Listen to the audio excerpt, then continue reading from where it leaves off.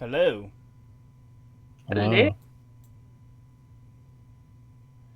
Why is the watch together chat screwed up?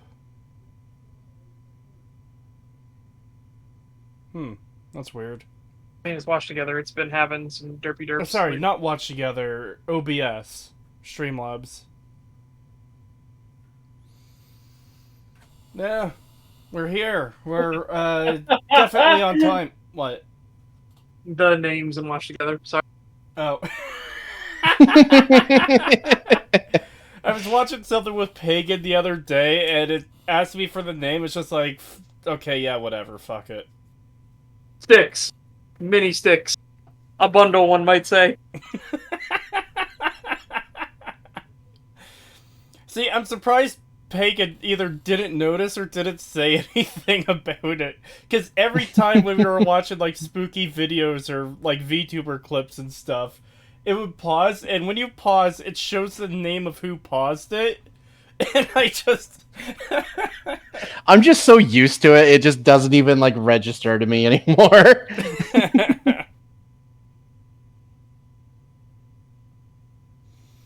Cree, the new Fallout 4 analysis thumbnails are better. Oh, well, that's good to know.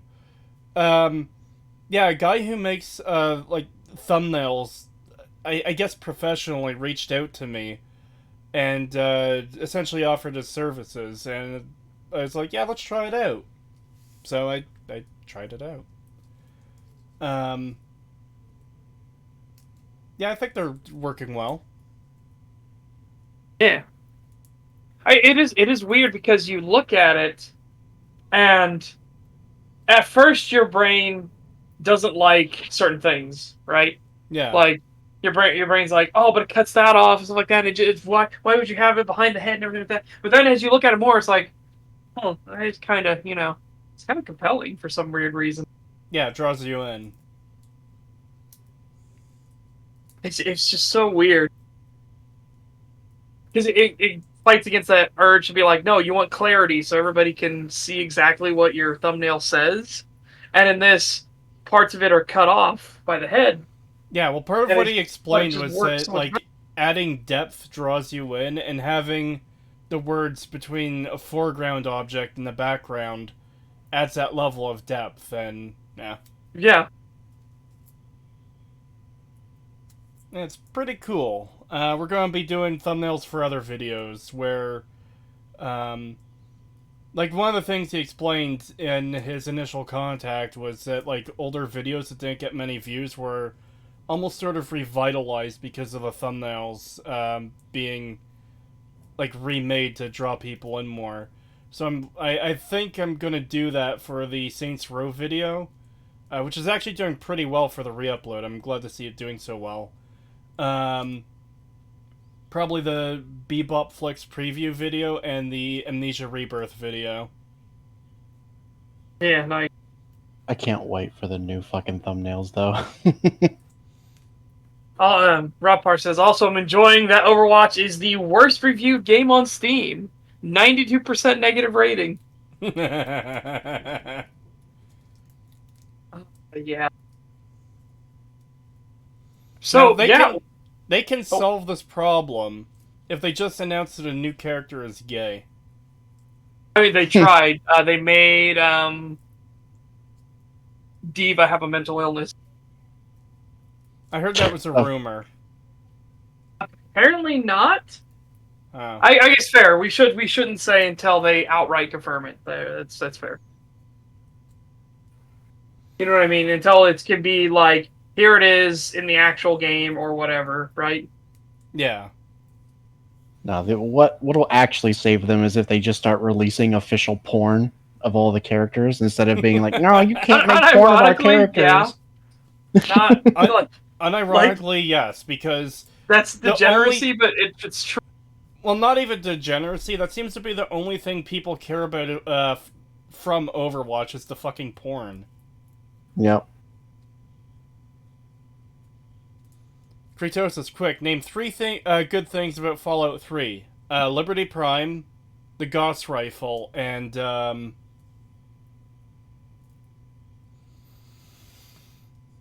What was that third one? Just gotta trip you up a bit. I guess Point Lookout wasn't completely terrible. Like, if I had to say which DLC was the best, it would probably be Point Lookout. Oh, here's another one. Lanterns Glow. Hi, Stag. I got a new job. Well, fantastic. Nice, congratulations. I hope it's a good one. I hope they pay you well. I hope you're paid well. Hope the work is light and up your alley. Yeah.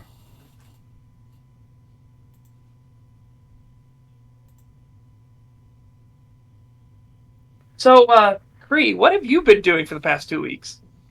Well, for the past week, I've been trying to render fucking video, and I keep running into an insanely annoying problem. I might be at the end of that, though. The final render might be tonight if all goes well. And part 4 of the Fallout 4 analysis, again, if all goes well, will be coming out on Wednesday, probably. $2 from Ambrose O'Leary. Thank you. They made a game from porn. No, there's for some reason, probably because of like the character designs are half decent. There is a massive, like, insanely huge market for Overwatch porn. I don't know how else to fucking like describe You're not gonna be it. able to solve all that. Huh? I think he was memeing. I think he was memeing that and being Oh. like, Oh. good. But Yeah. But it is one of those things where it's like, you're not going to be able to solve all that. Yeah, that was a huge industry within a huge industry. What else did I do? Oh. So, while the video was rendering, these past several attempts where I keep running into this particular error, I didn't have much else to do, so I started playing different games. I was trying to play 7 Days, but that's a bit resource intensive, and not the best idea to play it while a video was rendering. So I went back to a game. I mentioned it on stream like... Fuck, it has to have been about a year ago now, I think. It's called Hardspace Shipbreaker. The gameplay loop I really enjoy. It's not something I was super into at first because I thought it was a different kind of game. But then, returning to it, I really like the gameplay loop. You basically work in a salvage yard in space breaking apart ships. There's, different hazards you have to deal with. Different pieces of the ship has to go into, like, different receptors. Like, there's a furnace for melting stuff down. There's a, item collector thing where, like, the more valuable items go into so they can reuse them in other ships. I really like the gameplay loop. It's fun. And, I am not going to recommend this game because it has a terrible fucking ham-fisted obnoxious story about how, oh, corporations are bad. They break apart the unions. They treat us like garbage. Oh. Yeah, fuck unions. I'm sorry. And you can't skip it either. That's the problem. The saving grace is that you could turn the voice volume down to 0. And, when the unskippable story stuff comes up, you could just, like, tab out and do something else until it's done. But it is ham-fisted, it's terrible, I fucking hate it. I don't like the characters, they won't shut the fuck up. So yeah, muting the voices is, like, almost essential. Mm. I don't know why such a great gameplay loop has to be dragged down by, oh, here's our terrible story. Because, this is kind of the thing, too. The whole reason you're doing any of this is because apparently it's like a well-paying job. But the overall goal is to pay down your debt of even fucking getting out there to the space station thing. Which is like $1.5 billion or something. And every piece of ship you salvage, it goes against that debt. But then there's, like, a daily cost of, like, $500,000 for renting equipment and stuff and so on and so forth. Yeah. If like, you can explain that stuff away in a way that isn't so, like, ham-fisted and obnoxious. Yeah, absolutely. Or even make it to where you can cut down on that and be like, hey, no, this is literally what it costs to rent this equipment in this economy. And then you eventually get to the point where you buy the equipment and now you notice your bills are going down. So now you're getting Well, the inverse, where you're that just going up and up and up and up and up more for you. that You're getting that paid more and more. that is kind of a thing in the games. There's different upgrades you get for the tools to increase their effectiveness and stuff. And I believe each of them does have a tier where you could just outright buy the tool with your upgrade points, so you don't have to pay them off anymore. It's like, yeah, that's Right. cool. But it's just really fun, simple gameplay that's wrapped up in an obnoxious, ham-fisted story, like corporation bad story. Which, okay, I don't know why that needed to be there. Yeah, I'm pretty sure that's what Seth Zentak's biggest complaint too, was that the story was shit. Yeah, And that he would much rather have it be where you just were out there. He just wants a mode where you're just out there harvesting all these ships, because you Well, see, actually do have to think about that's- it. It's not as mindless of a game as you would expect it to be, yeah, because of all the different hazards and everything like that. And like, if you're not paying attention, space is very fucking deadly. An object flying at terminal velocity, or sorry, an object flying at high velocity is enough to smash open your spacesuit and kill you instantly. yeah. And see, the thing is, the reason I got this game originally is because I probably should have read into it a bit more than I thought. I thought it was a game where you go out and explore, like, abandoned ships and stations and salvage stuff from them. Because that was the exact gameplay thing I was looking for at the time. And this obviously wasn't that, but there's, again, good gameplay loop. I like it. It's just the fucking story, man. It sucks. Yep. I very much do not recommend this game because of that. It is Yeah. insanely intrusive, I think. Megan, what about you? What have you been up to for the past couple weeks?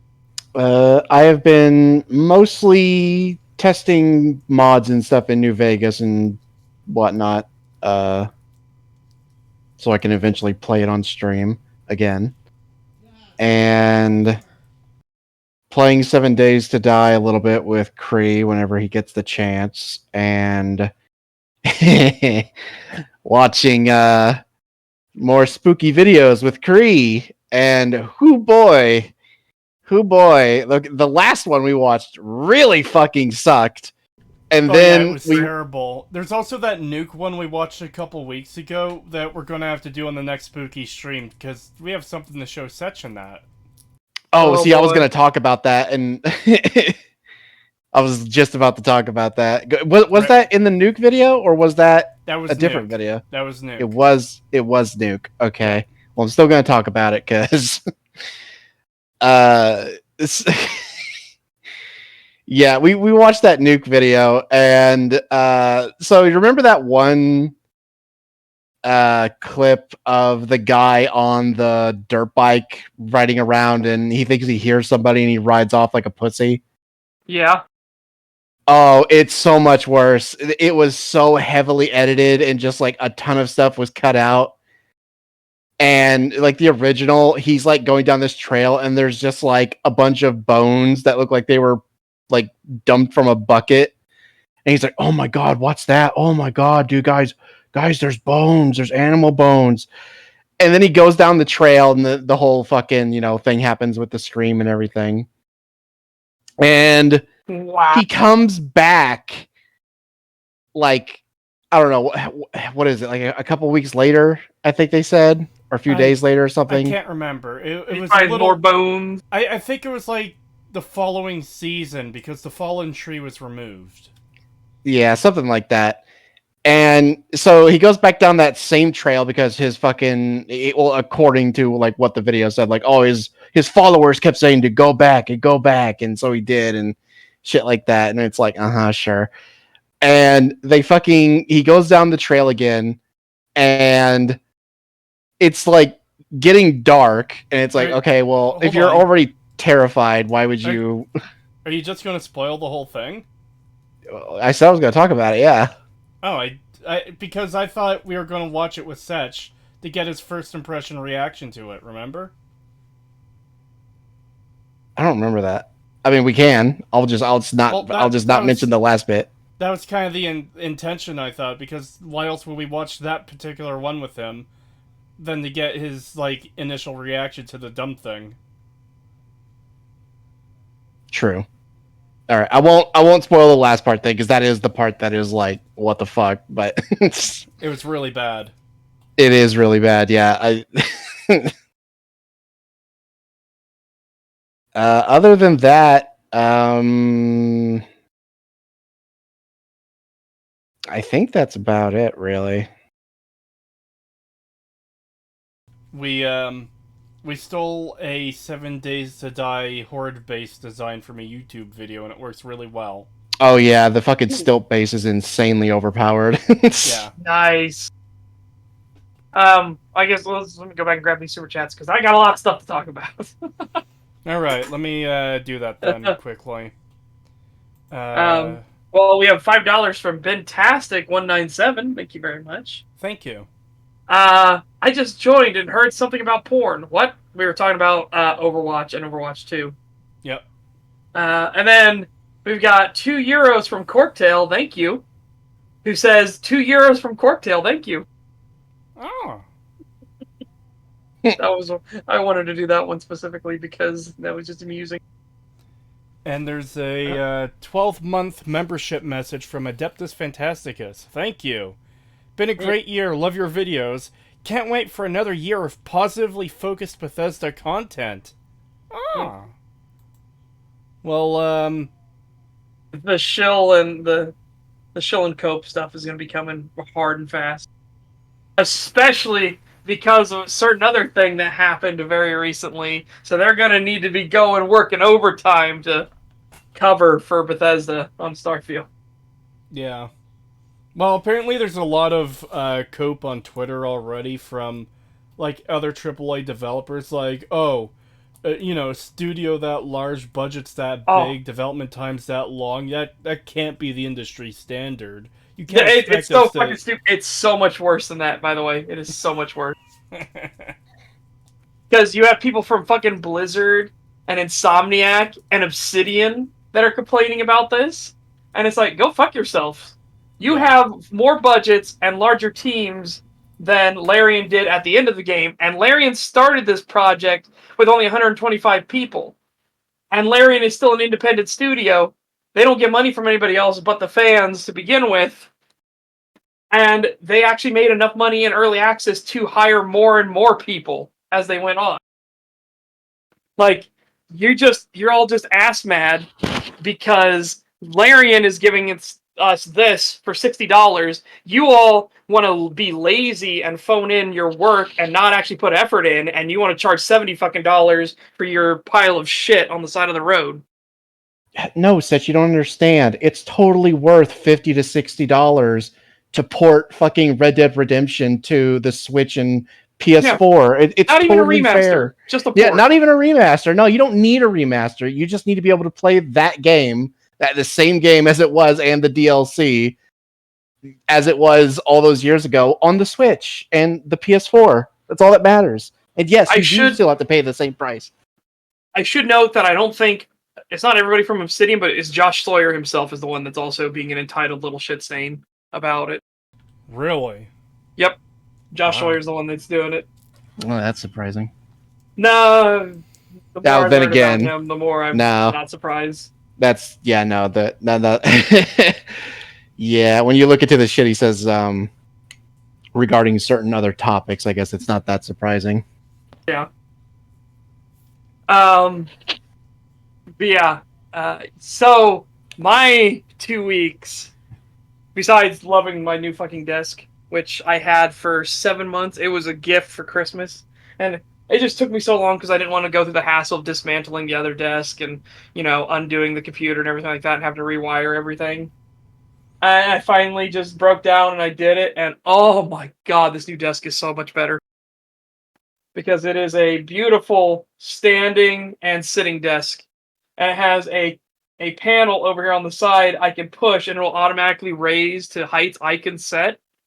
So I have 4 different heights I can set.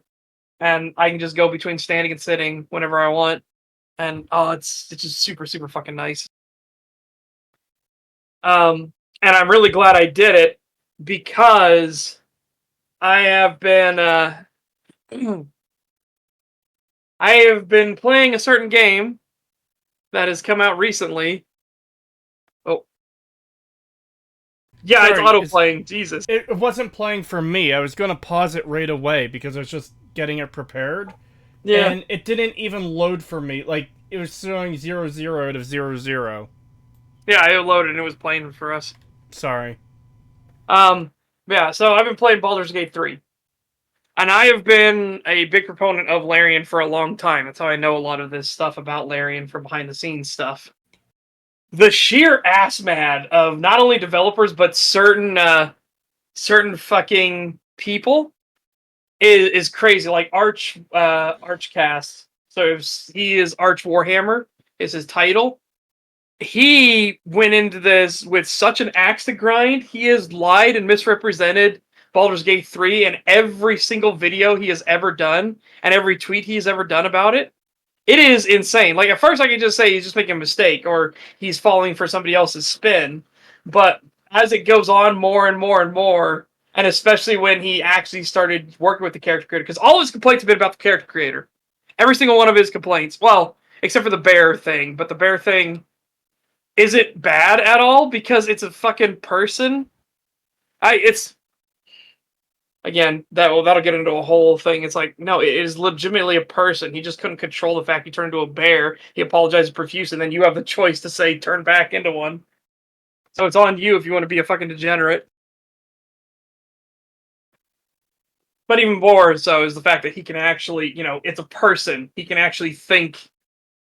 It's druids. It's druids being fucking weirdo druids, as per usual in every fucking tabletop setting there is. Yeah, like, holy shit, the amount of fucking, like, slander. Isn't that what wouldn't it be called slander if even if it's in video format because you're technically publishing it?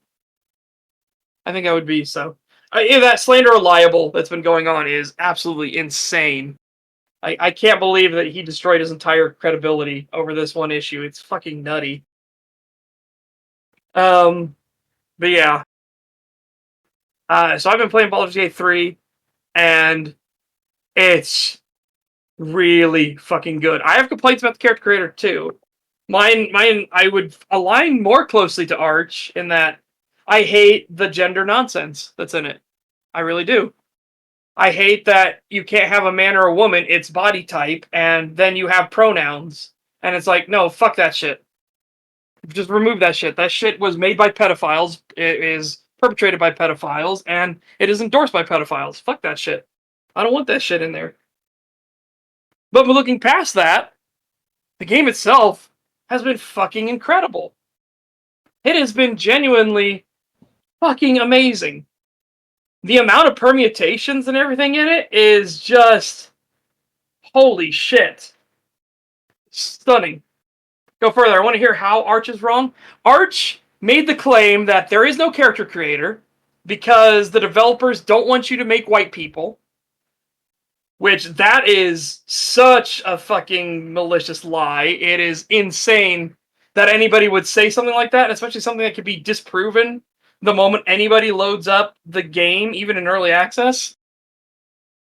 Like, there is obviously a character creator, and then he had to spin it to be like, there's no sliders! Oh, sliders! It's like, you don't need sliders for a fucking character creator. Templates work fine. It is insane that this fucking cope has begun. And then his whole thing of like, when you change between male, female, and non-binary, it changes nothing. Because he was changing the pronouns of it. And it's like, yes, call out the fact that the pronoun thing is stupid. Anybody that does the pronoun shit is an idiot. They're an absolute fucking worthless piece of shit. Call them out for that. But I wonder what the other things were, because again, if you just go into the character creator, you could prove him wrong the instant it happens. Like, him saying that it doesn't change a single thing, and then I immediately loaded up the game, and I picked option 1, and option 2. And suddenly all the faces and options changed. Wow! Fucking miracle. Dude, it is just baffling how much up his own ass he really is. Like, I'm sorry, but after this, you physically cannot trust anything Arch says ever again. Even if it's stuff that he's right about, you better fucking fact check the shit out of him. Because, oh my god. Yeah, I liked Arch too, because, again, he was somebody that would present the facts and he would showcase everything.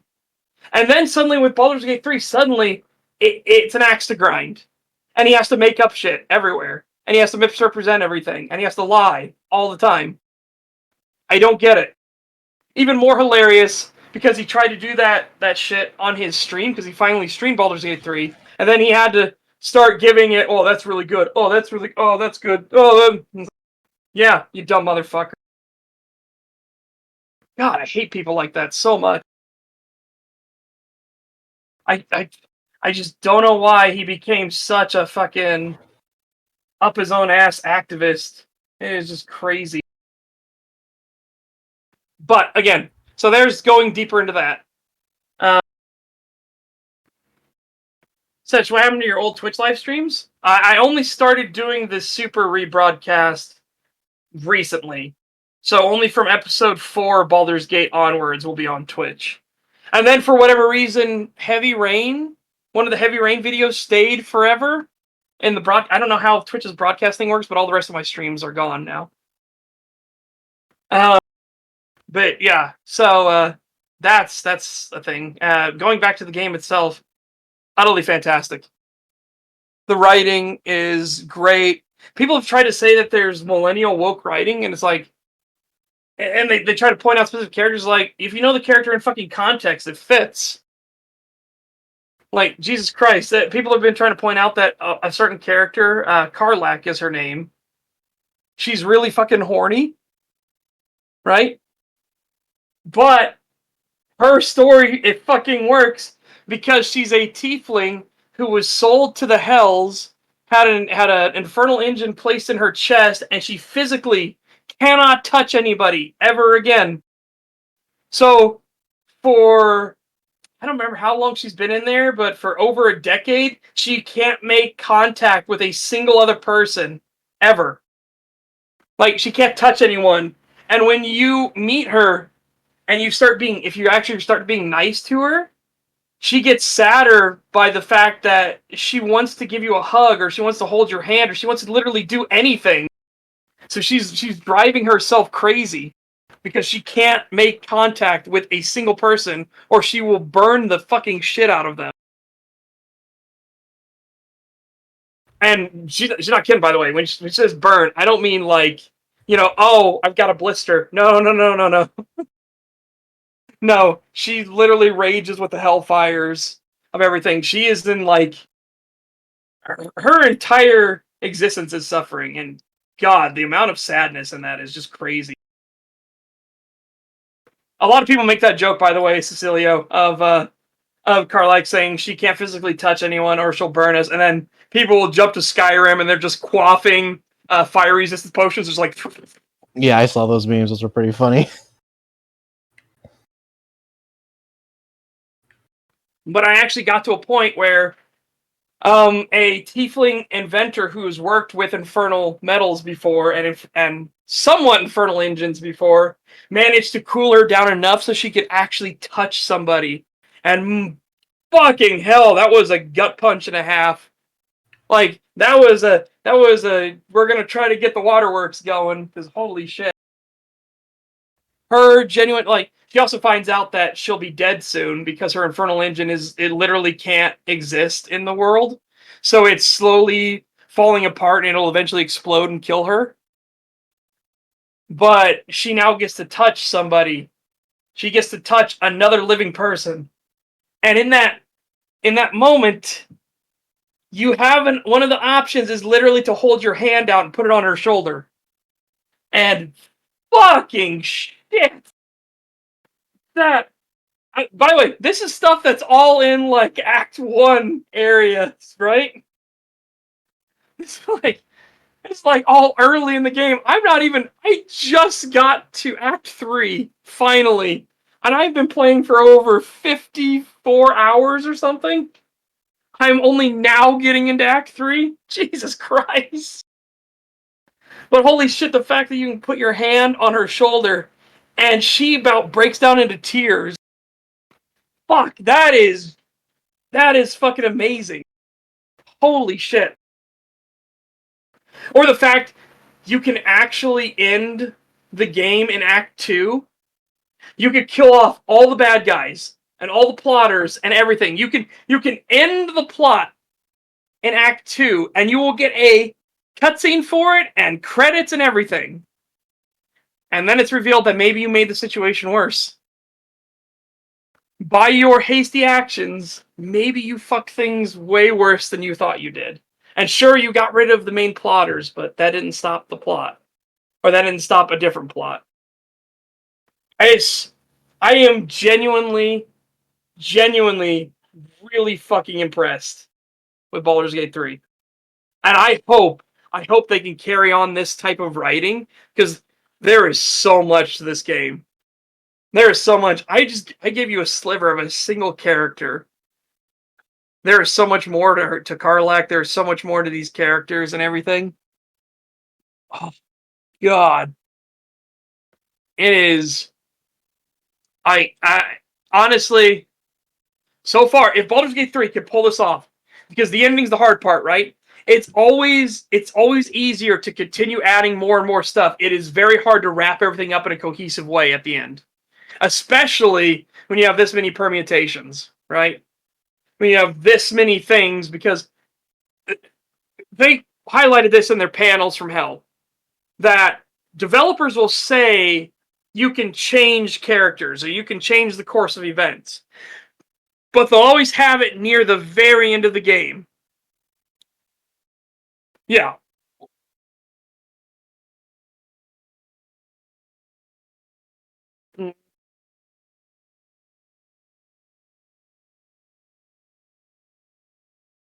Yeah, that's bullshit in Emil's case. Here, it's actually fucking true.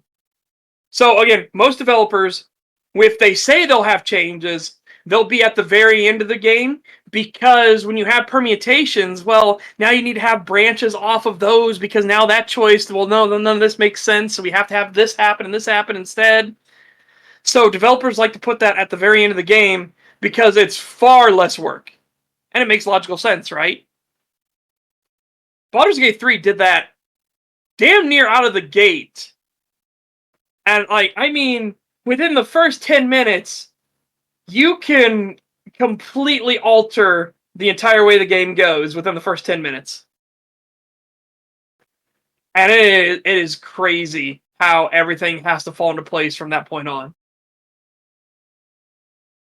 I am, like, fingers crossed, really hoping that it's coming. Oh, and I gotta do this because, again, Bethesda is so obsessed with their environmental storytelling skeletons and how shit they actually are.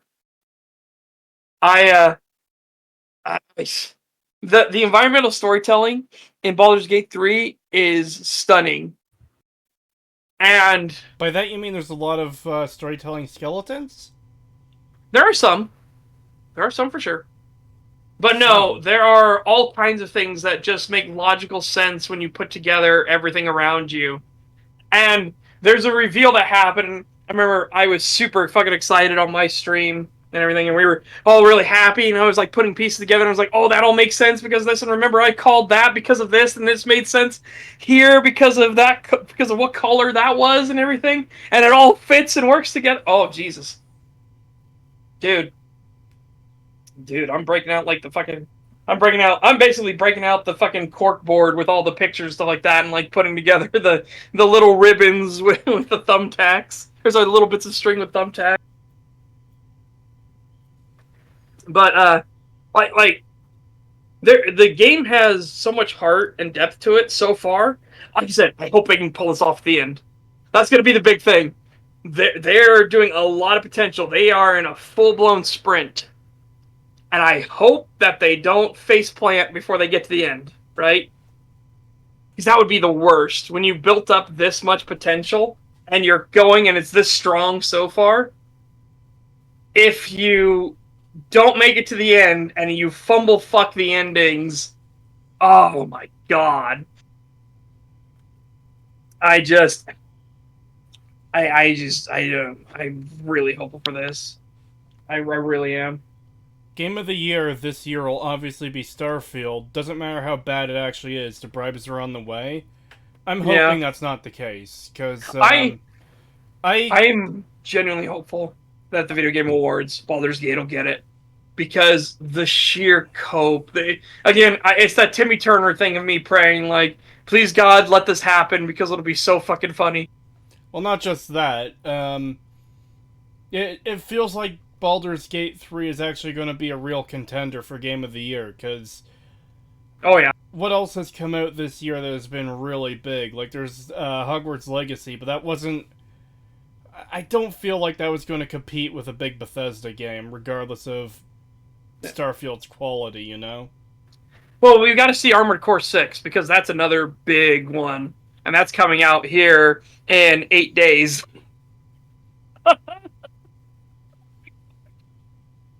So, that's why I've been doing 9-hour streams every weekday for the past 2 weeks, basically. 9-hour streams. And, yeah. It's been really fucking enjoyable, though. Holy shit, it has been so good. But I told chat too, like, there are just times that I told chat, I'm like, we have to carry on. It took me 34 hours to get from Act 1 to Act 2.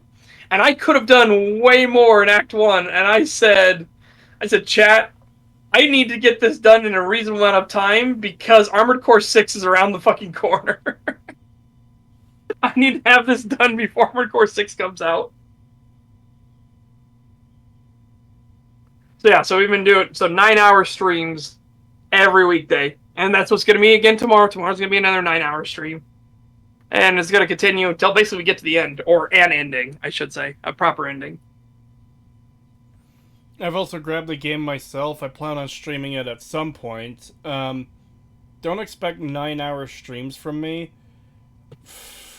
I don't know how long it's going to take me to get through that game. If I get through it, Jesus Christ. But it definitely does look interesting, and I do want to play it. In fact, the plan was to stream it, like, Friday or Saturday, if my fucking video would have rendered. But it didn't, so here I am playing a fucking game that has an obnoxious story instead, because I can't stream while rendering the game video. Yeah. And I honestly think this Baldur's Gate 3 so far, I got it again, we got to see how it ends, because the end can make or break it. But my god, if it makes it, well, see, I think safely Baldur's Gate 3 can be said to be the greatest RPG of all time. See, that's the thing, too, though, is even if the ending does turn out to be, like, complete dog shit, the rest of the experience up to that point... How many hours have you said you've played it so far? Like, 56 or something? 54 hours. So. That is 54 hours, what I'm getting from your description, of really solid, good gameplay. So even if there's some wonky. Huh? There's a bit of wonkiness, for sure. There's some tism for... There's always tism. Everything has tism. And I mean, in terms of gameplay, there's some, well, that's bullshit moments. Everything has tism, Sedge. They feel epic at the time. They feel epic as well, but they're also like, Jesus fuck mothering Christ, what the shit. But yeah.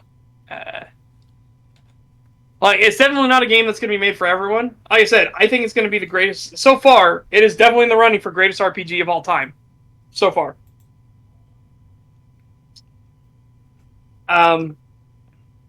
It's just... Holy shit.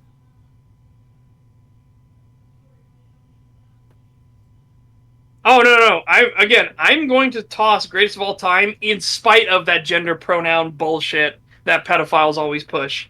I am gonna...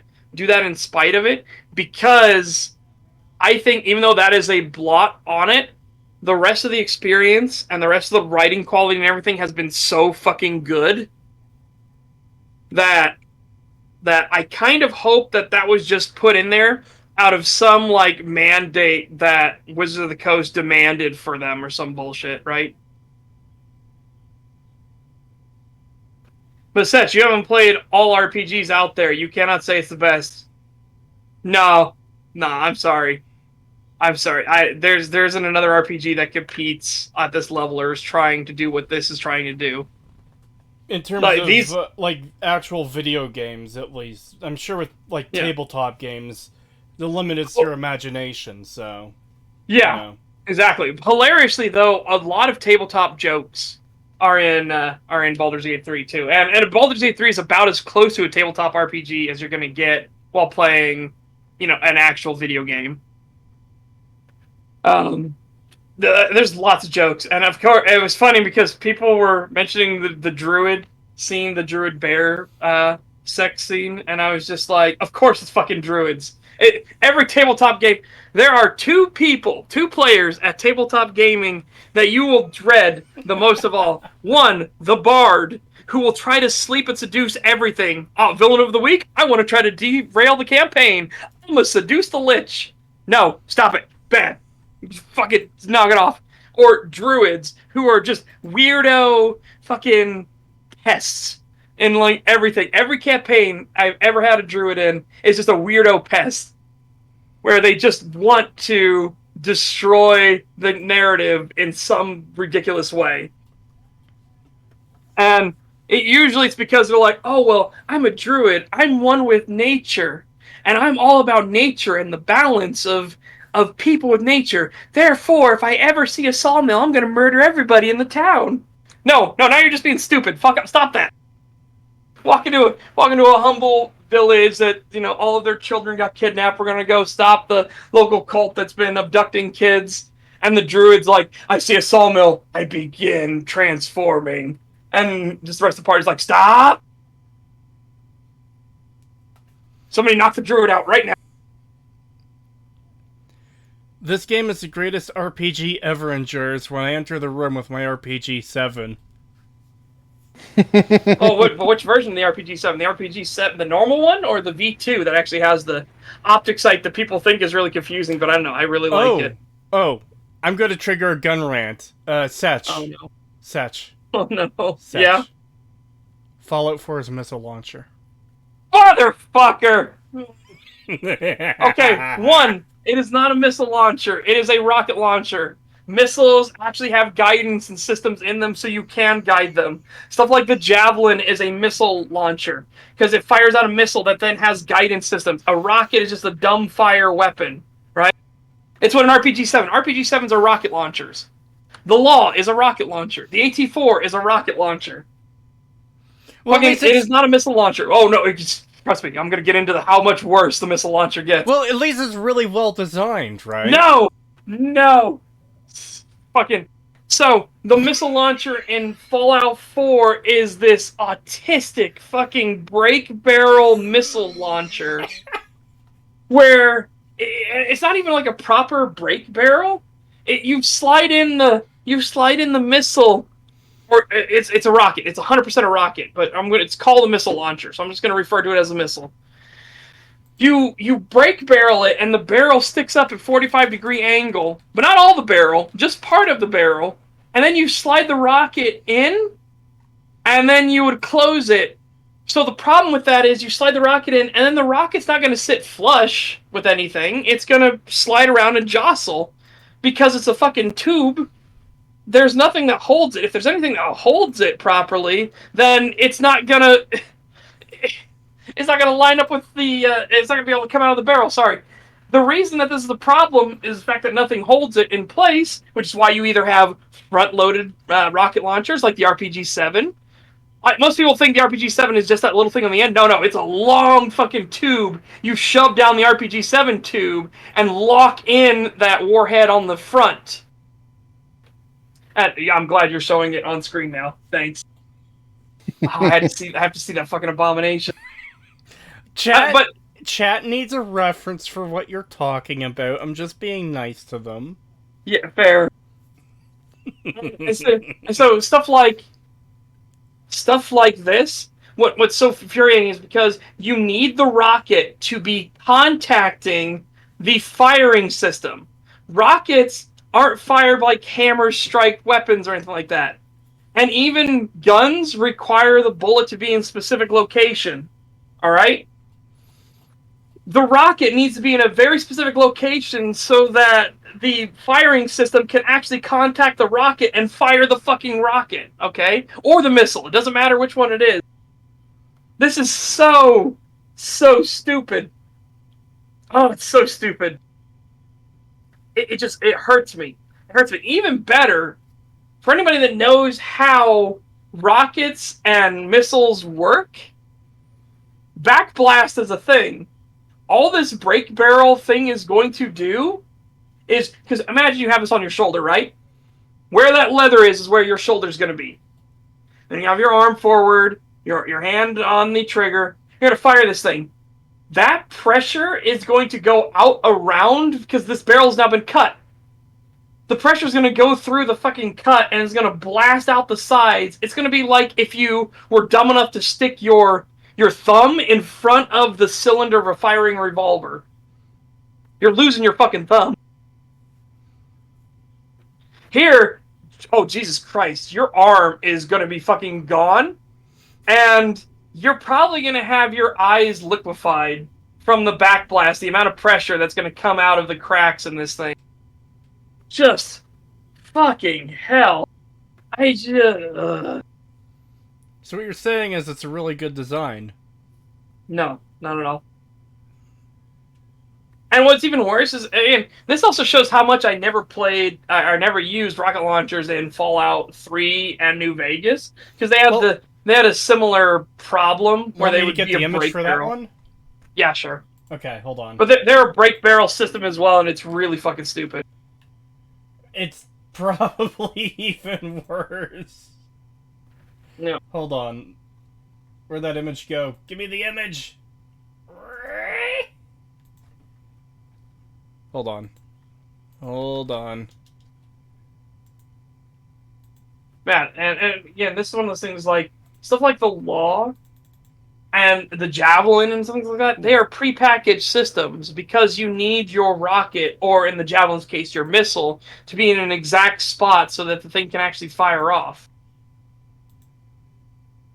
That gets into a whole discussion about, the reason this all got brought up was because I noticed the rocket launcher in Fallout 4, and that's what pissed me off so much to begin with.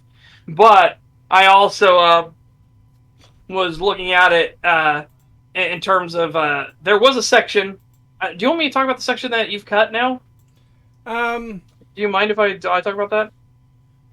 Essentially, I just made an assumption about how rocket launchers work, and Sitch was like, nah, cut that.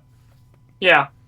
So essentially, the gist of the argument was that the rocket launcher should have more recoil. And I said, no, they shouldn't. That's why it's this fucking tube. Most of the energy is going to go out the back of the tube. That's what backblast is.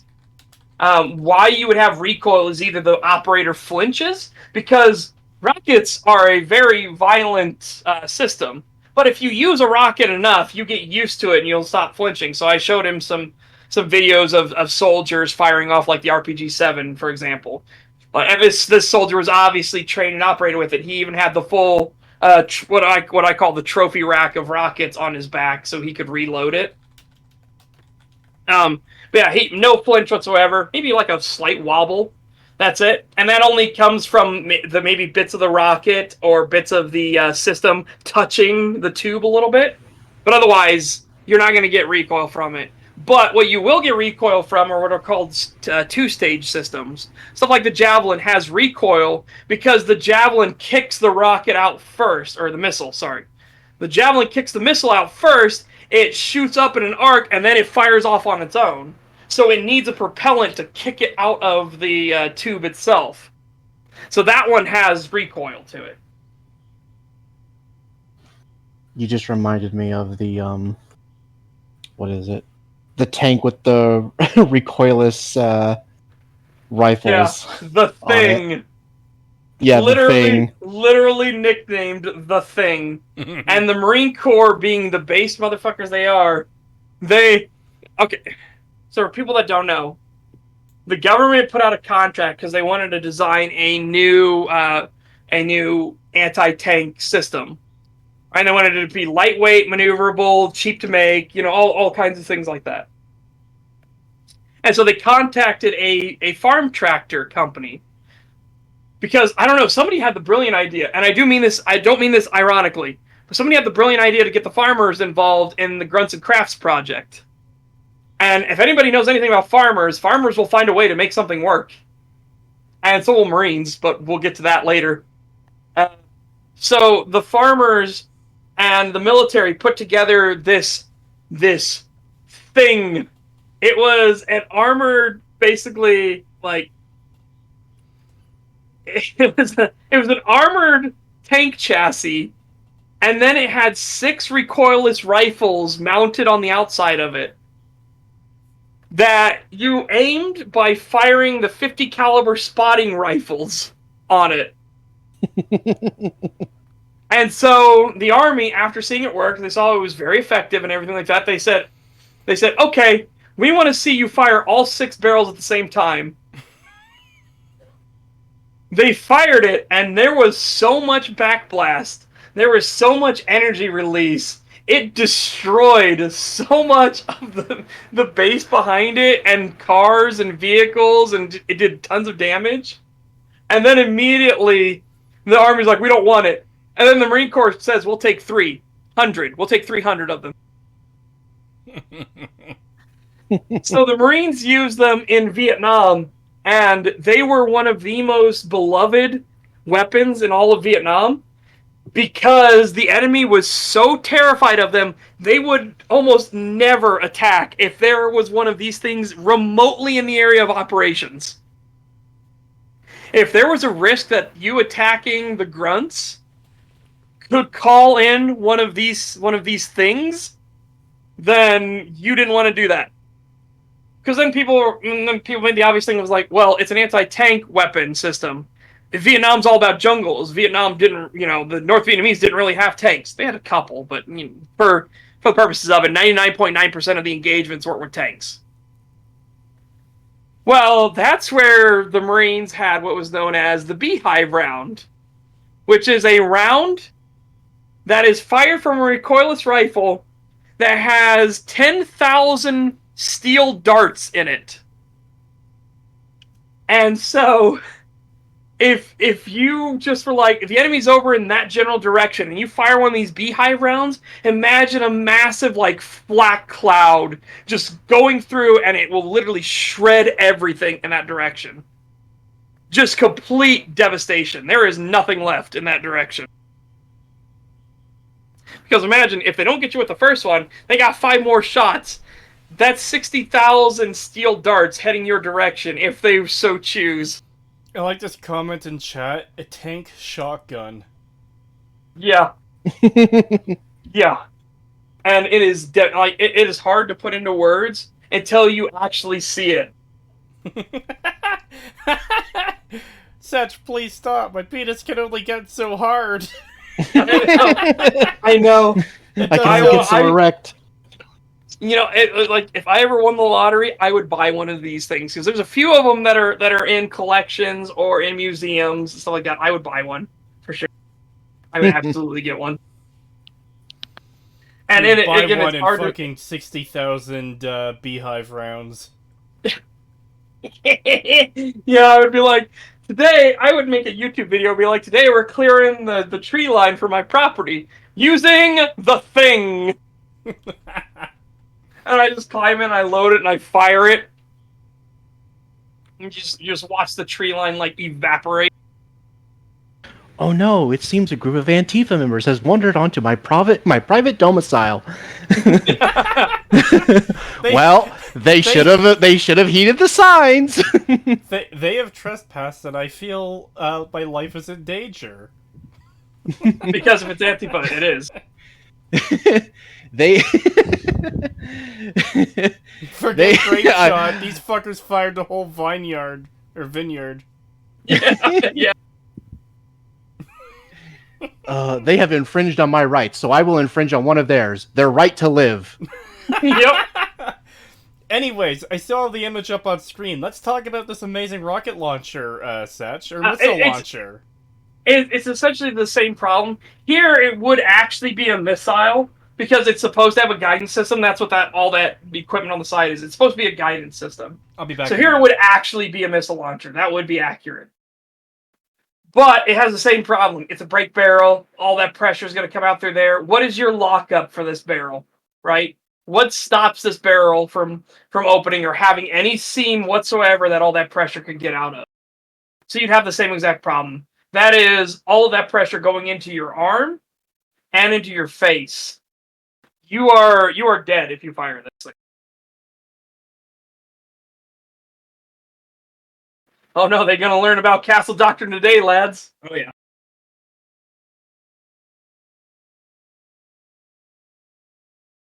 Yeah, it's just... I mean, it's the same issue. This should have been a rear-loaded system, which, again, I don't know why game designers have to do this. Oh, we need to make it fancy. You don't need to make it fucking fancy at all. Fucking Halo. Halo is a dual-barrel rocket launcher system that rotates which barrel is in the active firing position. And guess what? You don't reload it by breaking the barrel in half or some bullshit. You pop the top of it off, which has your electronics and your guidance system, and you put in entire new fucking tubes. Just like as if you were firing the javelin.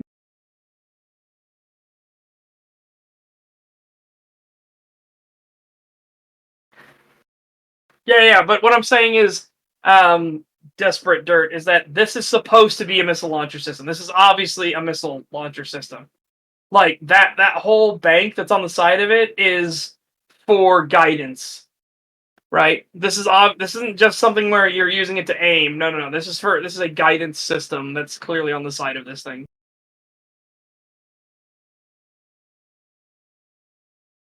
Oh yeah, or in fact, everything left-handed in Fallout 4 for some baffling fucking reason.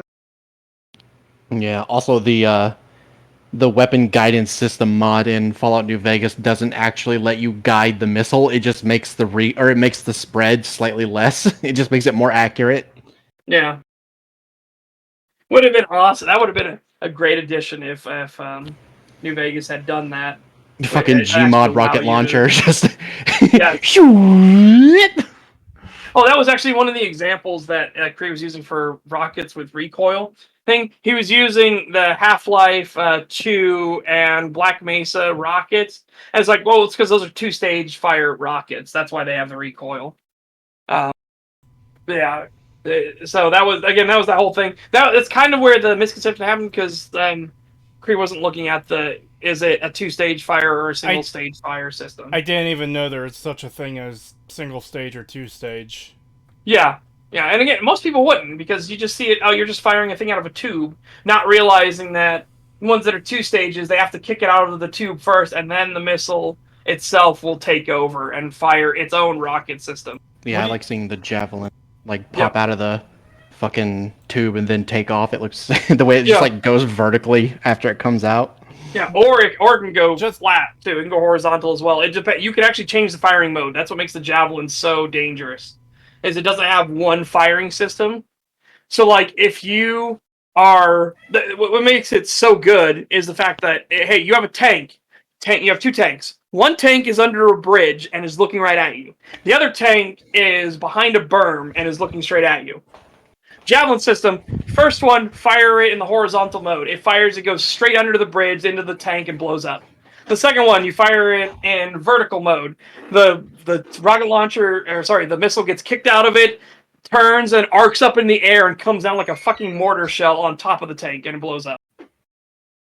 It is a really devastating system. Real expensive, too. Real expensive. But a very devastating and effective system.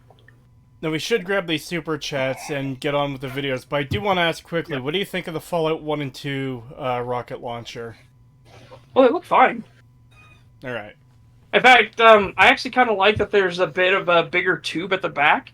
So a lot of rocket launchers will actually have that, where there's a slight bulging of the tube at the very back of it. to give you easier time to reload it quicker. So it's just a thing that happens. You'll see it on a lot of bazookas and things like that. They'll have a bit of an expanded tube at the back, or stuff like the Panzerschreck, which is probably, even though it was one of the most overpowered rocket systems there was probably one of the best rocket systems created. But it was so powerful. Okay, put this in perspective. The bazooka it looks just like a tube with a little bit of an iron sight on the side of it. It has a little catch mechanism at the back. So what you do is you have a guy that's with you. He loads the rocket into the bazooka, and then he grabs the wires coming off the rocket and he sticks them into the ignition system at the back of the bazooka. He pulls out the safety on it, and then he'll tap you on the back of the head. And then you fire it. You're good to go. He, by the way, is not directly behind the tube. He's off to the side doing this, so that way he doesn't get killed by the fucking backblast. The Panzerschreck has a similar system where it needs to do the wiring into an ignition system, but the rockets that the Panzerschreck uses are so fucking big and it emanates so much backblast that when they actually come out of the tube, even after expelling a lot of their backblast, there is still so much energy coming out of the rocket itself that when it clears the tube, it will actually dump a huge amount of force and energy backwards on the operator. So they actually had to have a steel plate with a ballistics glass system so you could aim through it on the Panzerschreck, so that they wouldn't kill the fucking operator. Let me show you this.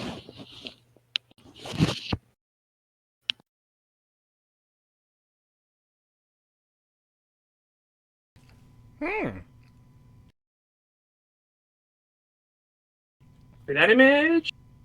There you go. Alrighty, I'll get that up as soon as... Ooh.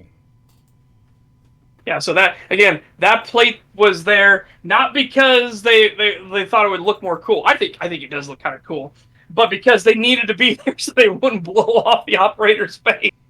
I would like to see a gun like this in Fallout. Hold on.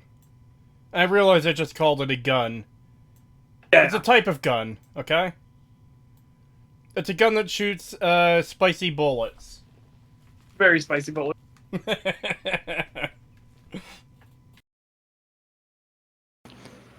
They had a smaller variant, which was called the Panzerfaust, which was also like a great innovation. Again, the Germans had a lot of innovations, but they also had a lot of nonsense because a lot of their stuff was ludicrously over-engineered.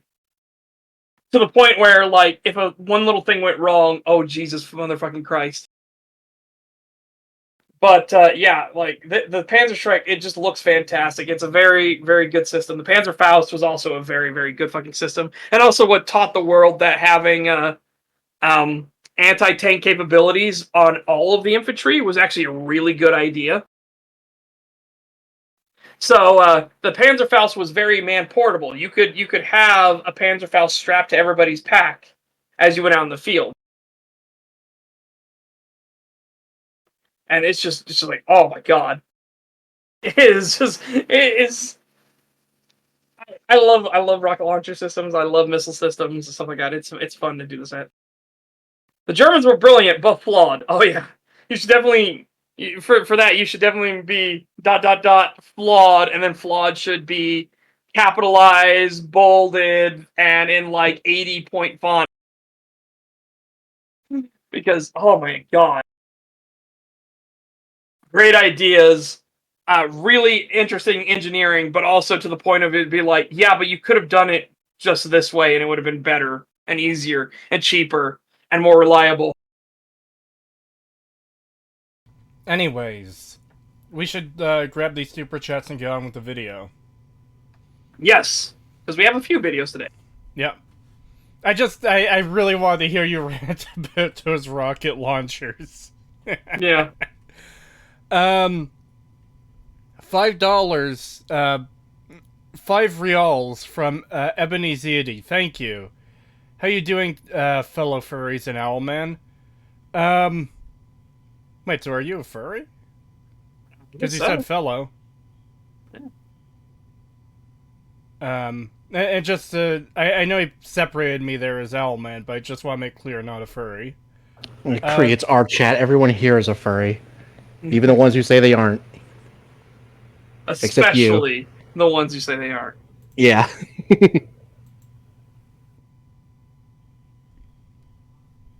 I'm doing well for the most part, I assume. Very annoyed. But otherwise, alright. Answer the question, you fuckers. I have been having a blast. Baldur's Gate 3 has been fantastic, and I've been enjoying myself quite thoroughly. I've been okay for the most part, except for dealing with bed bugs, but I think I've mostly got that under control now. Hopefully. Hopefully. $10 from Harv 3034. Thank you. Hello, farm equipment and glue to be. hope things are well.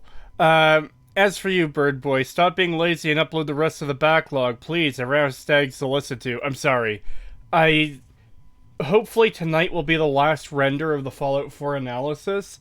As soon as that's done and uploaded, I'm gonna get to work on the backlog of Stags.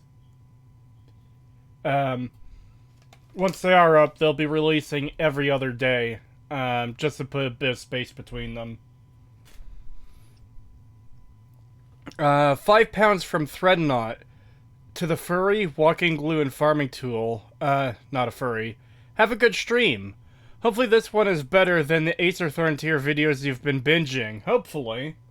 Well, again, another one. I specifically requested that we're going to do what I think is a really well done video at the end again, and because I think it'll spark a lot of conversation as well, and because it's just a really solid video. I'm definitely going to highly recommend it when we get to that point. Yeah. $5 from Ambrose O'Leary. Thank you. Pagan, if you're looking for a good mod, try Autumn Leaves.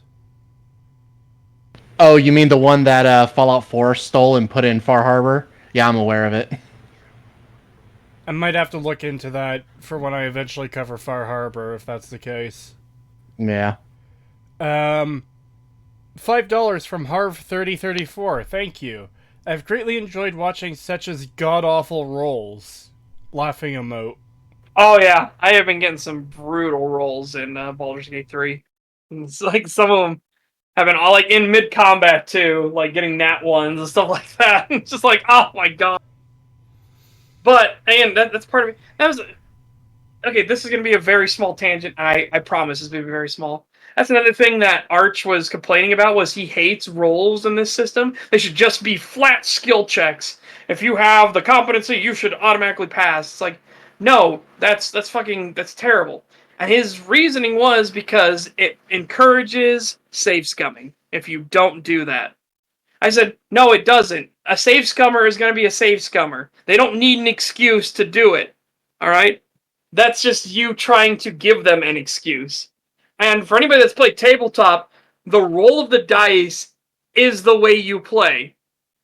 And it is way more memorable when your character, all suave, I'm 20 charisma, I'll talk my way past the guards, suddenly winds up in jail and your buddies need to do a prison heist because you nat one to fucking roll or some bullshit, right? That's way more memorable. When shit goes sideways and you have to think outside the box and overcome adversity, way more memorable. And the number of times where I have changed shit dramatically because I have rolled real bad, oh man. Just oof. But then there have been some critical successes where I'll get a roll and I'll fucking nat 20 it and just be like, BAM! As if the heavens parted and suddenly my words just struck this person so deeply.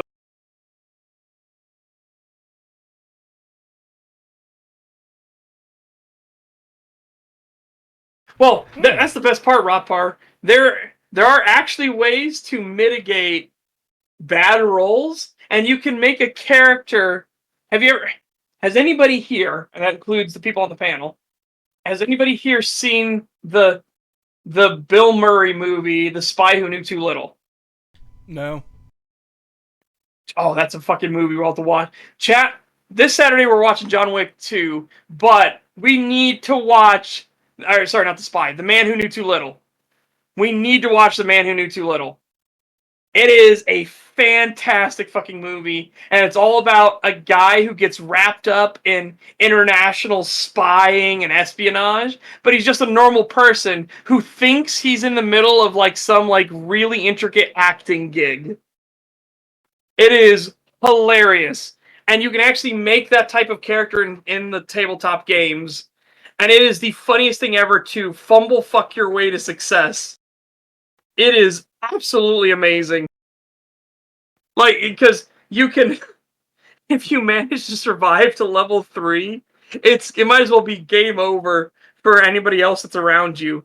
Because then you can get the ability to record 2 dice rolls, no matter what they are, and then you are allowed to use those 2 dice rolls for either enemy rolls or for your own rolls at any time from that point forward until you have another long rest.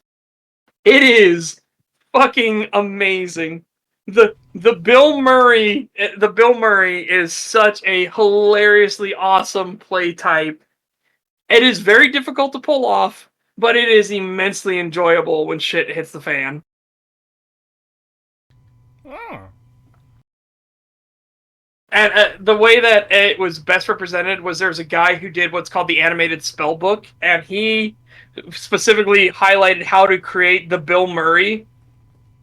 And the way he showed it was his guy was about to get stabbed in the back by an assassin, and he looks down and goes, "Oh, hey, a silver coin!" And he bends down, and then the assassin gets shot in the forehead by a crossbow bolt. The Yuan Ti soldier who shot the assassin, who was trying to hit Bill Murray, looks forward and is confused, and then gets stabbed in the face by a trap they stepped on.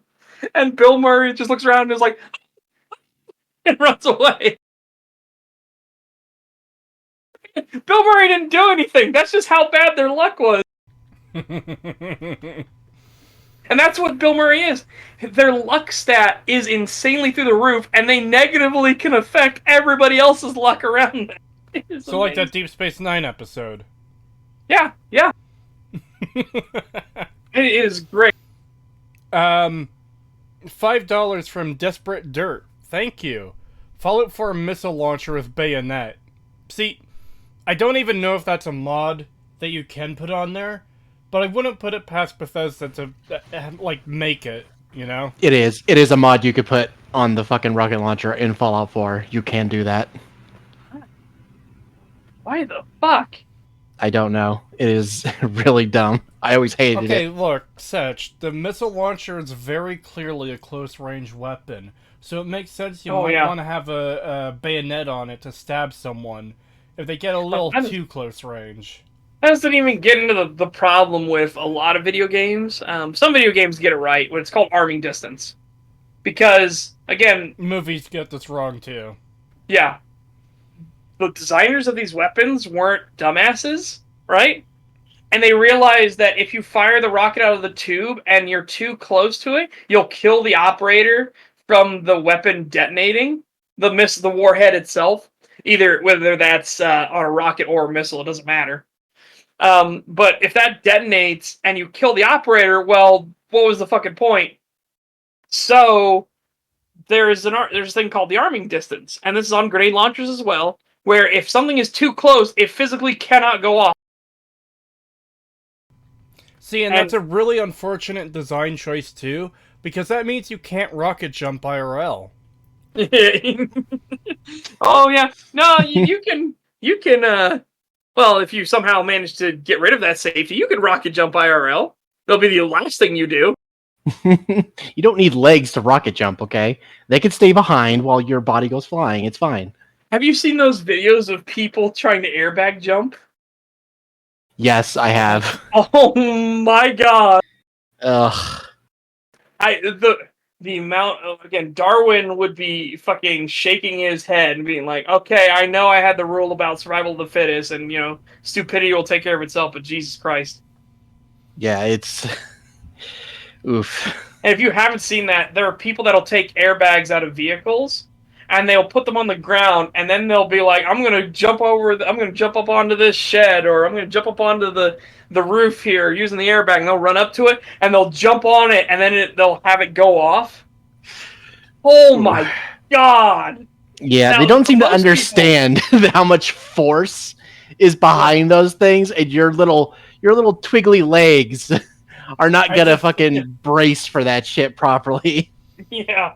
I just imagine, like, the fucking autopsy where the legs are completely straight and, like, through the torso. Like, the torso they're is like- entirely filled with leg. They're like coming out of the top of his head. Not even that. The tops of the legs don't go past the shoulder. You just see, like, below the knee and stuff sticking out from, like, the bottom of the chest. I remember the very first one of these that I'd ever seen was there was this guy working. There were a bunch of mechanics, stuff like that. It was a garage, right? And they had taken out an airbag and they stuck it in this tire, right? They stuck the airbag inside this giant tractor tire, and then they put a little wood board on it, and they said, "Hey, dude, here's your seat." And the guy went and sat on it, and then they detonated it. And he went up in the air like 15 feet and then slammed into the ground. The board went all over the place, the tire got thrown, and it was just like, geez, I am so happy to announce that guy he did not get killed or anything like that, and he actually had very superficial injuries, thank God.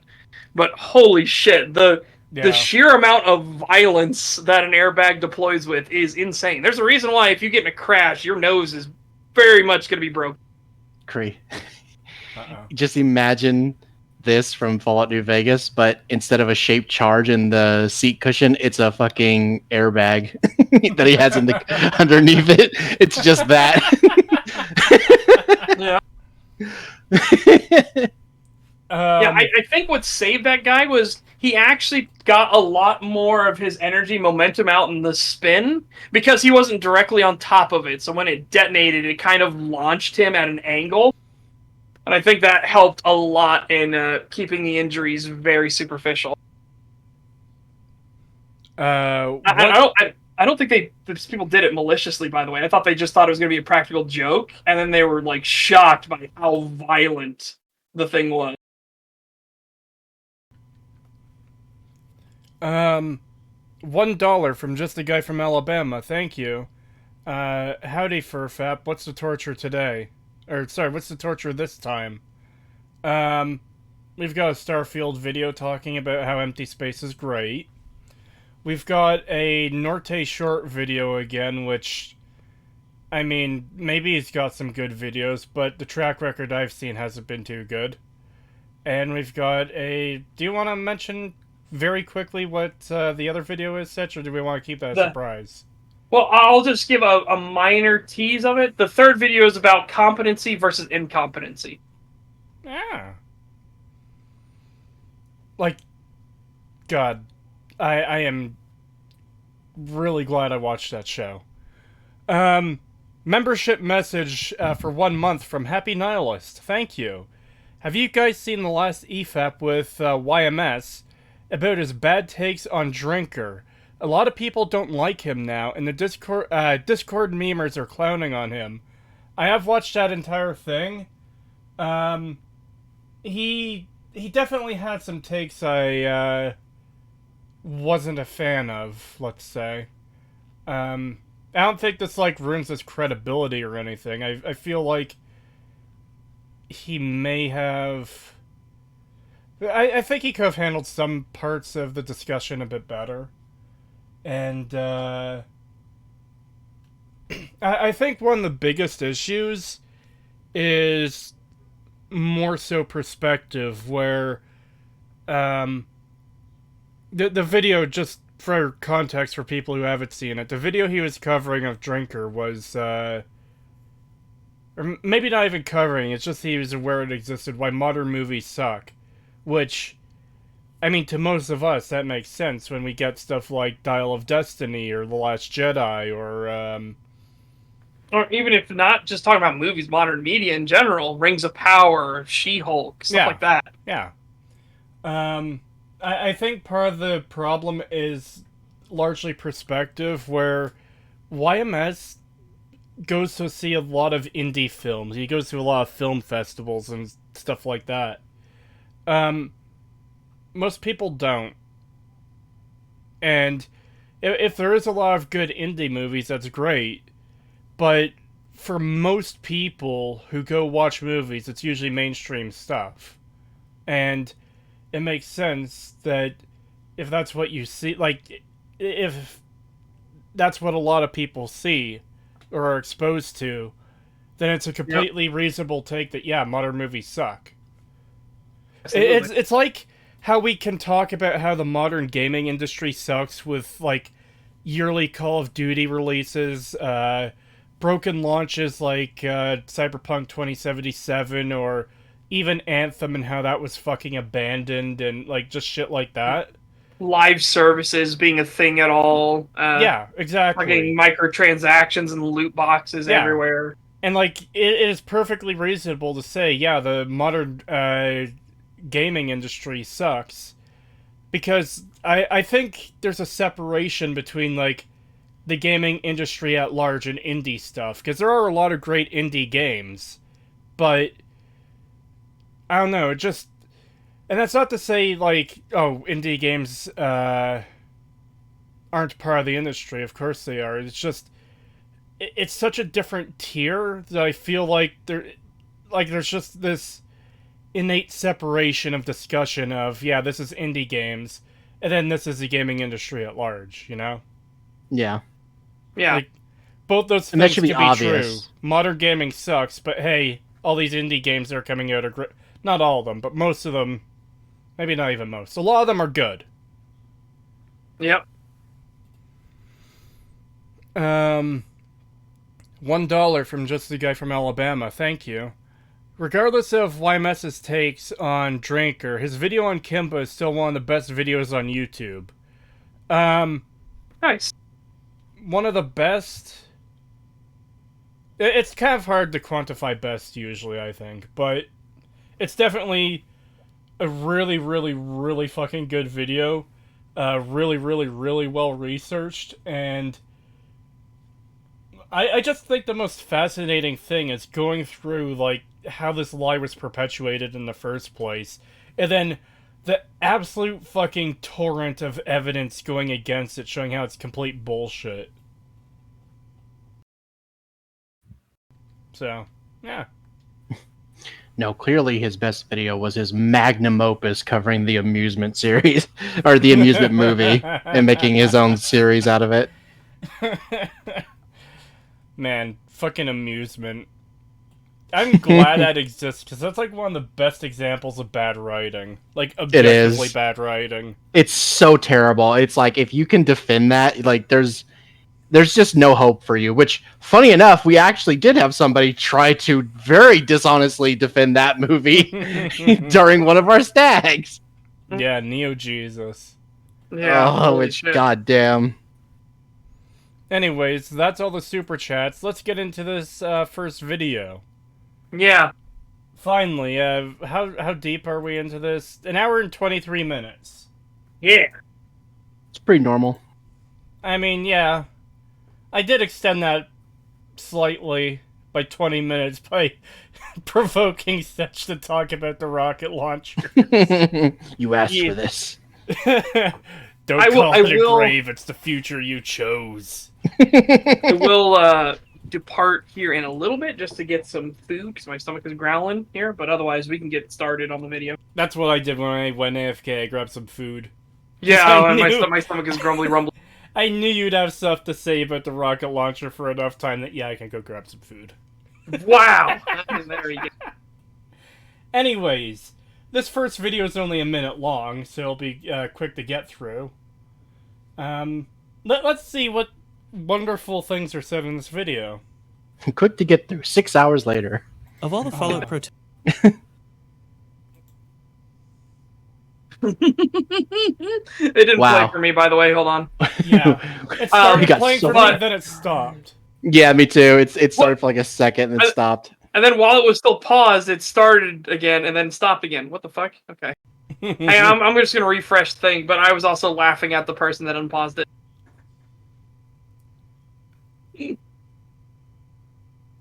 Okay, there we go. I should be good to go now, I hope. The Fallout protagonist, I think it is the courier who is the least blank slate. Fucking wrong! Yeah, I'm you're already sorry. wrong, because Fallout 3 What? already shows you're not a blank slate. You have your entire childhood and everything filled in for you. Yeah, what the hell? You literally see your entire life in the fucking vault for Fallout 3 from the time you're a baby to when you're like 19 years old. You're not a blank slate character at all. This video, I've watched this full thing earlier in like to see what else we could cover.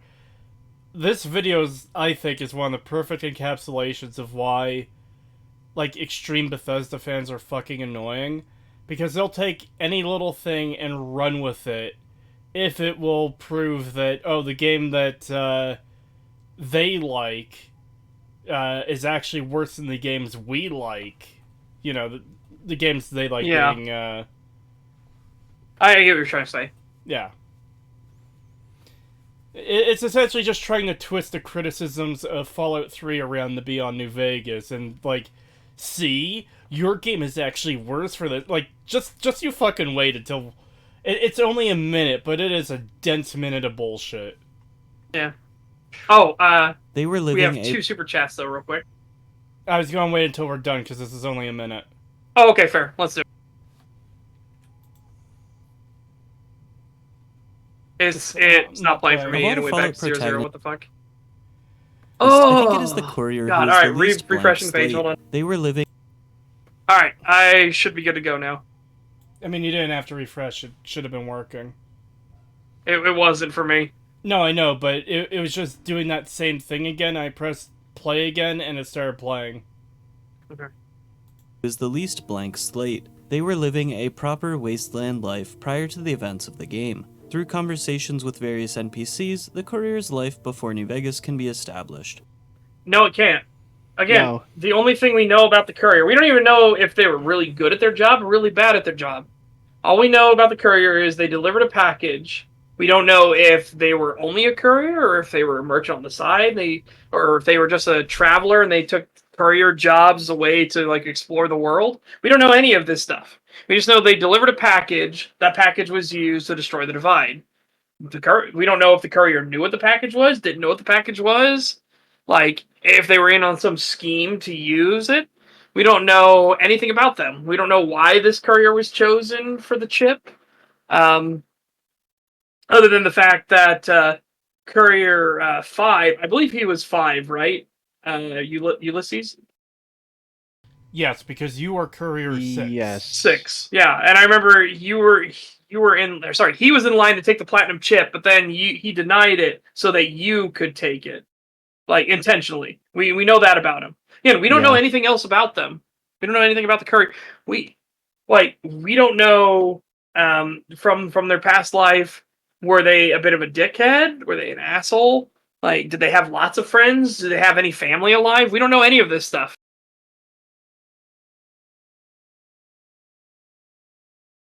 Well, yeah, at most we know his occupation, and that's about it. We know the occupation of the courier. And people are correcting us. Ulysses is Courier 6, but he turned down the job. Okay, there you go. Right, yeah, he didn't actually become a courier. He just straight up denied the job. That's right. I forgot about that. Yeah, because he saw our name was on the list, and therefore... Yeah, I couldn't remember if he still took a job, or if he, like, specifically, like, took another one from, like, besides that one, but no, it does make more sense that, he just straight up just denied the jobs entirely. Wow. Why don't we see what evidence he uses to back this up? Maybe he has a compelling argument. Oh, I'm sure. Ulysses tells you that you've walked to the west, having been to Circle Junction, Reno, Vault City, Fort Abandon, and have been part of caravans through the Big Circle. So what does this tell us about your character? How does this remove... How does this make you not a blank slate in New Vegas? Yeah. You're. I You- was gonna say well traveled, but I wouldn't even say well traveled. You've been to a couple of locations that we know of. Yeah, and in the big circle. So you haven't like gone outside of it. You haven't gone into Oregon. You haven't like gone. He didn't even go to San Francisco, as far as we know, or Shady Sands or anything. I would say this would have a very minor effect on your character's backstory. Like, if you want your backstory to be, oh, you've only ever been in the Mojave and never left it, then okay, yeah, that kind of fucks with that. But that's such a small thing in comparison to like Fallout 3 and 4. Like, And it doesn't even fuck with it that much, because if you're like, my character was Mojave, born and raised, that's still fine. You could be born from the Mojave and then went on these travels too. That literally does not affect it. I need to check. Yeah, you don't even go that far. I need to check when this video came out. Actually, wait, it's a short, so it obviously came out after both Fallout 4 and Fallout 76. Yep. Yeah. So how can you even say the Courier is the least blank slate protagonist when Fallout 4, Nate and Nora, their history is established. They're a married couple. They have a child. I almost said a children. He was in the military. Nora was a lawyer. Like, Yeah. again, this is all stuff that is established. You can't change that. Yeah. Yeah. And that destroys a major, major, major part of your ability to create your own character. Far more than, well, you've been to this place before. You know? Yeah. Yeah, exactly. Especially when like so many of the dialogue options almost always revolve around fucking Sean, your son. It's about around finding him and stuff. And it's like there's so many other things I want to ask these characters, about, and I'm limited in my options because so many of them are literally just about finding my son. Mm-hmm. So it's like that heavily limits the role-playing aspect. So it's like, yeah, no, how you can honestly say that New Vegas's the Courier is, the most Least blank slate characters. least blank slate character when Fallout 3 and Fallout 4 exist is just so fucking bullshit. Yeah.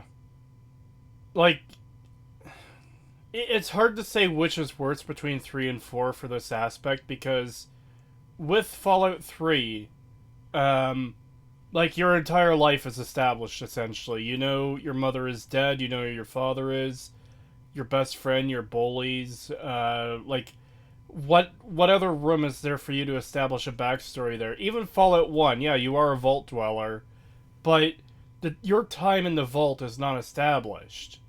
How you spent that time, what your character's life experiences are going to be like at that point. Same with Fallout 2.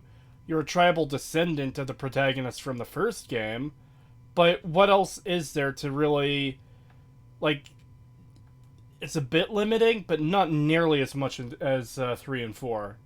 And it's also worth mentioning 76, though not quite to the same degree. Actually, yeah, I guess 76 is closer to Fallout 1 now that I think of it, where your character's backstory, as far as I know, isn't really established. Yeah, you're part of Vault 76. You're part of the wave that's going out to rebuild, so you would have some technical skills. That's it. Also, Yep. dude, I can't remember if I mentioned it on stream or not, but I started watching Patrician 76 videos. Mm-hmm. Yeah, that game is really bad.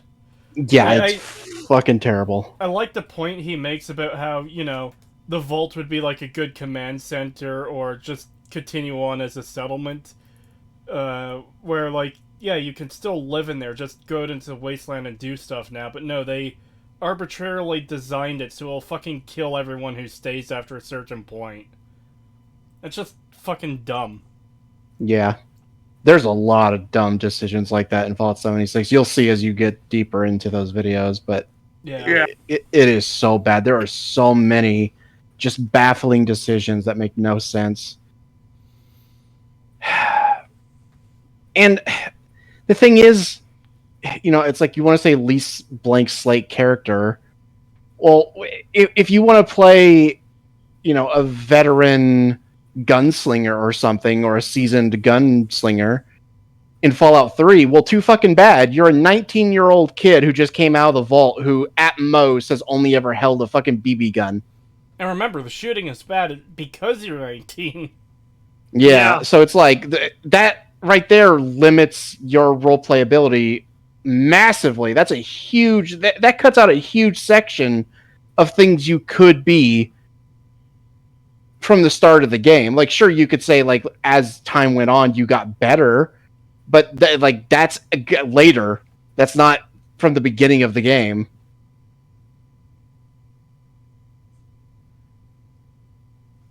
He tells you that you're the one responsible for the divide. But it's not only Ulysses that informs you of your backstory. Through your own replies to other NPCs, Okay, but you have to choose those. Like, Yeah. it's the same thing in Baldur's Gate 3. You can flesh out your character's backstory more if you pick specific dialogue options. But if you don't pick them, well, guess what? They don't come up as relevant, and you can just say they're not part of your character's backstory. The game won't force that onto you, which I appreciate a lot. God, It's weird. it's role playing. What do you mean? Like this, it's literally choose the option that best suits your character. I think a good example I'm going to use here for this exact thing is actually from Morrowind. When you confront Dagoth, you have a bit of a well, you can have a bit of a conversation with him if you'd like. And one of the questions he asks you is, are you really Nerevar reincarnated? And you've got several options there, all of which conflict with each other. One of them is, I don't know. One of them is a confident, like, yes. One is, I believe, a confident no. I can't remember what all the... Like, I know there was a fourth option. I'm pretty sure there's a fourth option. Point is, there's a yes and a no.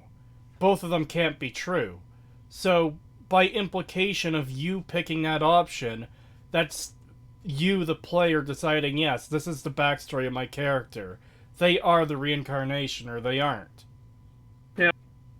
And you can also say, too, where you don't think you're the reincarnation. You think that Azura's wrong and just fucking with things. Yeah. Even though you might actually be the reincarnation, but you don't feel like it. You don't think you are. You're a tool of the gods. You're a pawn of the gods. Yeah. But yeah, by implication, like, the dialogue option existing doesn't necessarily mean it's true. It becomes true when you choose it as the player. Yeah. Mm-hmm. I'm genuinely curious what he's referencing as well, because if it's literally just like, oh, you can talk to Johnson, Nash, and Prim about the package you had to deliver. It's like, yeah, we've already established that you were a courier and that you were Courier 6, who was supposed to deliver a package. We've established this. There are a couple examples. Oh, I know there is, but I'm curious if that's the one he's going to choose, because if it is, that's really piss poor. Well, let's see.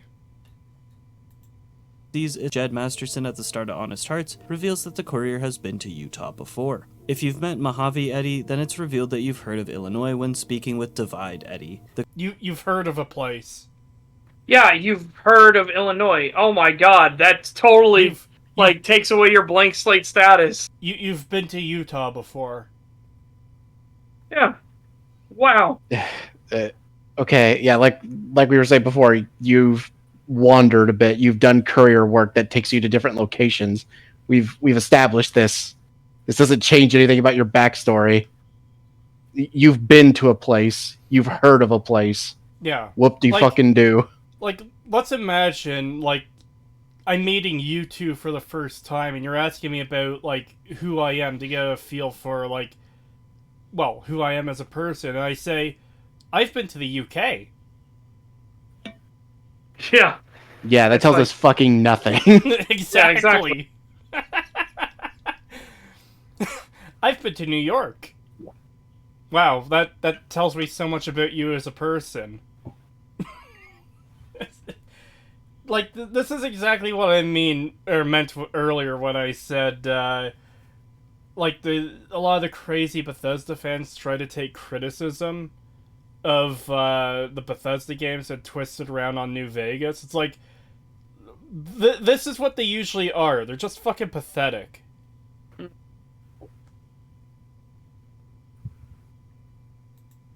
The courier shows worry after hearing about the Lonesome Drifter's story because they might have had a kid in Montana in the 2260s. Again, that is an option. You don't have to say that. Like, it literally, if you want to roleplay as, oh, my character is well traveled, he's been all over the U.S., I will pick this one. If you want to roleplay as someone who has never left the Mojave, you could just not pick that fucking option. Well, holy shit! I really like that last example for a couple of reasons. So, first of all, might have had a kid. If you're playing a female character, you're almost certainly aware if you had a kid or not. Yeah. It'd be pretty hard to not know, in fact. Also, the 2260s. So, when does New Vegas take place? It's 2284, I believe, right? Because it's in between 3 and 4. We talked about this in the last STAG, and I've already forgotten what it was. I think it was 2284. Yeah, that's what I said, wasn't it? 2281. 2281. Okay. Okay. So, if just remember, you can. There's an age slider in the New Vegas character creator, and I don't remember what the youngest age is, but it's probably like 18 to 20, because they're not going to let you play like an actual kid. Mm-hmm. So, if you're 20, let's assume best faith. If you're 20 in 2281, you wouldn't have been able to have a kid in a non-fucked up way, and again, being generous, 2269. Yeah. Yeah.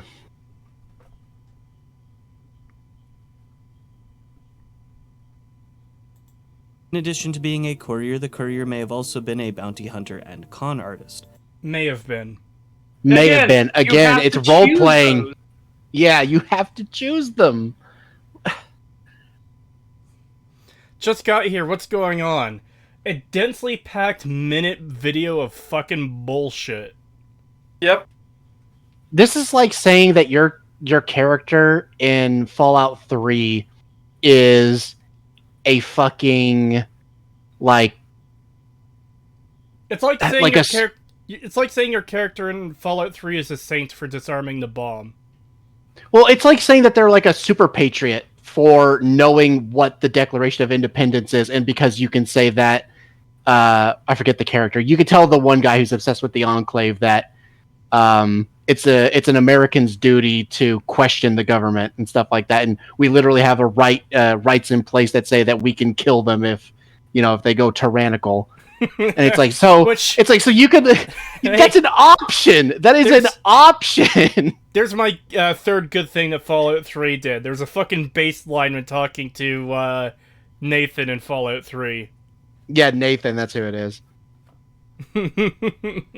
It's like, Jesus Christ, how do you not understand how this works? Like, you understand that it has nothing to do with a blank slate character.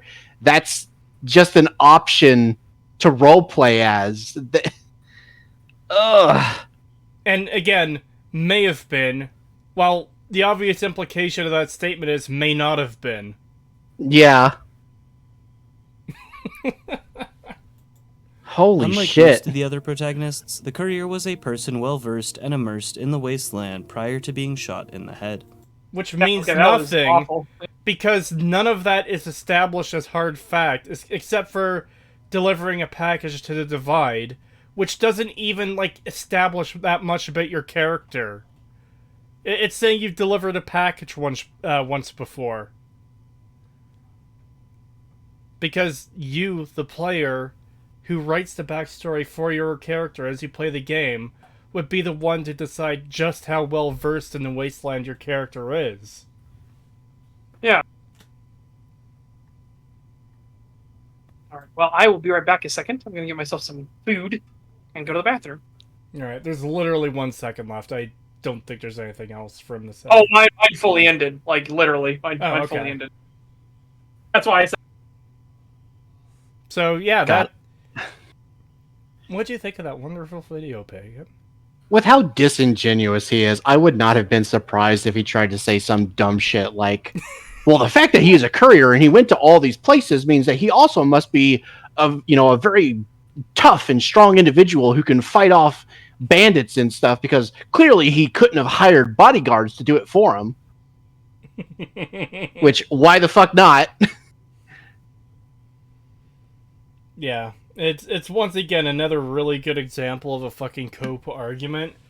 It's look, I don't know much about this guy except for the 3 or 4 videos we've seen from him, which were all terrible. It seems like, at least from the videos we've seen, he tries to undermine the original games in New Vegas by twisting around criticisms back on them, like, oh, you know, the Bethesda Fallout games are too silly, they're not grounded at all. Oh, but there was a talking Brahmin as an Easter egg in Fallout 1 and 2. There's a Monty Python bridge joke in Fallout 2. It's like, yeah, that was dumb, silly bullshit, but that's side shit. That the random encounters in Fallout 1 and 2 are specifically designed... Well, I shouldn't say specifically, but they are designed in such a way that they're separated from the main gameplay. There isn't a talking Brahmin in the fucking Super Mutant Mariposa base. And yeah, same thing here. Oh, Bethesda's games doesn't allow for a blank slate character. Oh, let's twist that around by scrounging the absolute bottom of the barrel and stuff that isn't even fucking confirmed for your backstory to say, hey, yeah, the New Vegas protagonist is actually the least blank slate of them all, even though we have Fallout 3 and fucking 4. I hate this shit. This is just baffling to me. Like, I don't understand how someone who at least claims to be a Fallout fan can say this when Fallout 3 and 4 exist. It's just cope. It's just someone who wants to fucking mean criticisms about the game he likes to go away. Yeah. Like, what else could it be? You have to actively be fucking...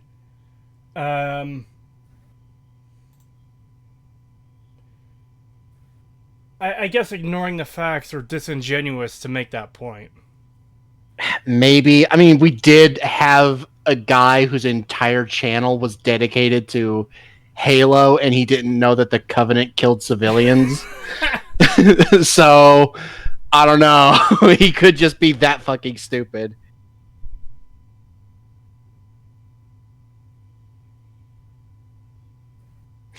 I still can't believe that dude was real.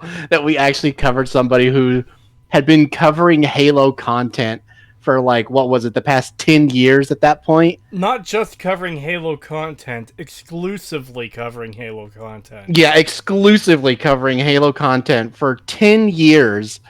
And then says some dumb shit like, oh, well, we see Covenant actually kill civilians for the first time in the Halo TV show. We'd never seen that before. And then cue the fucking Mark Zuckerberg clip getting run through by a fucking elite in, I think it was Halo 4. And then, of course, all the other shit from all the previous games. Especially in ODST. I've never actually played ODST. It's pretty good.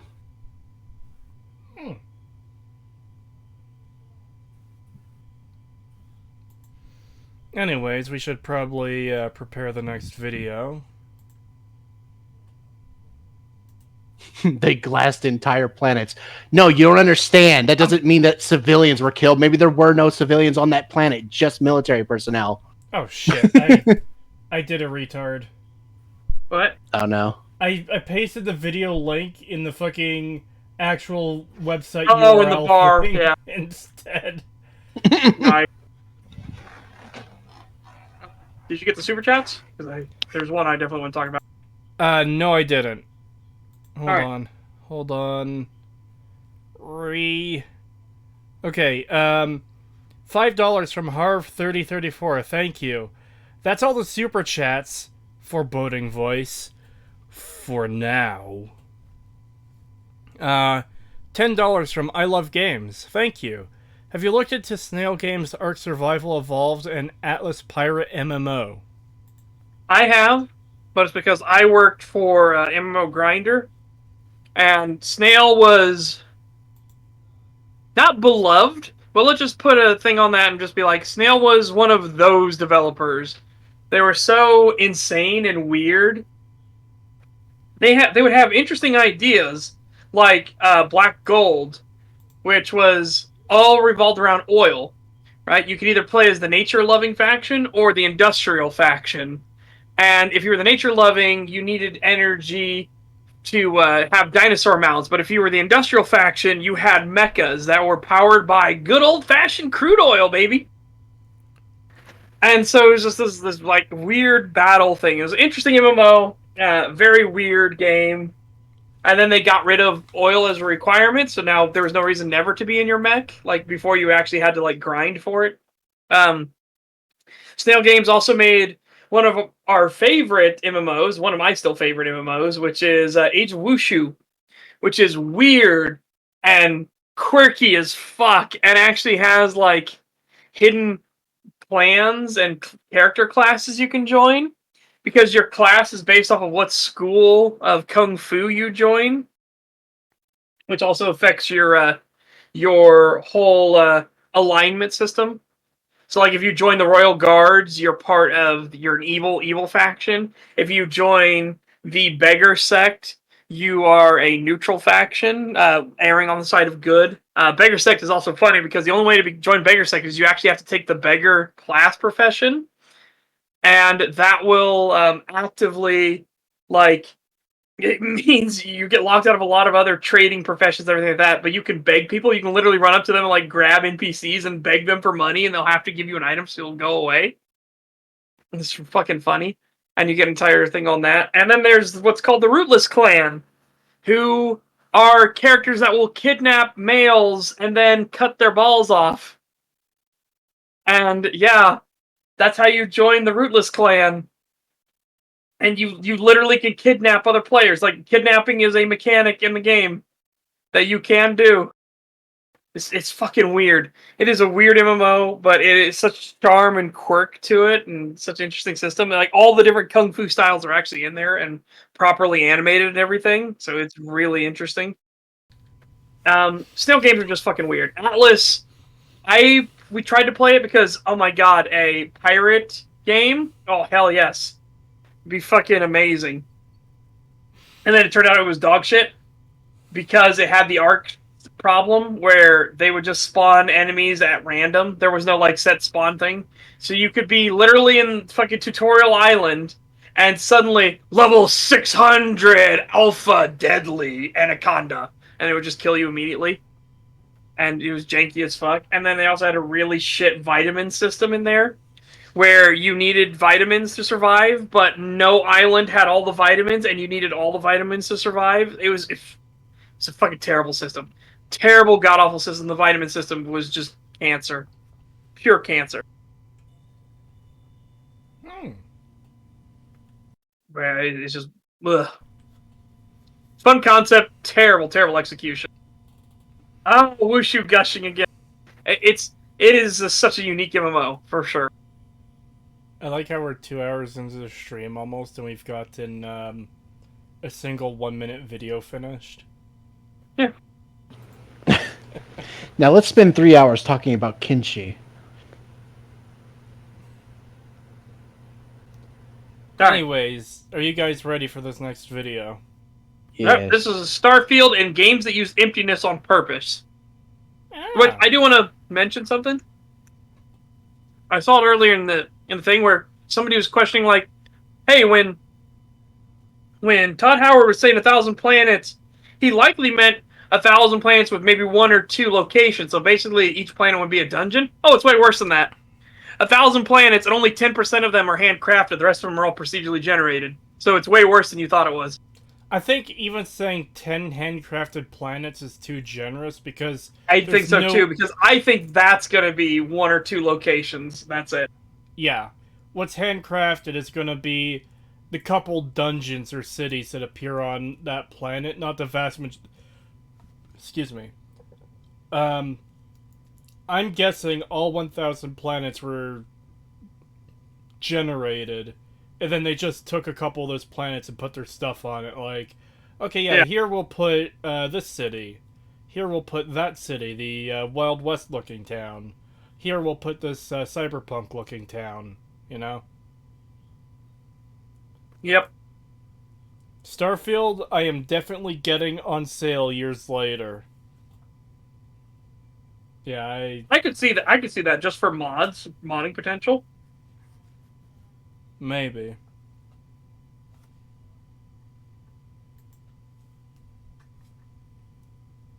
Oh, I need to unmute the tab. Of writing this. Whoops.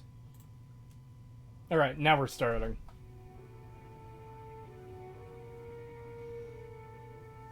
Just last night, as of writing this video, we got to see a huge deep dive into the gameplay of Starfield, which has A huge deep dive. Oh my god, the Starfield Direct was anything but that. And even worse was it was revealed when they actually did a deep dive, the person revealed that they were just being jumped around to various different save states. So it was one of those like, oh god, they have no idea what's going to happen. Like, so they have no idea what's in the quality between. They're very staged, like vertical slice staging for the supposed deep dive. It was really bad. Yeah.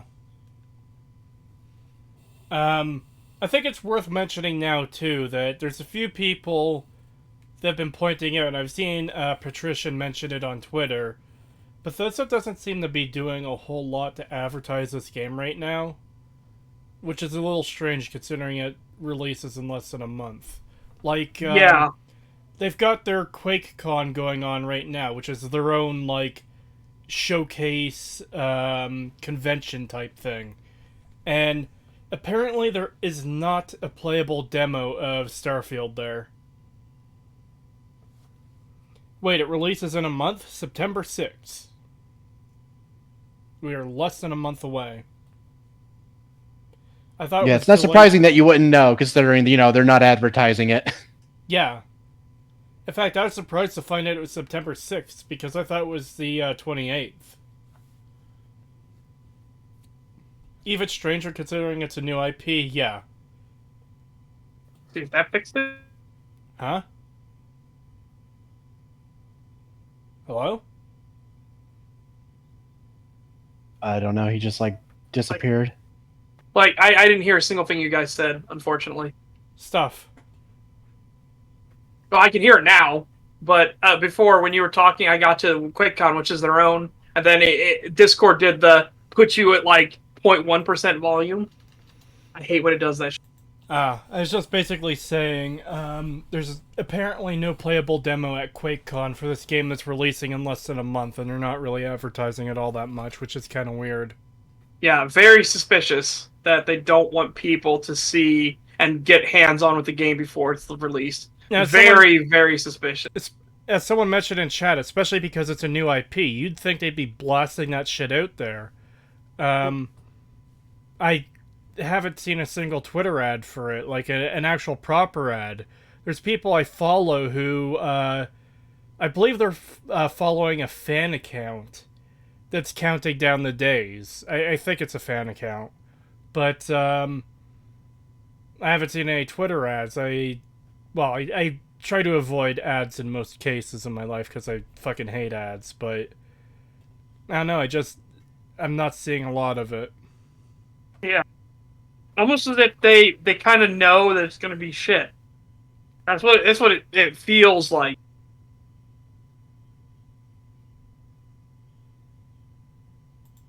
been on ever since, and while it's not even been 24 hours yet, I don't think a game has stuck in my mind pre-release like this for a long time. I just don't get hyped for things anymore. I don't ever... I agree. I agree with that part. There's many showcases and ideas for games that have sounded really awesome, and they've never, well, I should say never, they very, very, very rarely deliver on those promises or expectations, I guess. If the Starfield we get is anything close to what was previewed, as in as good as what was previewed, which wasn't that good, I'd be fucking shocked. Yeah. Because a lot of these advertising things for games, these promotional, like, E3 previews or the Summer Game Fest or whatever, that's trying to put your best foot forward. It's essentially an hour-long advertisement for your big upcoming multi-million-dollar game. And a lot of what I saw in that Starfield Direct was most of it ranged from not impressive to exceptionally questionable in terms of quality. And there was a few the few interesting things where we stopped to look at was looking less and less good with each passing second as we were paused. And Yeah.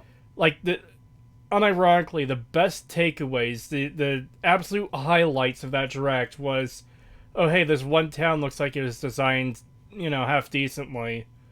And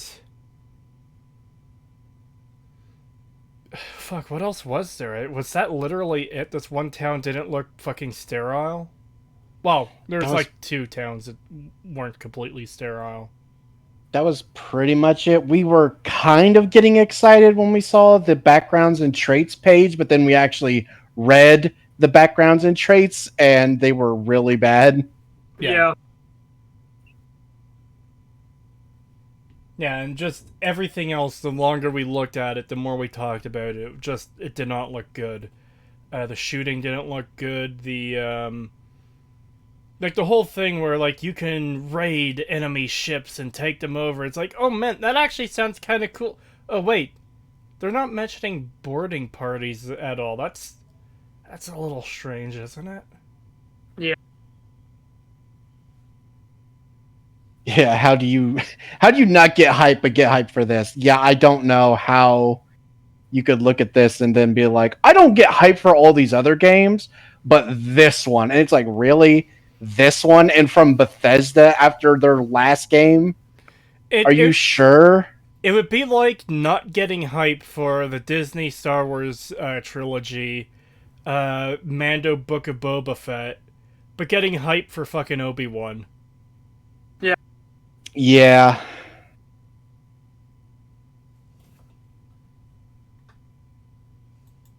Ever anticipation for new games until night of release.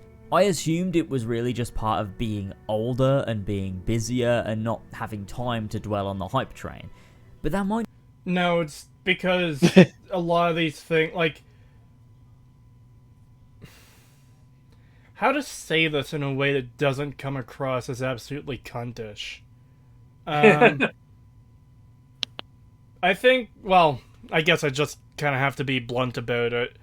There's a lot of people who, when they get on the hype train for stuff, they're not thinking critically of what's actually there.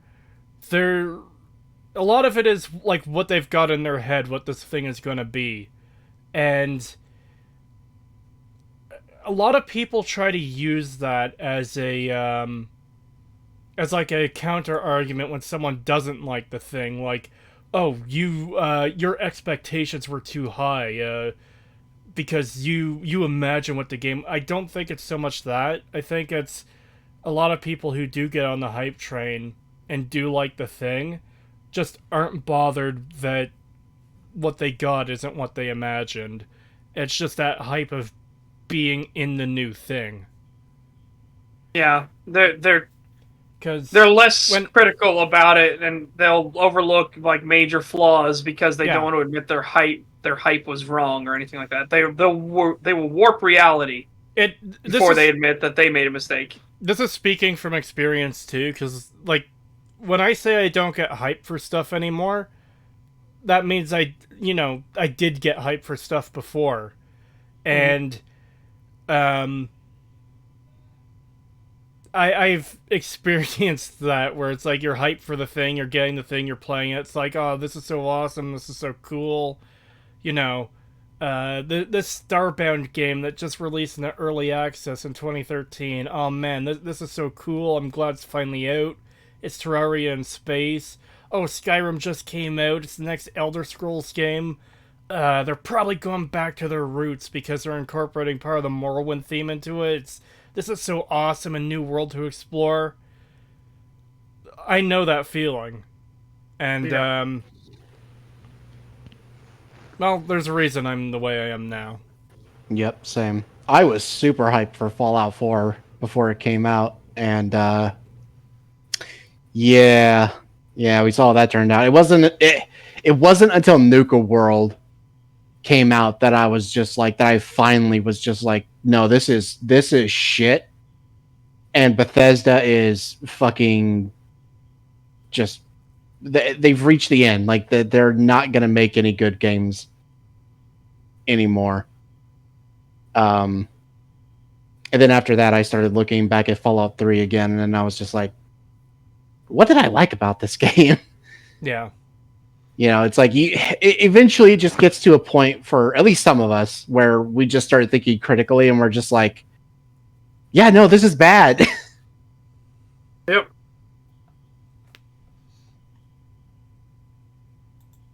Might not be, because with Starfield, after this latest 45-minute showcase, I'm totally enamored.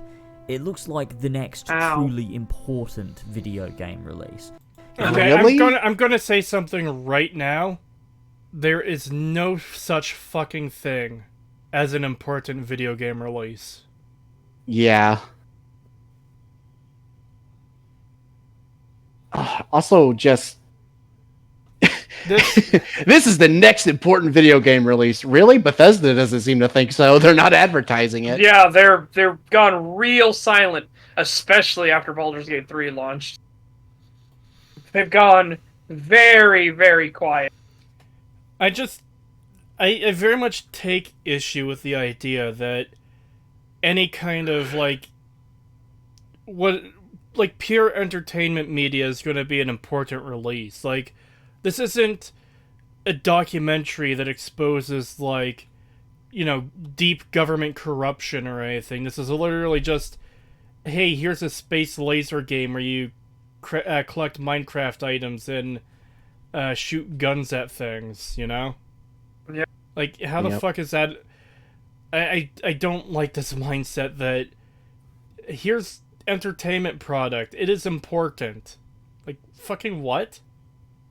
Yeah, I feel like that really got drilled into people around the early 2000s, when games were coming out and people were constantly saying, like, you know, this is pushing it to the edge and shit like that, and like, you know, this changed the gaming industry forever and shit like that, where they would reference like Half-Life and stuff like that, but they just kept doing it. So now every big release has to be this, like, you know, cutting edge, new, important game.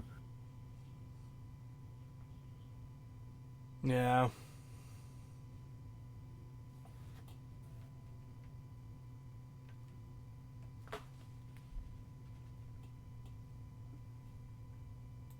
If you want to see action to the entire showcase, I did stream it, so I'll link the VOD down in the description. It's my reaction to the entire Xbox showcase, but if you want to go to the Starfield bit, you can. It was a lot of fun, so there's that if you want it. Knowing Bethesda, I can't imagine a world where the game doesn't release in an entirely fucked state, but... Okay, well, you just... How do you... Then how do you possibly justify getting hyped for it if you know it's going to release in a fucked state? I can't reconcile those two things. I'm super hyped for this thing. It's going to be so good. And it's going to be... Unreleased, it's going to be complete fucking garbage. Like, what?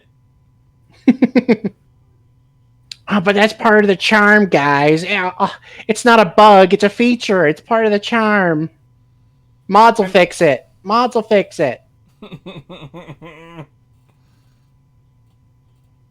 What was funny was I was actually going to pause it right before he... I was going to pause it before he said that and said, like, that was a really, really bad thing to, like, go watch. And it's like, hey, if you want to see my initial thoughts and everything like that, go watch my live stream. We have a whole full thing for it. It's actually for the full Xbox thing, but you can switch to the Starfield one if that's all you care about. But no, it was like I did a thing maybe you could go see. I mean, I kind of did the thing. If it's there, if you would like to go see, like, what a fucking limp-wristed, weak way to sell yourself, dude. I also don't see the point of going to watch his stream when we're getting his thoughts in this video. Yeah. Well, actually, this is about the emptiness, so I guess fair enough. It's not a breakdown of the thing. But still, it just didn't make it appealing to go listen to. Yep. As long as it's underneath, I can probably live with that. I mean, we did it with Skyrim, right? And with Fallout 3. And That's not a good thing. Yeah, and the substance was nothing. Again, Total Biscuit himself coined the term "as wide as an ocean, as deep as a puddle." Yeah. That really is the best description for Skyrim. Also, a lot of these games he's mentioning, like, they didn't get that many patches. Like, they got some day one patches and stuff, but there was still some really bad bugs that they did not fix. They have a track record of that, because they expect the community to do a lot of it. Bethesda becomes everywhere at the end of time. Empty. Well, I mean, if you want to make comparisons, the whole slow degradation of the music in everywhere at the end of time, it's a pretty good comparison to Bethesda's game quality going from what I've played, Morrowind, but from what I've heard from older fans of the series, Arena all the way to fucking 76. So, you know. Yeah. Mm-hmm. But ignoring the potential of a buggy release, there is one element of its makeup as a game that has been a point of contention now since its initial reveal way back when, and that is that the game seems empty. And look, Yeah, because a lot of what they showed off in their Starfield Direct was literally empty planets. With nothing there. There's just nothing to do. Like, I'm sorry, but when your showcase is, oh, we've got 1,000 planets, 10 of them have, 10%. 10% of them have handcrafted content on them. I don't think, it almost feels like people like this don't realize just how sparse that is. Yeah. I mean, they'll realize it when they play. Holy shit. Especially when you consider, like, how many handcrafted dungeons would you say a game like Fallout 4 has? In fact, I wonder if we can Google that. Hold on.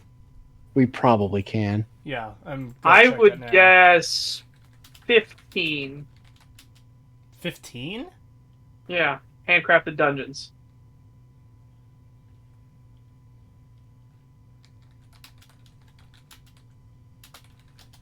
It's wait, one thing. what would you consider a dungeon? I would consider a dungeon anything with, like, 5 or more enemies, and it's more than, like, 2 or 3 rooms. Oh, okay, no, I'd ramp that number up more. Then, yeah, I would definitely do that. I was thinking of, like, multiple levels and stuff like that. Yeah, like, there's definitely some of those in Fallout 4, the big ones, but I've got a somewhat loose definition of dungeon in that sense, because, like, I just feel that even smaller areas that have a few enemies and, like, a loot cache and a couple rooms, I feel like that qualifies as a dungeon, even if it's a really small dungeon. Fair.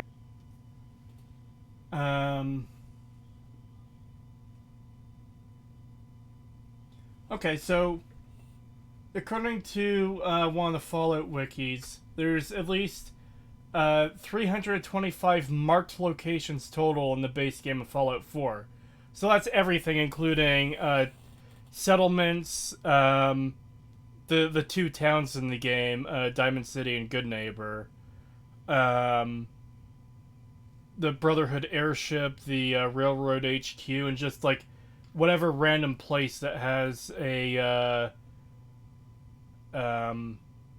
map marker. So like the Gursky cabin, for example, I wouldn't consider that a dungeon. There's like half a dozen ghouls outside, and there's a basement with a room, a hallway, and a single ghoul. Or stuff like the abandoned shack. I wouldn't really call that a dungeon. Yeah. So if I were to guess, I would say like maybe 150 of those would be like what I would consider a dungeon, maybe. And again, this is just guessing because we don't have like a full list of locations. Now, let's be generous to Bethesda and say they have double the amount of dungeons, 300, spread across 10% of 1,000 is 100, so 300 dungeons spread across 100 planets. That's like what, 3 dungeons each? That's 3 dungeons.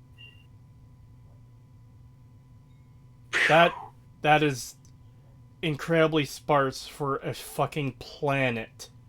Yep. Yeah, that's really bad. Again, this is just guesswork because we don't know how many locations are in Starfield, but when we're talking about the amount of empty space in the game, like, even just what we just talked about, it feels like the whole, oh, there's 1,000 planets in this game. It feels like that's one of those things they do just for the sake of, oh, hey, this is a point we could sell the game on. It's a marketing thing. Yeah. It's like how Fallout 4, Codsworth can say, like, a few hundred different unique names. So, like, if you name your character Bob, he'll say, ah, Bob, hello. You know? Yep. It's like, yeah, that doesn't actually add anything to the game, though. It's just one of those things that you talk about because, hey, it sounds cool. Yeah. So. Yeah, it's one thing if he would say, like, the emptiness in the sense that, you know, you don't see ships everywhere when you're in space. It's empty when you're in space.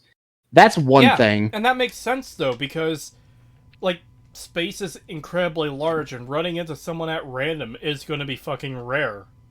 Yeah. Well, that's the hope, but I have an unfortunate feeling that it's not going to be rare at all in stuff. Probably not. Yeah. But if we're talking, like, content, you know, it's like, that should not be empty. When you go to a planet, there should be more to do there than maybe a single randomly generated dungeon, some fucking, I don't know, minerals to mine, and maybe killing like one or two of probably like a dozen handful of enemies all throughout the entire game that you're just going to see over and over. It's like, if that's all you're getting, like, what's the fucking point? Yeah. Especially when we know how little they care for actual RPG elements and actually talking to people. So we know we're not going into this game for that. You're not going into this game because you actually want to have a proper RPG experience. You're going into it for space battles and just general space stuff and shooting. And or because it's Bethesda. Yeah, or just because it's Bethesda. But you know, but it's like, you're going into it for those reasons, and then what are you getting for that?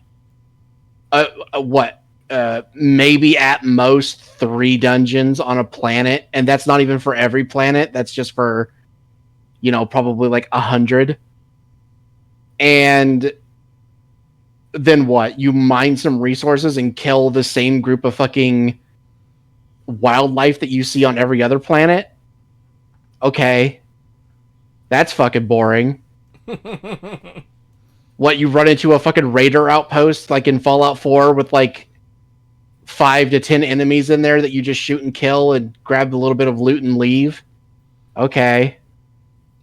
Well, yeah, that's building off the point of 3 dungeons per planet that has handcrafted content. That thing I just looked up said Fallout 4 had 325 map marker locations. Even if we almost double that and say 600 locations overall, that's still like 6 per planet. Yep. Yep. I don't know, man. It just does not bode well. Maybe there's more handcrafted content than we're expecting, but it's hard to have expectations higher than that because this is usually what we get from these games. Morrowind had a few hundred locations.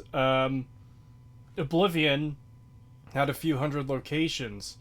I'm not even sure if Fallout 3 got up that high. It probably had like... Let me look that up quickly. Yeah. Because I am curious. How... No. How many marked locations in Fallout 3? There are 163 marked locations in Fallout 3. Okay, let's try Skyrim. There are only 338 locations that are accessible via Skyrim's map. The exact number of Skyrim's unique areas is a whopping 670, which could be shorthanded to nearly 700 to emphasize its absurdity. Like, again, we're still talking a scant amount per planet when... Like, these games typically have a development cycle of about 4 or 5 years. Yeah. And they've probably had a similar amount of time for Starfield. Like, even if we say they've gone for 7 years, like, they're going to be limited in how much they can create in that time. And the only way they could realistically offset this is if they have a bunch of generated dungeons as well. That, like, aren't handcrafted. Everything is just spawned in as is. What they should have done was a solar system and let you travel in that solar system. Yeah. Give you 5, 6, 7, whatever, like, densely packed stuff. Or maybe some of those planets, maybe 5 of them are densely packed, handcrafted planets, and that 2 of them are just kind of like out there so you could explore them or build bases there if you want, sort of deal. Well, part of my problem is still at the base level of... With Morrowind, Oblivion, Fallout 3, 4, and Skyrim, they've only ever done a single region of the world. A single state in Fallout. Not even a full state, always. A single province in the Elder Scrolls games. Like, they're very small. They haven't done a single planet, and now we're getting 1,000 of them. Like, that just does not compute for me. Yeah. The only answer has to be generated shit, and I just don't expect randomly generated shit to be inherently good. Especially from a company like Bethesda. Who are known for lacking quality and their very poor attention to detail. Yeah. Not thinking things through. Like, Jesus Christ, they really can't think through their systems and what that entails, what, like, the implications for that and everything else. Yeah, they almost exclusively don't think things through. Yeah. Oh, but yeah, we don't want teleportation in our game anymore, so teleportation's illegal. Yeah, that's gonna stop criminals. Levitation, sorry. Yeah, that's gonna stop criminals.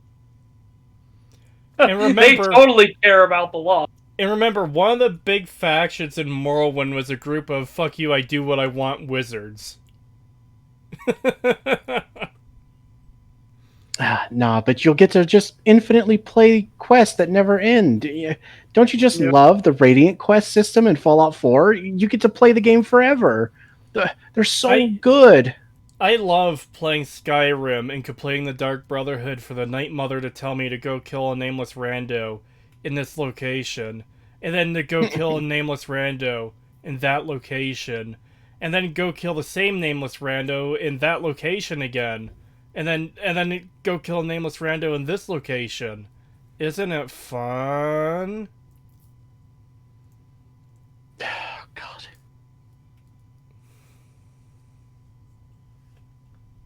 space frequently used in open world games, whether that's the fields you ride across in The Witcher 3. But that's not empty space. Again, the fields and everything like that can actually have encounters. What Bethesda was showing with the Starfield one was literal empty space. Like, it was a planet that had nothing on it. No life, no nothing, but there's a rock formation, there's a rock formation, that's it. Like, that's incredible. Like, that isn't even remotely a similar comparison.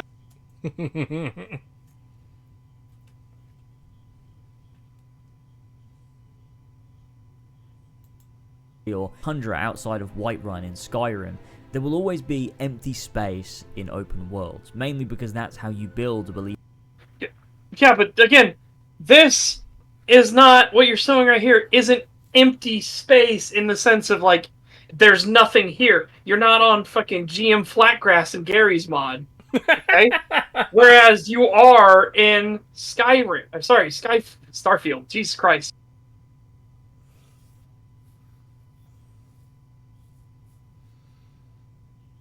Yeah, again, I don't see the value in there's 900 planets with fucking nothing on them. Yeah.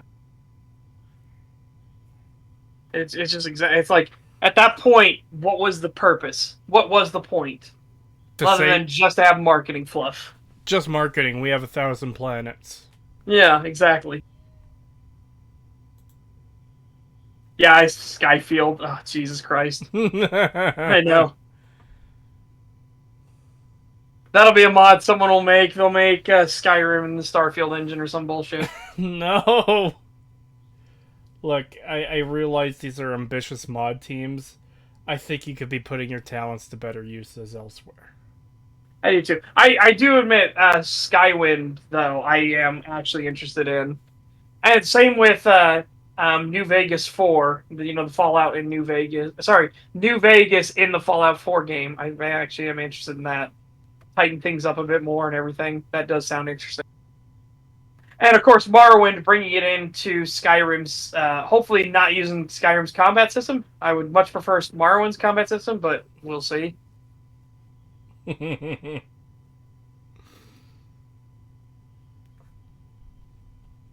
God, I had to grab a clip of Skyrim for the Fallout 4 video.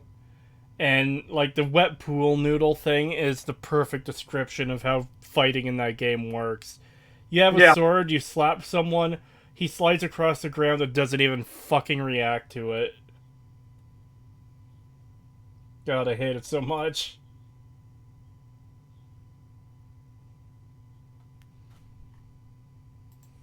Not everything can be content everywhere all the time. Okay, but again, you're looking at this. What do you see here? You have a visual spectacle. You have different environments. You can see bits and pieces of environmental storytelling. This empty space is not the same as Bethesda's literal, just nothing but orange rocks or gray rock as far as the eye can see. Nothing else at all. Yeah, because that's the thing. If I don't know what game he's showing here, but if you take Grand Theft Auto, for example, like, when you're in the cities in those games, or even if you take San Andreas and you're in the middle of, like, the country area where there's nothing there, most of those buildings you can't go into, and by most I mean, like, 98% of them. They're just a big model there to make it look like a city. But if like, you can pass characters on the street who are still saying and doing things, Sometimes cops will randomly chase an NPC. In, I believe, Grand Theft Auto 3 and Vice City, the cops will actually give you a bit of money if you help them catch the guy, I think. I remember hearing about that. It didn't work that way in San Andreas, though. Because I remember trying that and getting fucked over for it. But yeah, you could see, like, people have car accidents in these games where they just randomly crash into each other. And stuff like that. It's still, like, it's just scenery for the most part, and NPCs saying their generic lines to each other. But it's still, like, something that's there. when Bethesda shows us a fucking rock planet with nothing but rock on it, that's literally just nothing. Yeah. And as to answer your question, Creed, that's Sleeping Dogs. A fantastic game if you've never played it. I haven't, but it's one of my Steam backlog games. I actually saw a meme on Twitter earlier. You know that skeleton lifting weights meme? My body is a machine that turns X into Y. My body is a machine that turns I forget what the thing was, but it was into unplayed games on Steam. And it's like, yeah, that's definitely me. Yeah. Yeah, it happens to a lot of people.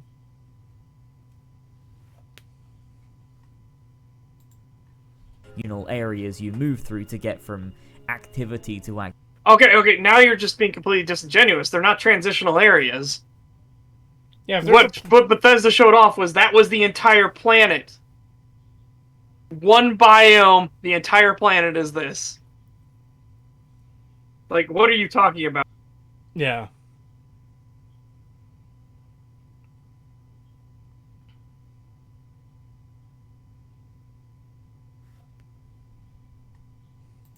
Activity. But in something like Starfield, it's punched up a notch because the game's centrality is emptiness. Jesus Christ, that pretentious. What the fuck? Holy shit.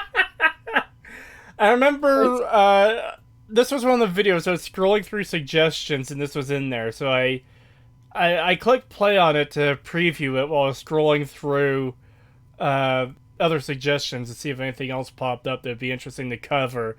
And the second time he got to the emptiness, I was like, oh my fucking god, I already hate this video. Yeah.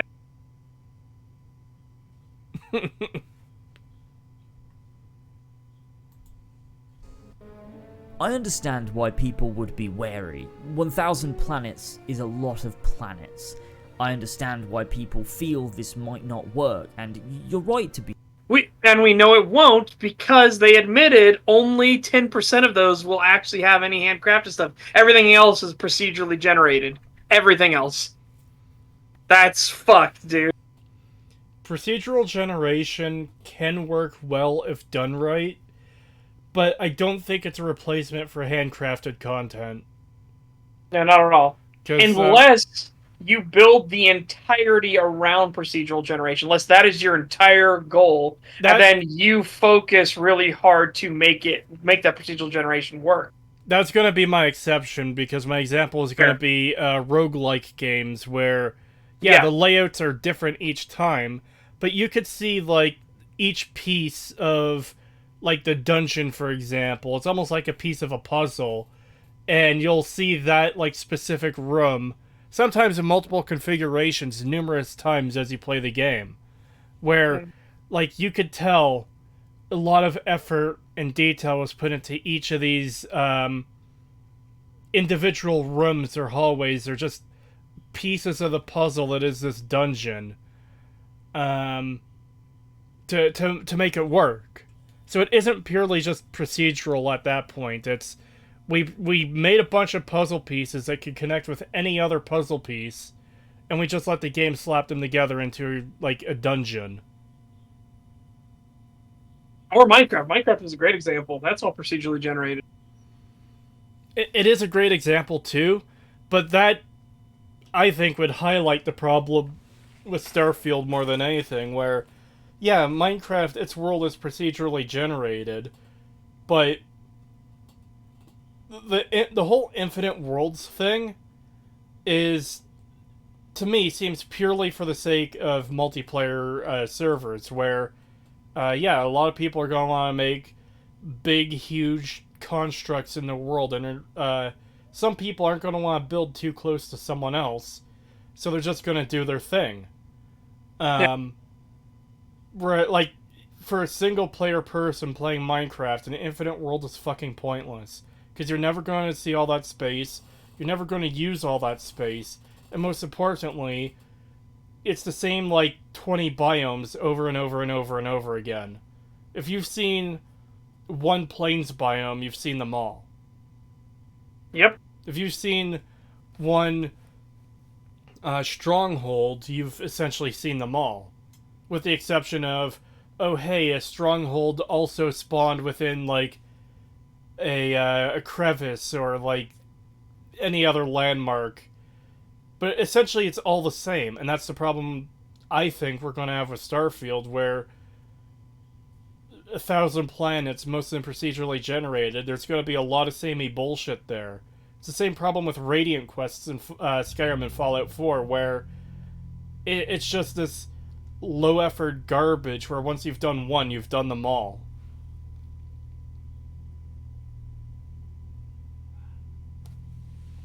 Yeah, I agree with you. You ever want to dismiss skepticism and tell you you're wrong for not being sure about a AAA game delivering on its merits. That's a valid position. In fact, in a lot of ways, I think the game almost looks too good to be true. I'm gonna need... I agree with that in the sense of I don't think it looks good, but I think what we're going to get is going to be worse than what it looks like now. So, yes, the preview is too good to be true. Yeah, I definitely think what they're saying is too good to be true.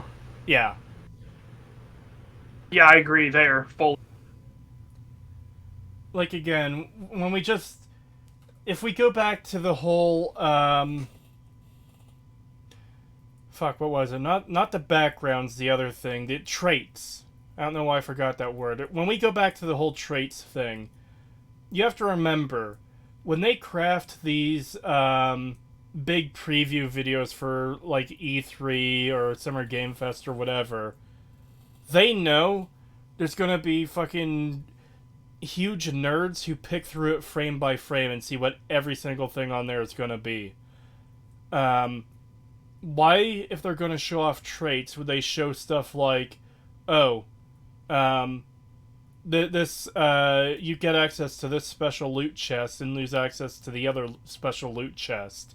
Or, oh, you get to meet your parents, but you lose a little bit of money. Like, it seems like Babby's first trait system, as opposed to, like, what we get in New Vegas.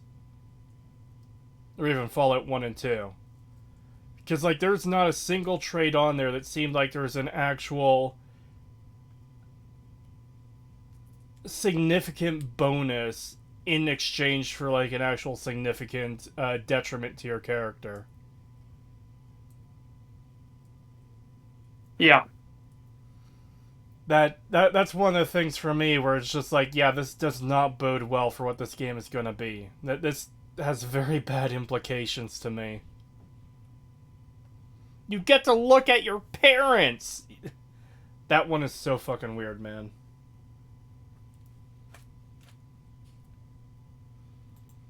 need to prove to me when it releases, but I also want to provide an alternate perspective, because I think there is more to the design and makeup of Starfield and how emptiness isn't a byproduct of its setting or an oversight. It's actually a central feature. Mass Effect Evidence, is one of please? my favourite franchises. It's one of my favourite fictional universes, and the way that it's structured is to get you to the point as quickly and efficiently as possible. You're aware you're within a larger galaxy, you know it exists, but you seldom visit it, experience it up front. You essentially fast travel to points of interest, and the clever writing and world building allows for the contextualization of your place within a much larger galaxy. They are wonderful games. But there's one element of the very first Mass Effect that I always feel is of great importance to the feeling of world building that Mass Effect 2 and 3 don't quite manage to mirror, and that's the existence of explorable, uncharted worlds. In Mass Effect 1, you can find these planets which are yet to be explored or colonized, and you can land on them, get out your incredibly finicky truck, and drive across the surface.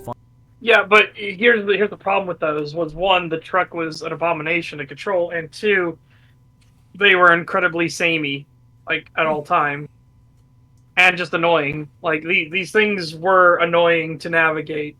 And then when you did find anything, it was the exact same building every time. I can tell you the exact point I stopped playing Mass Effect. It was the first time I had to use this fucking truck. It's really bad. They thankfully got the hover vehicle in 2, which was 1,000 times better. But yeah, again, like, he made the point before going to Mass Effect, oh, it's a feature that these planets are empty. Fucking how? Yeah.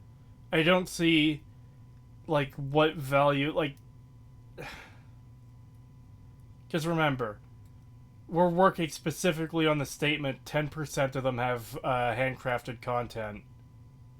So, like, if you go explore a planet that doesn't have because, like, there's a difference between planets that haven't been settled in universe and planets that don't have handcrafted content. If a planet doesn't have handcrafted content, that means it's pure procedural generation, which means it's a fucking Minecraft world in a single-player game, where one rocky outcropping is going to be no different than another rocky outcropping. One Minecraft forest in, like, the regular oak forest biome is going to be the exact same as an oak forest in another oak forest biome.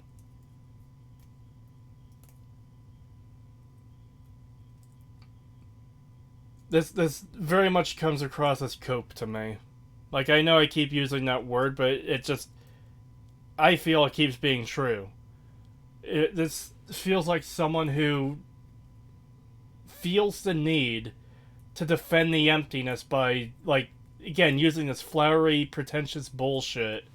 It's saying, oh yeah, it's a feature that a lot of these planets, they're unexplored. They have nothing on them. While completely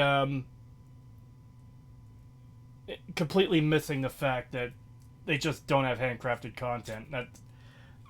I'm not going to get over that point because it does seem to be a big fucking problem to me.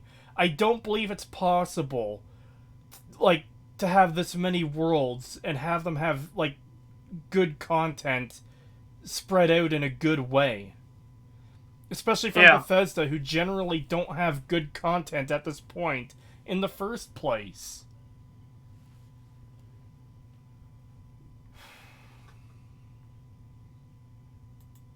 Findings of random little things, points of lore, stories to discover or follow up on, stuff to fight, but most importantly, isolation. These uncharted worlds are so different from the main story content that it's almost jarring, but in the best possible way something can be jarring, to allow for this ability to visualize the greater world that you've been moving around in so quickly. I just want to point out that he's trying to do the music makes feels thing, which is annoying as shit. Yeah. Because he's using very specific music here, and that's very important for the Mass Effect series. It's what's played at the big reveal that kind of sets everything in motion. Hmm. One of my favorite tracks, too. Yeah, it's just, I don't find it to be a compelling argument at all that, oh look, this empty planet full of whatever is inherently good. I realize he's not saying inherently good, but it's just this idea that, oh yeah, this empty space is good because it shows you that there's empty space in this universe. You know what Star Wars Knights of the Old Republic really needs? Is about fucking 300 extra planets that have nothing on them. That will really improve the game, because it'll show you just how much empty space, how many empty planets there are in this universe. I don't like this argument at all. I think the main issue here is that he's comparing two completely different games. You're talking about Mass Effect, a game loaded with content and story and characters and just tons of stuff to do. And then here you have this little side mission stuff that isn't that important, where you're going on planets that weren't fleshed out very much and feel very empty. And it creates this kind of atmosphere from the rest of the game. The problem is, that doesn't apply to Starfield because that isn't the rest of the game. That is the game. That is the content. That's how it's going to be for the majority of it, most likely. Because you're not going to Not get... even most likely. They told us 90% of it's going to be procedurally generated. Yeah, that's true. So you're not going to get, like, some amazing storyline with great characters and a real ability to role play and play an actual RPG that's loaded with content to play. And then occasionally you're going off to, you're traveling space and it's empty, or you're going to an uninhabited planet that just has nobody living there yet. And, oh, isn't it spooky? You're not getting any of that. It's literally the majority of the content is just going to be that. That's the problem.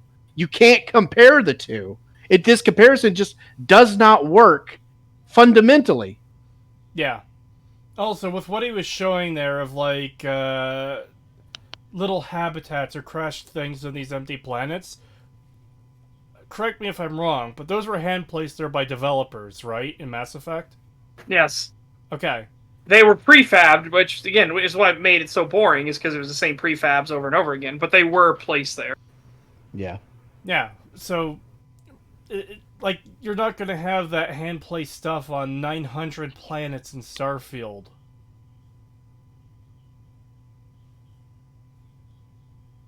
And them being hand-placed does make a difference.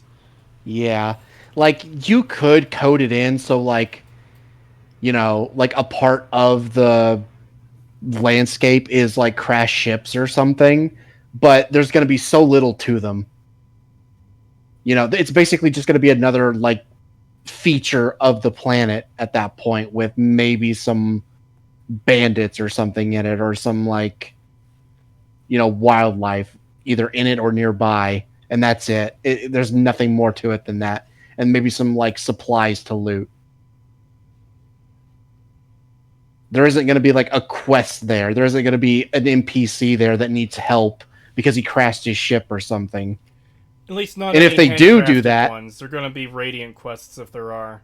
Yeah, that's what I was gonna say. Was like, and if they do that, it's literally gonna be the same shit as with Fallout 4, where you're doing the same fucking side mission, the Radiant quest, over and over and over and over again, because it's gonna keep generating the same, like, quest that it can generate. Well, that's exactly it, Pagan. Is not that it probably would be, it necessarily would have to be, because, like, if you handcraft anything, that's a planet with handcrafted content.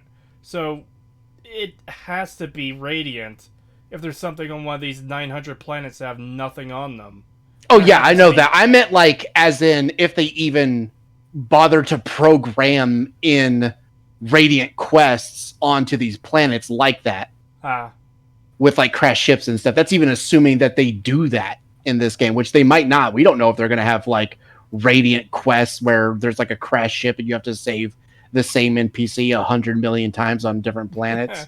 I like how assuming that those Radiant quests are going to be there is like giving them the benefit of the doubt. It's the fucking preferable to the nothing that we currently believe it's Exactly, yeah.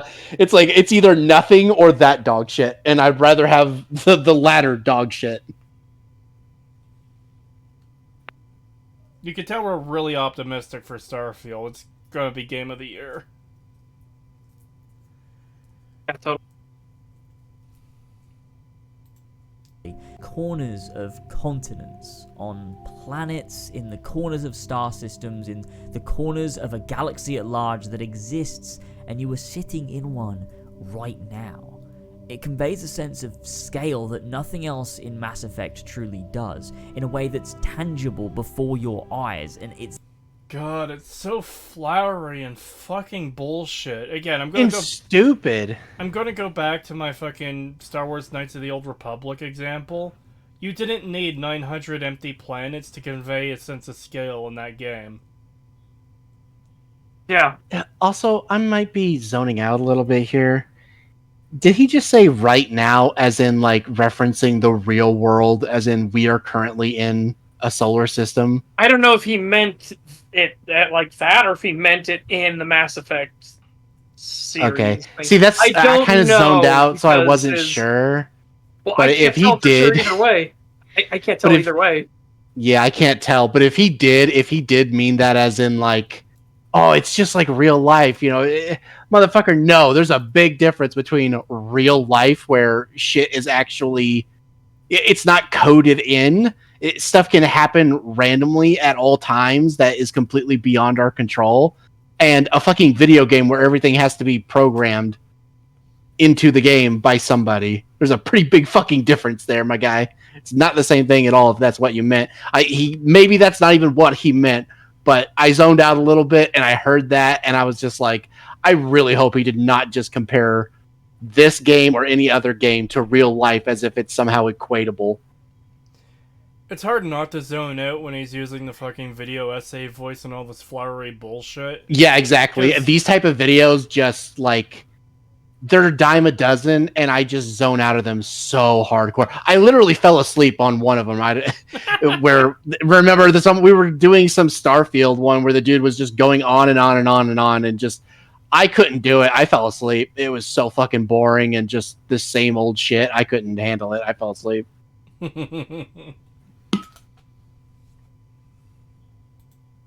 This Starfield is also trying to achieve. Years later, with greater technology, it can truly go for that, with 1,000 different planets, with their climate and biomes being... How different... No, let him continue that. Let him continue that. He was about to super fuck himself over right there. Alright. Also, I didn't mean to go to this frame, but it works. I really fucking still hate the creature designs for this game. I don't think I saw a single wild creature that I thought looked really good. Maybe there was one or two that looked half decent, but there's shit like this that just looked terrible.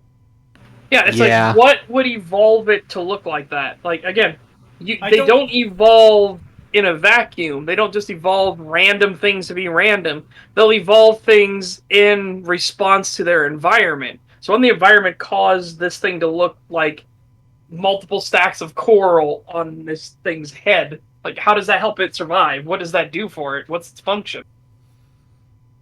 Yeah.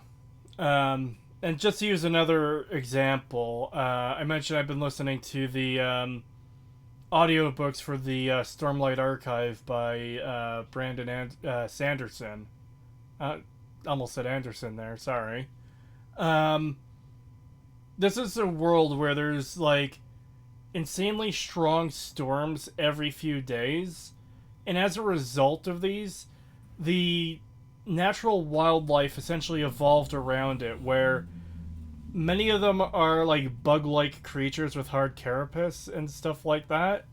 And like when people see creatures like chickens or rabbits, it's fucking alien to them, because those creatures can only exist in lands that are so far away that the high storms have gotten weak to the point where they're not dangerous to be out in anymore. Because, like, these storms are so dangerous that the winds will blow, like, boulders into the air. And, like, everyone has to take shelter in stone buildings. They're sloped. So, like, the slope is facing the direction the storms come from. Like, so many parts of this world and its wildlife are described to exist in a particular way to, like, survive these insane storms. It's, like, great details for a fictional world. Yeah. I was going to mention... someone says in chat, quickly, I just want to grab this. Everything is basically a crab, yeah. I was going to say, it's a little odd coming from, like, the creature designs that they did for Fallout 4 and stuff to this, but then I remember the fucking floater that they added in Fallout 76, and it's like, no, this sounds about right. This sounds about the par for the course of where they've been headed. I despise that thing so fucking much. I had to reference it again. It's a creature that looks like it's in pain all the time, and it deserves to be in pain all the time. All right. So we do we want to get all these super chats real quick and catch up? Sure. Let me just switch over to the super chat version of chat quickly.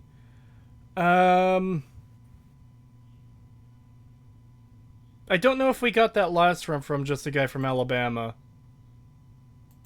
Yeah, we did. We did? Oh wait, no, that's his third one. Sorry, we got his second one at least. I know that for sure. Alright, I'm going to try and scroll through and find it. No, it's cut off. Nope. That's why you shouldn't do $1. Yeah, like, we can't always stop for the $1 super chats if we're, like, in a discussion. We usually, like, try to collect them and do them at once. Dollar super chat from just a guy from Alabama. Thank you. Sorry for missing your message. Yeah. $8 from Get Out There Yo. Thank you. I think Bethesda Game Studio / Microsoft can't afford marketing because Game Pass Day 1 means traditional sales revenue will be severely crippled. Also, printer gun, lol. I don't know. See, I doubt that that's the reason why. I just think they're losing confidence in Starfield. That's what it feels like to me, because like,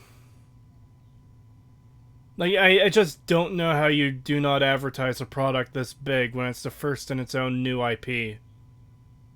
Yeah. Especially if this is supposed to be your big, like, return to form sort of thing. Yeah. Like, you're hyping it up for. It's going to be an RPG, an actual RPG. And then just stuff like this happens. And then you're not going to give people access to demos of it or anything, or the ability to see it beforehand, and the ones that do get to see it beforehand get hyper curated experiences.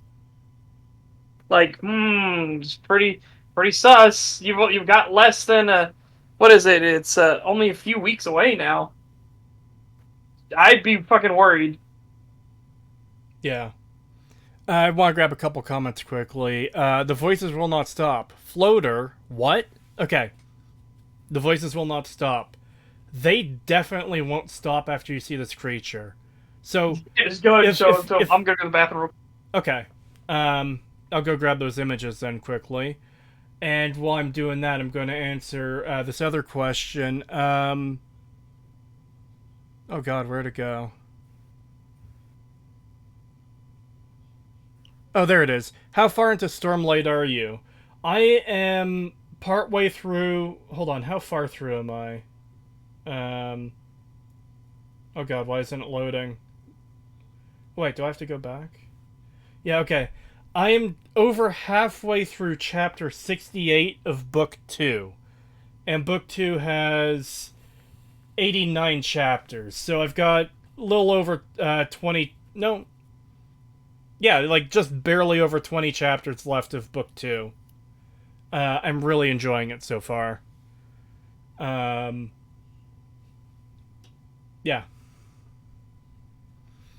Anyways, yes, the floaters. So, I'll grab this one first. So, for anyone who hasn't played Fallout 1 or 2, or hasn't really looked into them at all, alongside the super mutants, there's other mutated creatures called floaters, and this is what they looked like. They were these weird, like, worm creatures, and they're kind of fucking horrifying.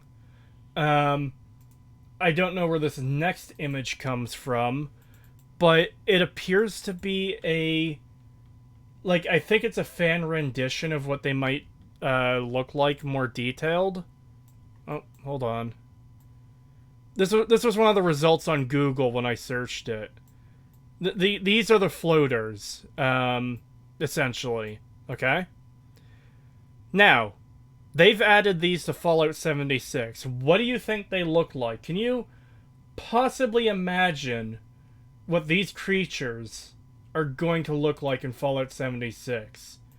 Because if you haven't seen them yet... Here, hold on. Let me also switch back to, like, live chat quickly. Because I'm not sure there's anything I can say that will prepare you for this insanely ugly fucking bastardization. These incredibly ugly, poorly designed creatures.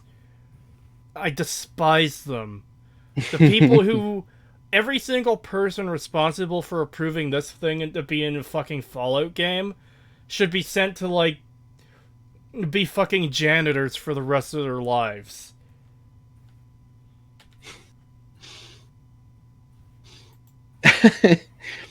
I want to give a little bit of context to this because, so me and Cree were talking the other day. He just appeared on screen for me, and we were talking about something. I don't even remember what now, and we got onto the topic of like the creature designs and stuff for Fallout, and I brought up that they brought back the floaters in Fallout 76, and that even from what I've seen anyway, even the fans of Fallout 76 say this thing looks fucking stupid and looks really bad. And he was very curious, and I sent him the image of this thing, and yeah, he did not like it. Yeah, no, it's fucking shit, and then it's like, yeah, no, this sounds about right for where Starfield is going. It's like you look at the creature designs for Fallout 4, and it's like, yeah, those are pretty good. Hell, even some of the designs in Fallout 76 itself for some of the new creatures are kind of inspired. And then you look at this thing, and you're like, yeah, I could see where Starfield is getting its fucking designs from. Jimmy Neutron. Oh no. Jimmy Neutron looking ass. Look at this Neutron thing, looking chat. I head. fucking hate it. This was the straw that broke the camel's back for me. I no longer have any faith that any future Fallout game will be good. It is fucking doomed. It is fucking dead. Yeah. Hold on. I can get this animated if I just, There we go, chat. There we go. This is Fallout now.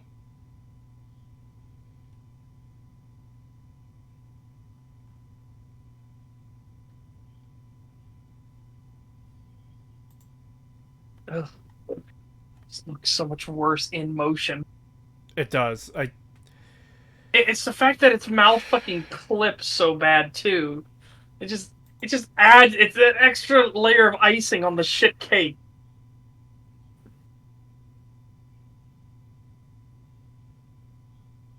Hideous wiggling brap sack. Oh no. Oh, it's so bad, especially when you compare them to like what the original floater designs were, and it's like, yeah, those things were terrifying and like creepy, and then you get this thing, and it's just goofy as fucking hell, and it's so dumb looking, and I hate it. I mean, just looking at it, it looks like its head is gonna burst like a fucking water balloon. Yeah, and I'm pretty sure in game when you shoot them, they just pop like a balloon. It's really dumb. Insanely dumb. I fucking despise it. I would hate to see their rendition of a fucking Wanamingo. Oh my god, you know they're gonna Could you fuck it up. imagine? Oh yeah, could you imagine how badly they would fuck it up and how awful it would look if they tried to do it?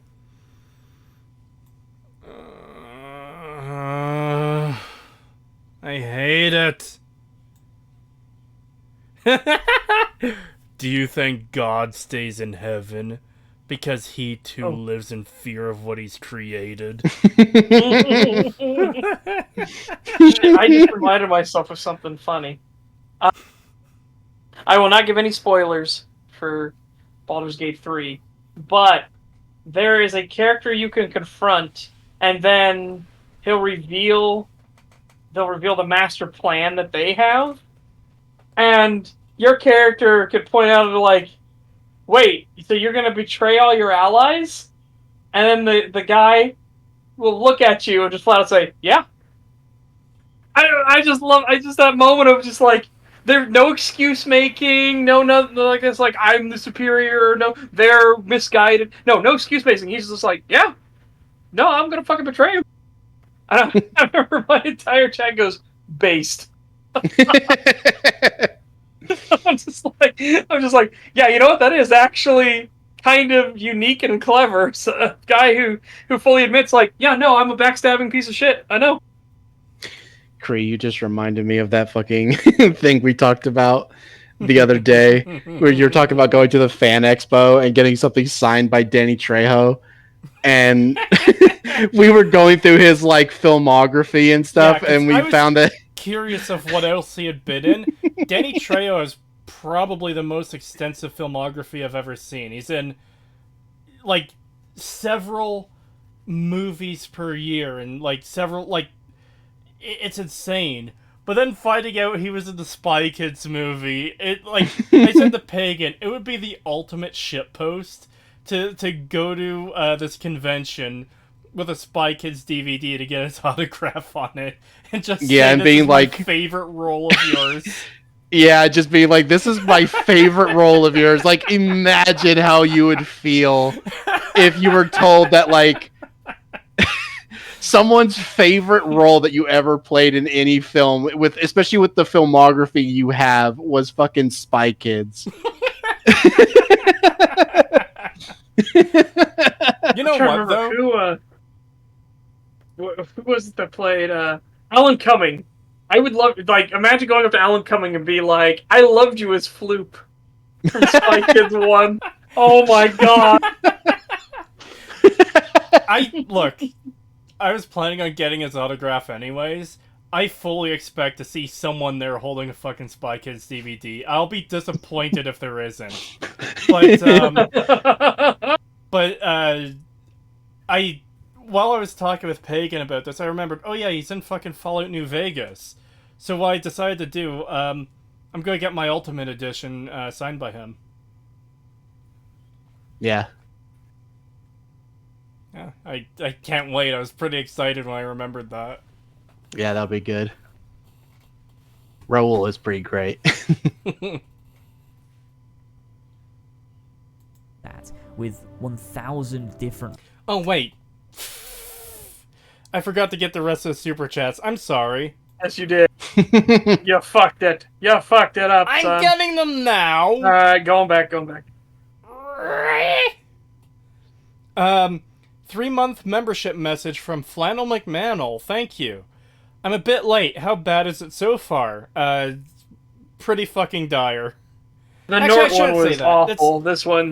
This one's really fucked though. Both videos we've seen so far are really, really bad, but they're definitely not among the worst we've seen.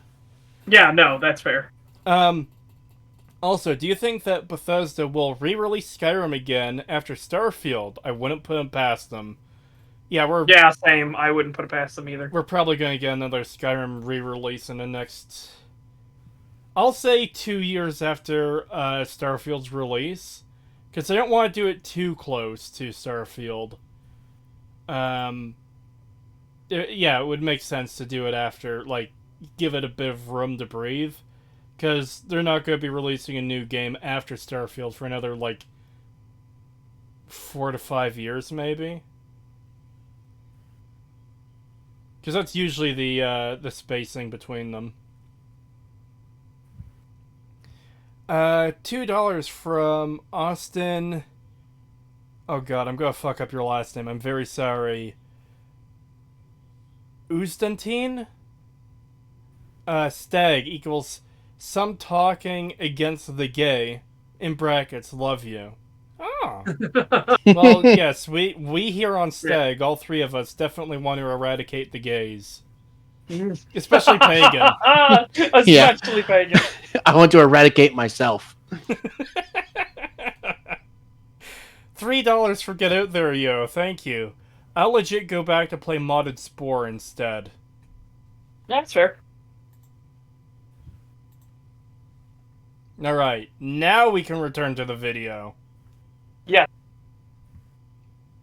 Truly go for that with 1,000 different planets, with their climate and biomes being determined by their distance to the sun, with the planets all orbiting around a star, with their day and night cycle being influenced by that orbit.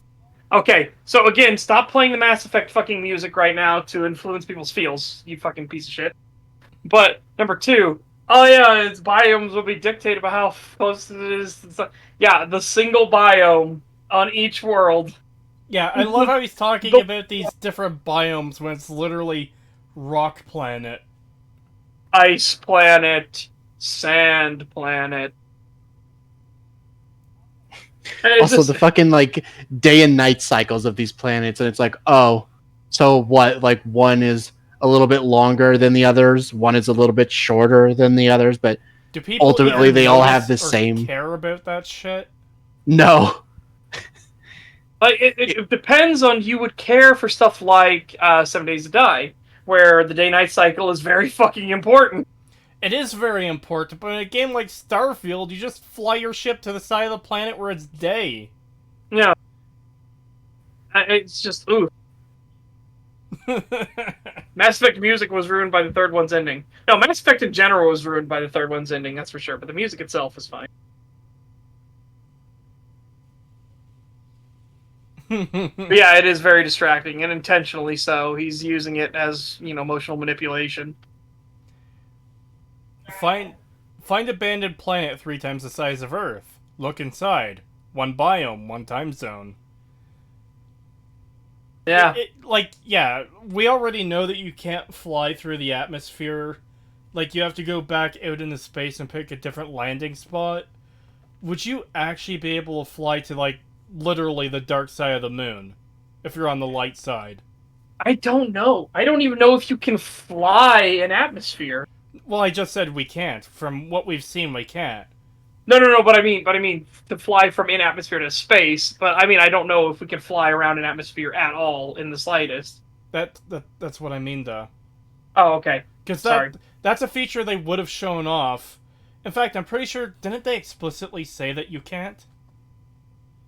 No, they didn't explicitly say it, but their wording, they were very careful with how they worded going between planets and space.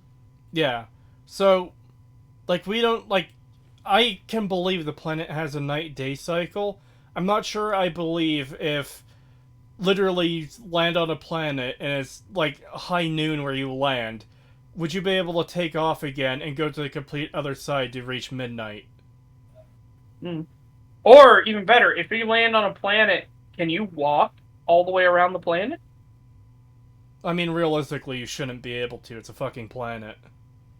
Yeah, I mean, you would starve and everything like that and get exhausted. Well, and things. even if we ignore, like, food and water needs and, like, energy and stuff, like, just the act of walking around a entire planet, like, you would not be able to outwalk the night-day cycle. No, I'm not even talking about the day-night cycle. I don't even care about that. I'm just curious of, are you going to be able to do that, or are there going to be limitations because you can't get too far away from your starship? Yeah, that's what I was wondering. I was wondering that too, because we still don't know what form this takes, because, like, what if you land on the planet, and rather than it being a planet, it just loads, like, a 4 kilometer by 4 kilometer chunk of ground that's, like, encircled by mountains that you can't go past. Yeah. Because that's kind of what I'm expecting. I'd be surprised if it's an actual planet. Like, literally, you can walk around the entire planet. Yeah, like I want to know if somebody would be able to, like, land their ship, walk in one direction, and then find their ship again by walking all the way around to the other side of the planet. Yeah. Yeah.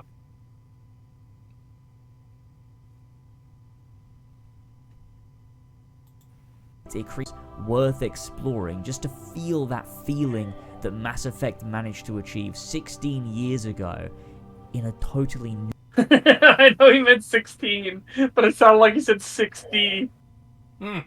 60 years ago. Jesus Christ, I'm old. I can't believe Mass Effect was 60 years ago. I know. Did you know that the year 1990 was 427 years ago? Yep. Yeah. When you... And again, all that stuff is obviously handcrafted planet. Yeah, all of that other stuff is handcrafted and hand placed there. I'm gonna try and rewind just a couple seconds. Yeah, there. Yeah, that. Like, that's obviously been handcrafted and placed there. Because notice how, unlike all the other planets they show us, where there is no vegetation whatsoever, there's just rocky outcroppings everywhere, this has vegetation and trees and buildings and stuff on it.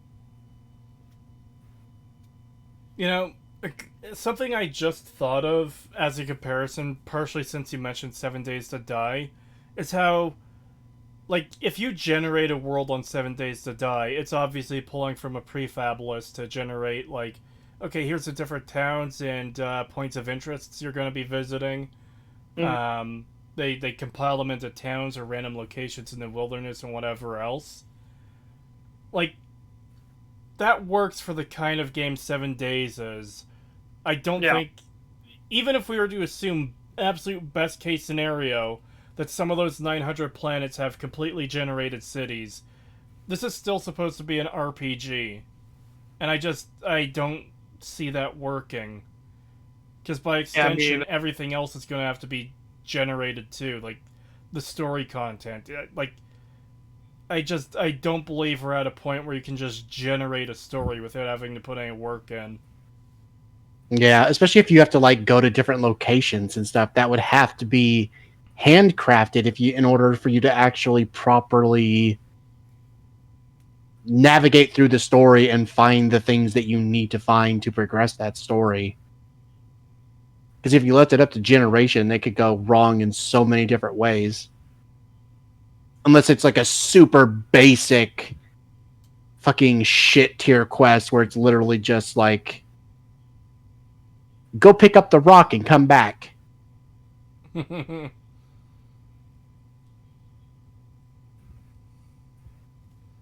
Go kill the Shield Maiden in Markarth. Yeah. Yeah. We got an emergency signal from, and then you go over there to that planet, and it's just the only, there's just a crash ship there, and it's the only thing there. They wouldn't even do that. They just do the fucking Skyrim and Fallout 4 thing again. Hey, I need your help with the job. All the info is on this note. Oh, okay. Hey, I need help with the job. All of the information's been sent to your terminal. We're being harassed by these creatures in the world. Okay, can you tell me where they are? I've got a pretty good idea. I hope you can find them and wipe them out.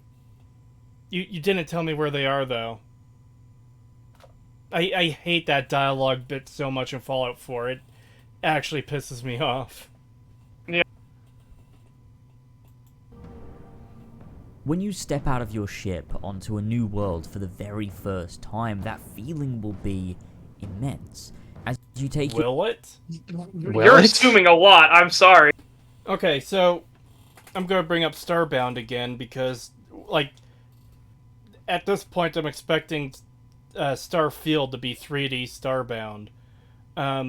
Starbound is a game that, I'm not sure they said infinite planets, but it's essentially like there's thousands upon thousands of planets from my understanding where they're all procedurally generated, and each planet, like, of every biome looks the same as the other similar biome. So you go to one forest planet in Starbound, it looks exactly the same as every other forest planet in Starbound, except that, you know, maybe some of the tiles are recolored. Maybe the dirt here is blue instead of pink. I'm just expecting the same thing for this. After, like, my third planet in Starbound, like, I realized what it was, and, like, how shallow... Because that was the first time I really dealt with, like, oh my god, thousands of planets. So it's like, okay, that's cool. I wonder what they're gonna be like. And just like, yeah, it's nothing.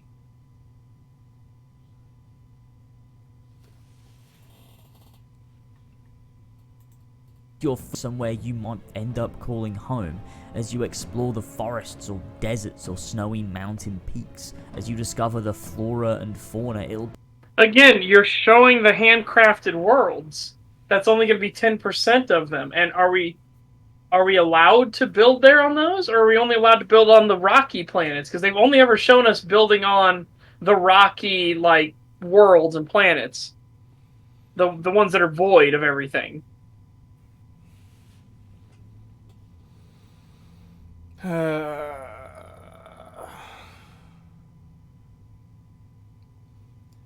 $5 from Austin. Again, I'm probably gonna fuck up your name. I'm very sorry. Oostentine? I'm in the past right now. When you mentioned the mental illness in Diva, I laughed like that cigar guy in the movie theater movie. Thank you, surrogates.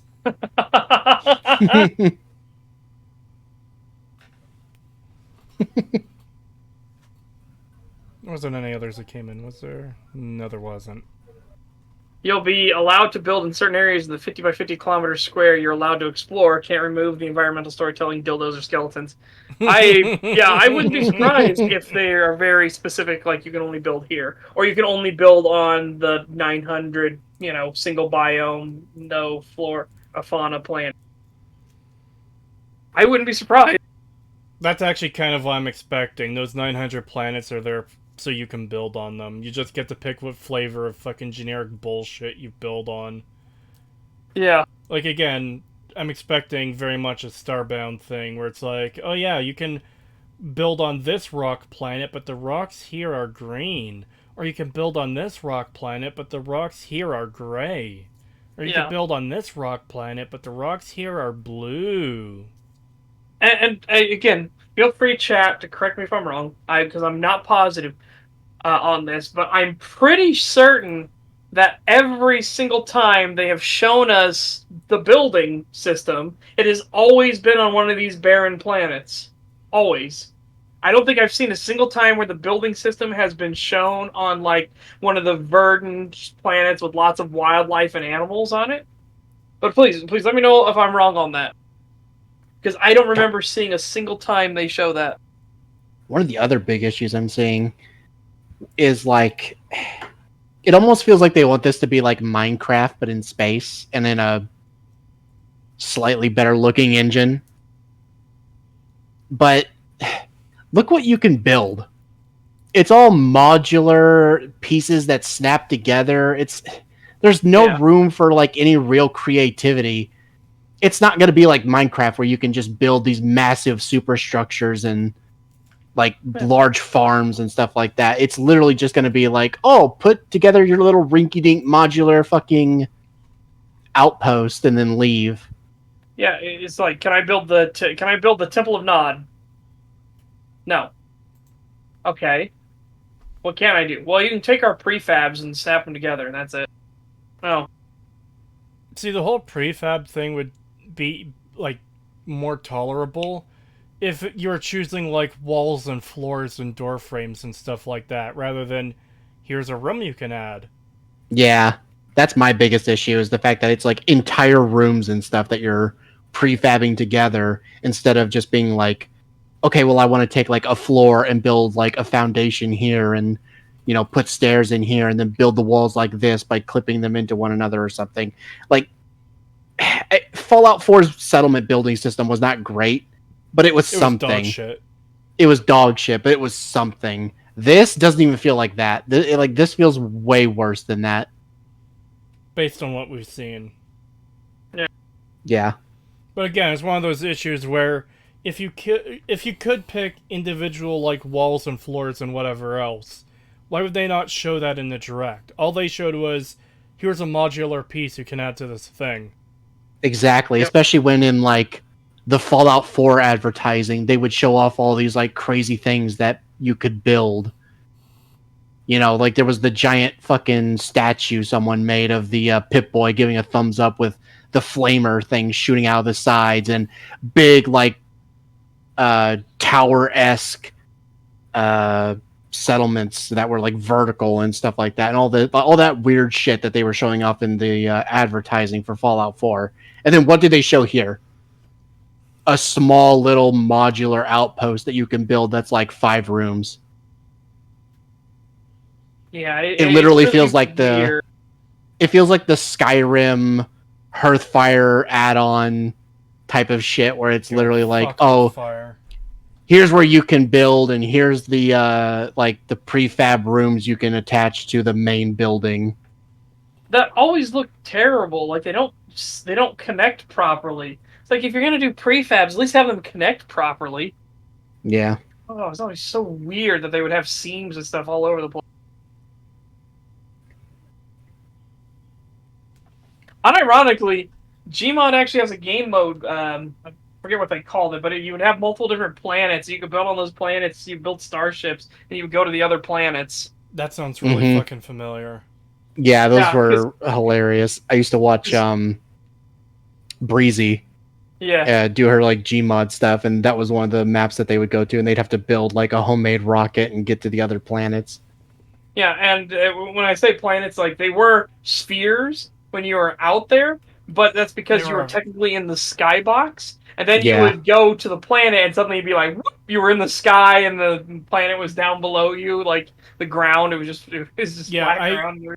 I remember it. The ones I've seen might have been different from the ones you saw, but the map I was on, where, yeah, they had all the different planets like just kind of floating there, Yeah, but like the planet itself was a texture that you could clip through, and once you did, it was essentially just a big platform with that planet's biome on it. yes, that's what it is.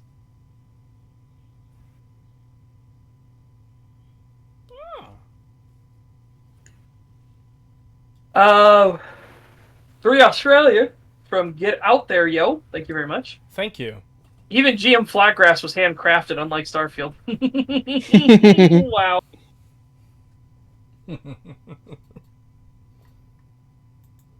Be the sense of immersion created by the fact that you could have landed on any planet, but you chose this one, and just by that chance alone, this is where you ended up.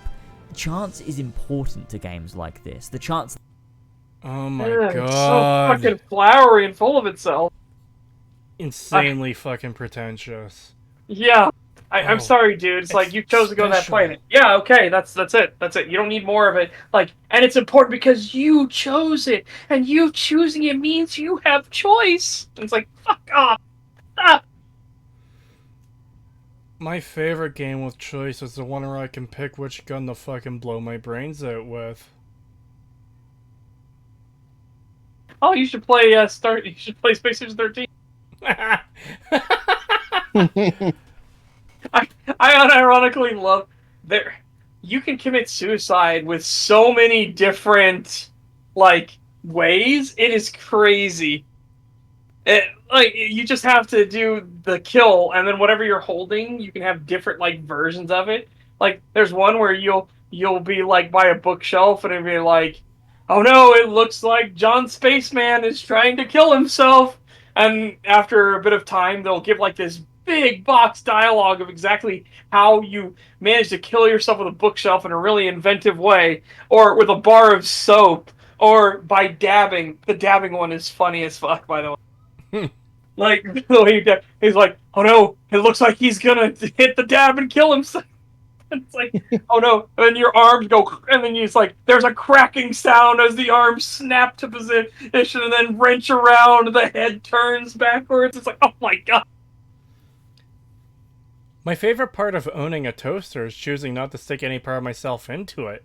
What an amazing choice. Yeah. My favorite part of owning a toaster is getting into a bath with one. Where are the toasters you promised us? That can happen, or nothing can happen. It's what makes the things you end up doing mean so much more. No. God, I hate this shit. Because it's gonna be the same as every other Bethesda game. Oh, you can wander into fucking nowhere and do nothing. Or a random encounter might happen. Wow, so fucking engaging and cool. No.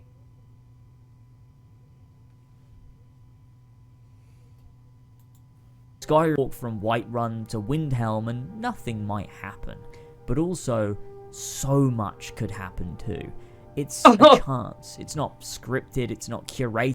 It is scripted and curated. Fuck off. What the fuck are you talking about? The hell do you mean it's not scripted or curated? It is absolutely. You're literally showing scripted and curated events. Yes, So, these are encounters they intentionally put in as a random chance to happen. a lot of people don't seem to understand what fucking unscripted means. Unscripted means, like, there's something there and you run into it and there's just, like, a natural thing happening. When there's an encounter where it's, like, randomly generated, where a character will come up to you and, like, say a thing or do a thing, that's still fucking scripted! Yeah. Like, one of the Yeah. encounters in Skyrim is a guy runs up to you, a thief, and he'll give you, like, a random item. And you can either kill him or help him, or ignore him and just take the item or whatever. And then, like, a few seconds later, you'll run into someone who is chasing him. And, I can't remember how it fully plays out. I think you could give him the item back, or you can point him in the direction of the criminal or whatever, the thief. Point is, that is not something that just fucking happens on its own. It has to be scripted. Oh, thief runs up to player, give random item from this list. Man stolen from runs up to player, player has these options to deal with this man. That's scripted. You might encounter it in a different random area of the world, but still fucking scripted. He's even showing stuff that isn't even random. It's literally stuff that have like set spawns that always appear in the exact same place every like the time. fucking abandoned shack he walks into. Yeah, where the unscripted dog that there's leads gonna be a him. building there. He literally showed the bit where like the dog leads him to the old shack where his The master owner is dies. dead, yeah. Yeah, and it's like that's completely scripted. That's not even random. Yeah. And what's amazing is that this is that whole thing where like people they don't understand what any of this means anymore. Even developers don't understand what stuff like emergent gameplay means. Yeah, because Holy its shit. actual meaning, like, it feels like people never even bothered to learn the definitions of these words, and they just became fucking buzzwords and nothing more. Yeah. Unscripted does not mean something happened that I wasn't expecting. Scripting means, like, fucking coding behind it to make it happen. Yeah. So it's a similar thing on the tangent of this, and when it comes to this is what made me think of it was the emergent gameplay thing. But it's the same thing as scripting, right? So Call of Duty Modern Warfare 2 developer got up on stage recently and was talking about how they had emergent gameplay. And he's like, you see these cargo containers on this ship that's rocking back and forth in the sea? Sometimes they'll slide to the left. Sometimes they'll slide to the right. That's emergent gameplay because your cover is moving. It's like, that isn't emergent gameplay at all, you dumb fuck. That's just, they're scripted to move to the left or the right. That's not emergent. That isn't something, you didn't just plop those there and through the action of physics alone, the thing slides around and maybe crushes some people. Like, that's emergent. But and my example in fucking is to go to Space Station 13, obviously, because it's one of the best emergent gameplay and unscripted things there is. So there are things in Space Station 13 that are scripted. You can be scripted to be a changeling, right? And you have all these different abilities that are associated with that. However, the developers didn't think up everything. So what one guy did was he became a changeling, and he realized he was a bad guy. He went and instead of acting like a changeling would and started killing people and absorbing people, he went into xenobiology in science. He started doing xenobio. And then he got a slime core and he put it in himself and he became a slime person. And then he went and he grabbed the science equipment and went into space and found himself a spaceship. And he took a bunch of equipment and he built himself a teleporter there on this starship out in space. And then he took a plasma can over there, he opened it up, and he let his character bathe in the plasma because slime people can split themselves into multiple versions. And when the version you're playing as dies, you'll jump into the body of a version that's still alive, a version of you. So, what he did was, with that teleporter set up, and as a slime person, he split himself. And now he could play as a changeling with infinite lives. And he didn't have to worry. And he literally turned Space Station 13 into fucking Darkest Dungeon. Where he would actually teleport onto the station and attack people at will. He would just teleport anywhere there was a beacon on the station and then start killing people and going ham. They would kill him and he would laugh and say he would be back, and then he would split again and make another one and another one and another one. And it was like as he was doing fucking roguelite mode. None of this was intended or scripted out by a developer. A developer didn't come in and hand script every single aspect of this. No. This was all because all of these systems are complex and in place, and he used all of those systems to his advantage to create this to happen. Also, yes, I know he made a sequel. I know Livra made a sequel to that video, which was, making Space Age 13 Darkest Dungeon again. You were another Ling during that round? Nice. I also Dude, that video is fantastic because he actually used Darkest Dungeon like quips and everything like that, and it'll even like zoom in on people that freak out and try to run away and do like the whole they have broken, they are afraid sort of thing. This is fucking amazing video. I also have a small little story my dad told me recently, which I feel is a good comparison to this whole, oh, it's totally unscripted bullshit that's going on with a lot of these videos. So when I was a really young kid, my dad and grandmother took me to an apple orchard, and she had said she had wanted some candid photos of me there, like, picking apples and stuff. And in order to get these candid photos, she wanted my dad to get me to, like, pose and stuff, therefore making them not candid anymore. And she was too fucking dumb to realize it. Yep. There's a lot of people who will just fucking use words because I don't know. I genuinely don't know. They think they know what it means, and they just don't. Yeah. And that's a very obnoxious issue with a lot of these videos we watch. Obviously not all of them, but ones like this in particular, where someone will say emergent gameplay or unscripted. Someone in chat quoted the fucking Angry Joe video.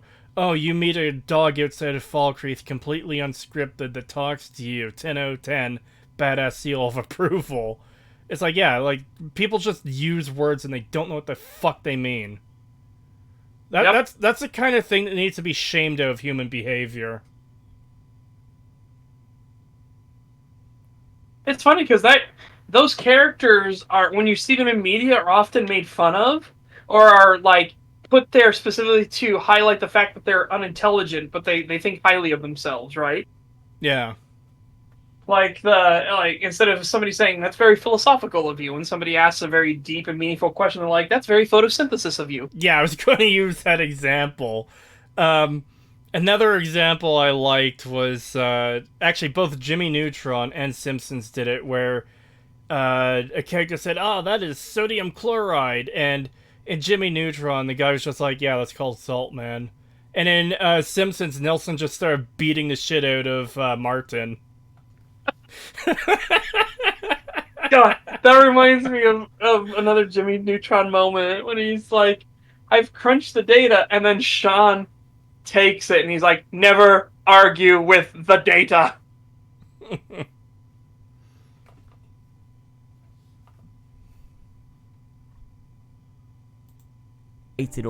There are things that can just happen, and Starfield No, is they the can't. ultimate exploration of that design philosophy. Again, this I isn't a can't- thing that just happened. The thing on screen right now is not a thing that just happened. That is a scripted thing to happen right there. I can't wait to play Starfield and run into the same scripted event a fucking dozen times. Like, it's actually funny, I was complaining about Pagan to this a couple months ago and working on part 2 of the Fallout 4 analysis. I was trying to get the art encounter to spawn so I could record footage of it for use in the video, and I couldn't get it to spawn, which was annoying the fuck out of me because it's one of the ones that spawns super common for me. I've seen that encounter probably like a dozen or 24 times, and the simultaneous funniest fucking thing, and also incredibly obnoxious, is after I got that recording, like just a couple hours later, I ran into that encounter again when recording something else. And I was like, there's no fucking way. Oh my god, I can't believe it spawned again. Fuck off. Yeah. Also, for everyone in chat, yeah, I meant Sheen, not Sean. I automatically said Sean. Just a guy from Alabama posted his comment from earlier. Every rewatch of Dread makes me wish for a sequel and a game. Seriously, Dread has the perfect format for a game. It does. Yeah. Like, that... A lot of game adaptations of movies aren't that good because they have to work like a game around an existing story that wasn't built to, like, in a way that would work for a game. Dread is a movie that you could do a one-to-one adaptation to a game and it would work fucking fantastically. Yeah, it really was. Maybe not quite one-to-one, but like 1 to 0.97. Like, you could get it exceptionally close. Yep.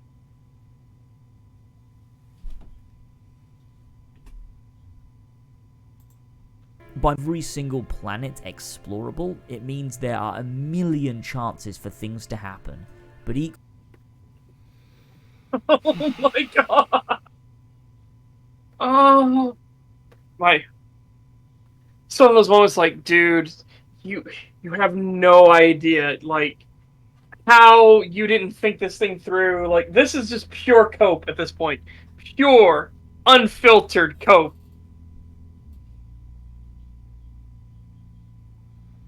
A million chances for something to happen. Jesus Christ. If your definition of happening is I went there was nothing, I left. Oh, it's a thing that happened, there was nothing there! No, It's the like, definition is... Fuck is... I went to this empty rock, and there happened to spawn a generic random encounter that I've seen 20 other times already. Oh, imagine if that actually does happen. Holy shit. How little everything would feel at that point. I guarantee you it will.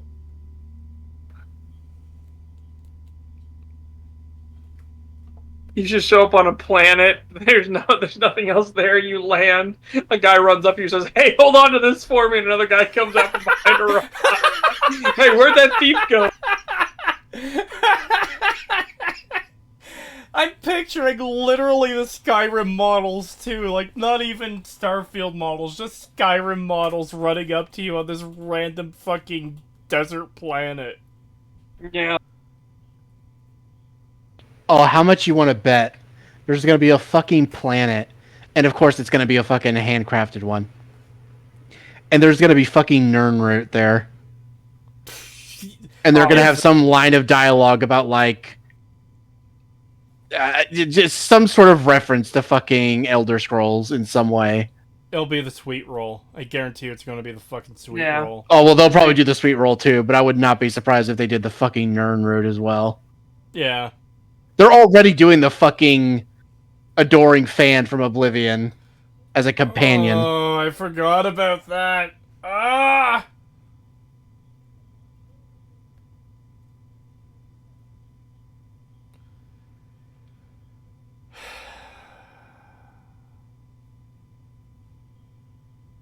Yeah, I remember now. That was one of the things everyone was talking about on Twitter after the direct is, oh my god, the adoring fan is back. Isn't that so cool? Yeah. Why are people so easily fucking pleased? Like, I don't feel like I have absurdly high standards. I don't fall for the key jangling. Yeah. Are you serious? What? At Pagan, Nirnroot was already confirmed to be mentioned in Starfield. I believe Direct has it. Oh, God. Are you serious? I was partially joking. If they actually have fucking Nirnroot in Starfield, fuck this game. Just completely fuck this game. Guess let's grab this before it gets out of hand. Or, too far back. 5 Australian from Austin Oostentine. Oostentine? Arch legit needs to shut up and stick to just lore, which is what he's really good at. His opinions and analysis of games is really hit and miss. Yeah, I would say that's fair. Well, the stuff you said about, like, what he's talking about Baldur's Gate, that feels like it damages credibility a lot to me. Oh, it did. Dude, he's like, you should not take anything Arch says seriously ever again because of that. And every time, like, he wonders why you don't take him seriously, you should just point out to Baldur's Gate 3. I'm sorry, I have to do this. Mom, I want to play Baldur's Gate 3. No, we have Baldur's Gate 3 we have Baldur's Gate 3 at home. Baldur's great.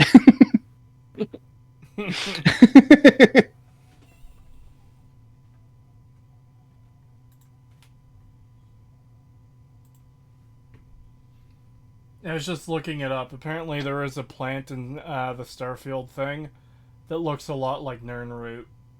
I don't know if it's actually called that, though, but yeah. Oh my god. I hate how Reddit is a default, like, search result for anything. Yeah. Oh, that's the same link I clicked already.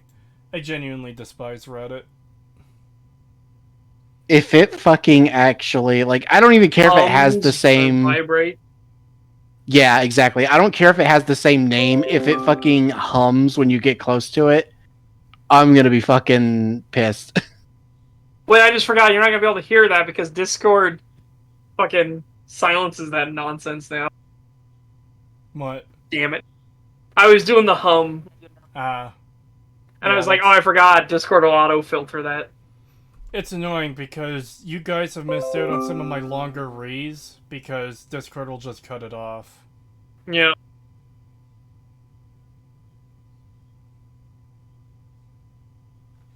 Equally many chances for them to not.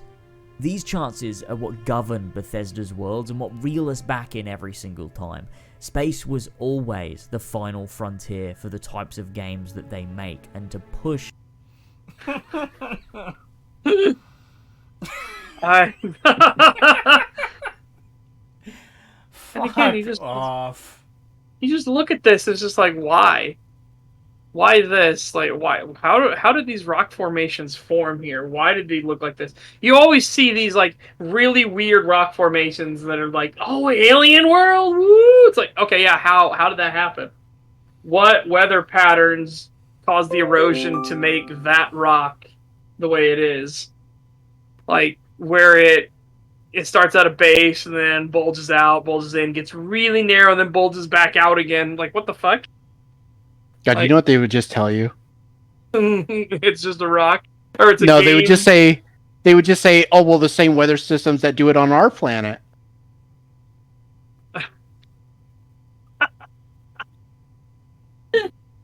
It's like, okay, yeah, show me them then. We don't need to. It's implied. You should just know. Yeah. Forehead. There's something that can't exist in this biome that we're currently watching. They're currently seeing.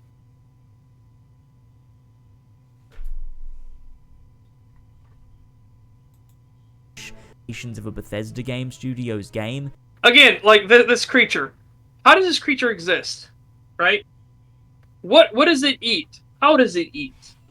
What, like, this thing just screams that it's vulnerable to everything. It screams we needed an alien creature design, so here's an alien creature design with no thought about how any of it works. Yeah. Like, what made it evolve this way? Why does it need this? Whatever this is. It's the fucking Star Wars syndrome alien thing where, as long as it looks weird, it doesn't matter what planet they're from. Star Trek does that, unfortunately, too. Like with the one guys who have the lip flap, the flap that goes from their nose all the way down to their chin that covers their mouth. It's like, that's stupid. You wouldn't evolve something that makes it harder for you to survive and eat. Eating watermelon as that creature must fucking suck. Eating anything as that creature must fucking suck. I was just thinking something like, with a watermelon slice, they tend to be very white. Eating corn, like a cob of corn, as that creature must suck. Their entire diet consists entirely of Go-Gurt. Little Go-Gurt tubes. Go-Gurt and cheese strings. Yeah. They are constipated as fuck, which is why they're so pissed off.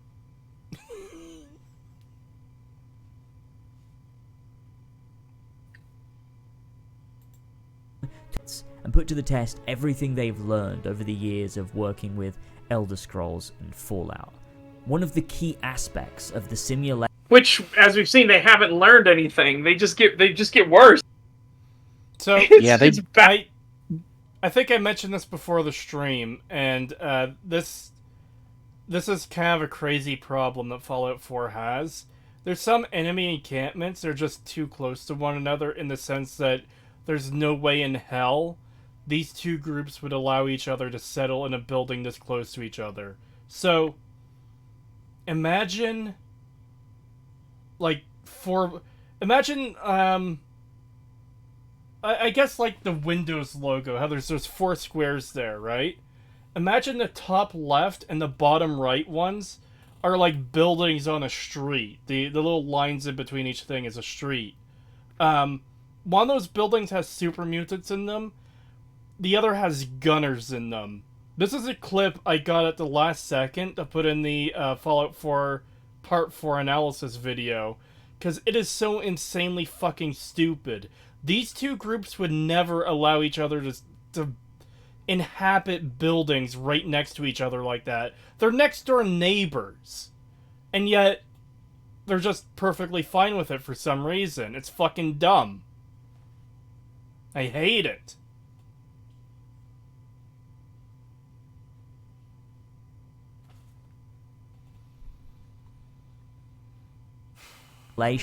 of space as a video game environment is isolation. To be in a vast sea of unknowns with undiscovered territory just within reach.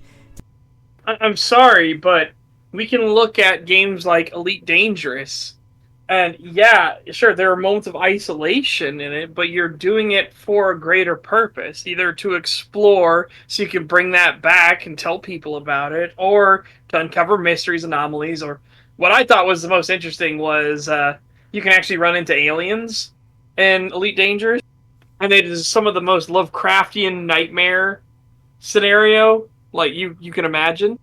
You're warp jumping to another system or whatever, right?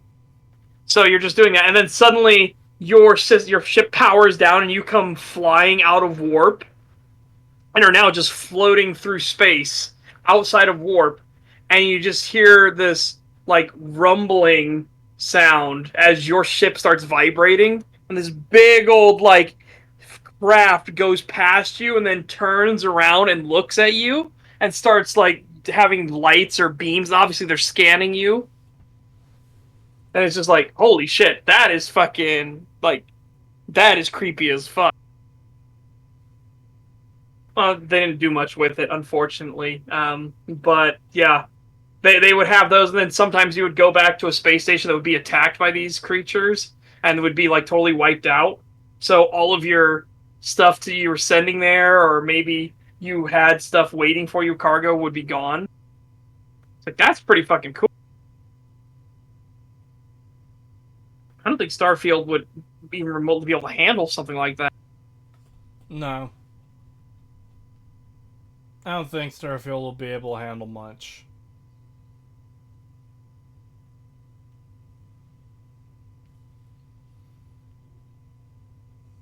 $10 from Scootmeister, thank you.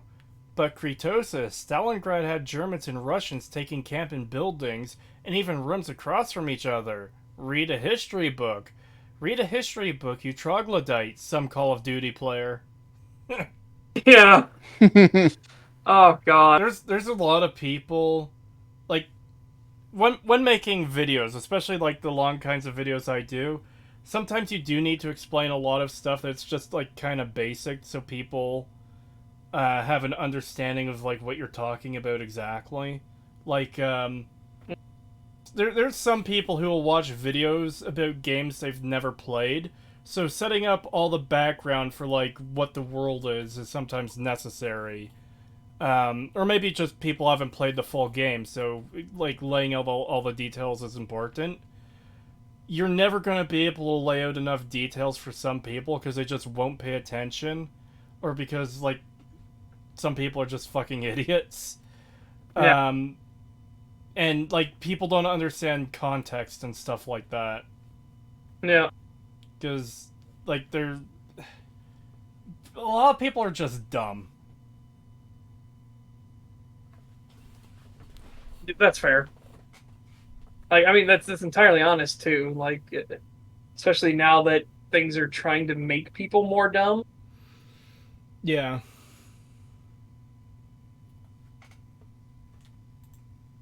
Ship drifting in space to gaze out at the stars and to feel alone. But it's not a fearful sort of alone. It's not loneliness, it's tranquil, it's calm, it's something that you can't really deliver in a smaller and more traditional open world. And How do you know that's what it's gonna fucking be when the game isn't out yet? Yeah. Because, like, remember, a lot of the stuff we're saying about the game is based on implications from the direct.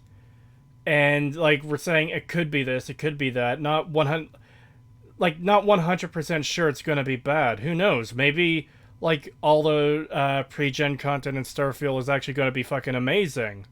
Or, sorry, the procedural generated content. Maybe it's all going to be amazing. I just don't think it will, based on what we know and based on what we've seen. But this guy's saying, oh yeah, it will be this, it will be that. It's not, like, scary loneliness, it's a tranquil loneliness. How the fuck do you know? Do you have access to some information we don't?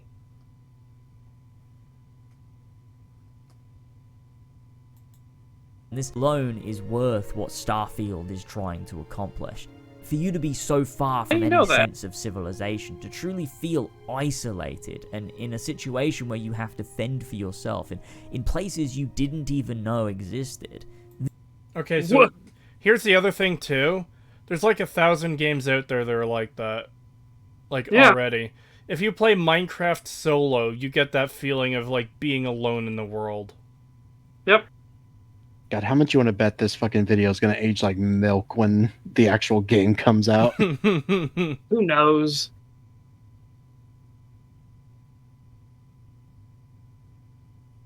This of Starfield, and this is how it uses emptiness in a way that bolsters the experience, to convey the sense of boundless freedom and vastness of space that only somewhere like space can actually offer. No Man's Sky is a game that acts as a close analog, and after the patches, updates, and expansions, it's almost as if that game lost an element which made it resonate with me so much on release. That's the exact moment I stopped previewing this video. Oh, my no. God. Because they updated it and they allow you to interact with people and everything now and other, like, civilizations and stuff in space. That's what lost it for him. Oh, no. He's literally arguing for fucking no content and broken releases. Fucking hell. Yep. Just wow. That's the way it be. Yeah. Nothing quite so eerie and lonely as an empty Gary's mod server. I don't know why I almost said Jerry there. Not especially a Gary's Mod roleplay server. Yeah. That's when shit is really fucking weird. Especially when you go around and you see people's like houses and builds and everything. And when I say builds, I'm not talking like they built their own house. I mean like they set up like a newsstand where they're selling newspapers, or like a little shop for themselves and everything like that. And you come on and you just there's nobody there. You just go through like this world that had people and now it just doesn't. Oh, it's a weird fucking feel. Wait, does this guy prefer games with next to no content? Well, he does appear to like Fallout 3 and 4. Yeah. Yeah, I've never actually... Sky on Sorry about that. I've never actually gone on Gary's Mod roleplay servers because I don't do the whole roleplay thing. But I have loaded up some of the maps to explore them.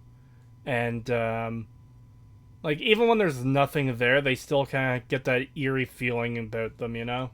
Mm-hmm. Especially if they're maps that are designed for very specific settings or aesthetics. Yeah. Like the maps that are designed for City 8.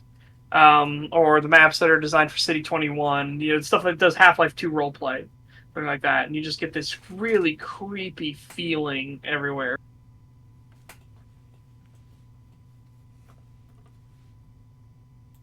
sky on release was one of the true alluring things about it. The vastness, but also the emptiness.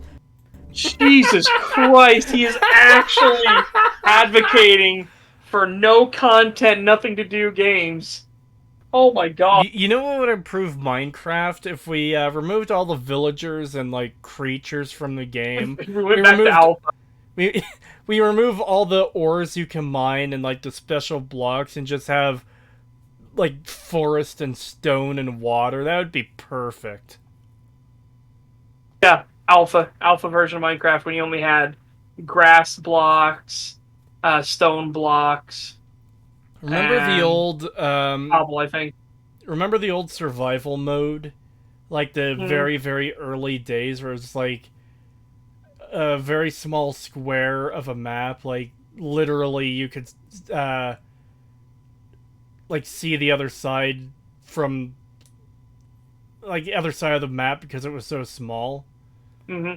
And like I think red mushrooms damaged you and brown mushrooms healed you, and like it's just extremely basic, but like that was the start of what Minecraft as we know it was. Yep.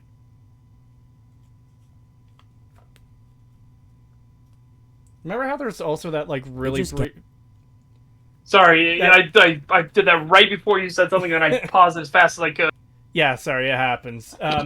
Remember how there's also that really brief moment in time where they added like the weird 3D models to Minecraft, like not the creatures we see now, but like actual models of there's like a dude. They didn't have moving animations. There's a dude in like mid running stance, and he was recolored a couple times. And Yeah, I in, remember. like a frog hat.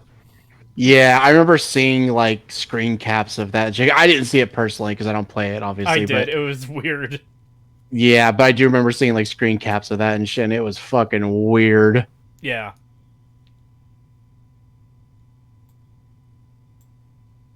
One of the true alluring things about it. The vastness, but also the emptiness. It just gave you time to sit and reflect and think. Sadly. Okay. I'm going to tell you something fucking earth-shattering. You can, like, turn off your computer monitor and do the exact same thing. Yeah. Like, you could just sit there and think.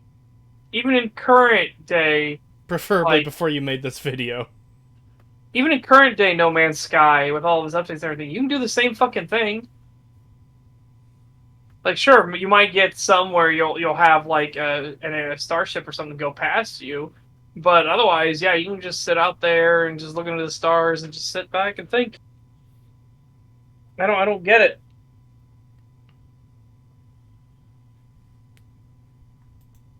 That allure was somewhat fleeting and at the cost of actual things to do. Starfield looks to remedy this by balancing your things to do with the opposite, and by doing so, you make nothing, you make emptiness, a core feature of your game's experience in a way that no other game can really do. Okay. I'm getting really annoyed with this emptiness as a fucking feature thing.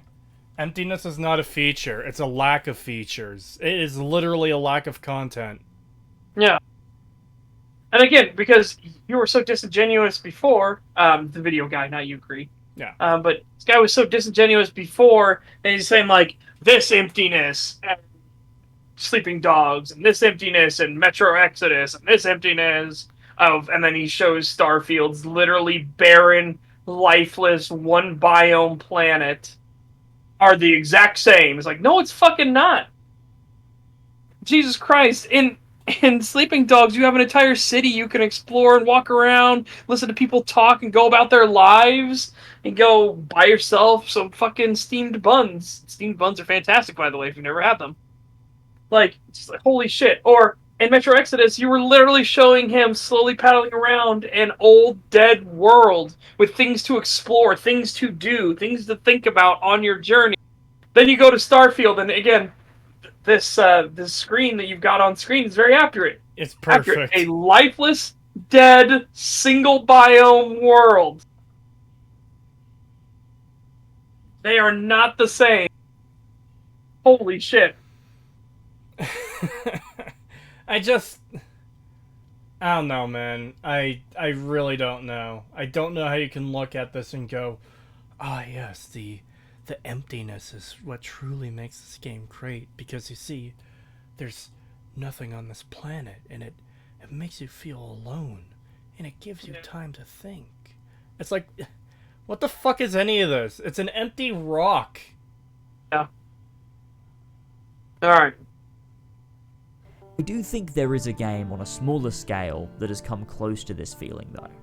And that's Red Dead Redemption 2. It manages this sense of... Fuck off! No.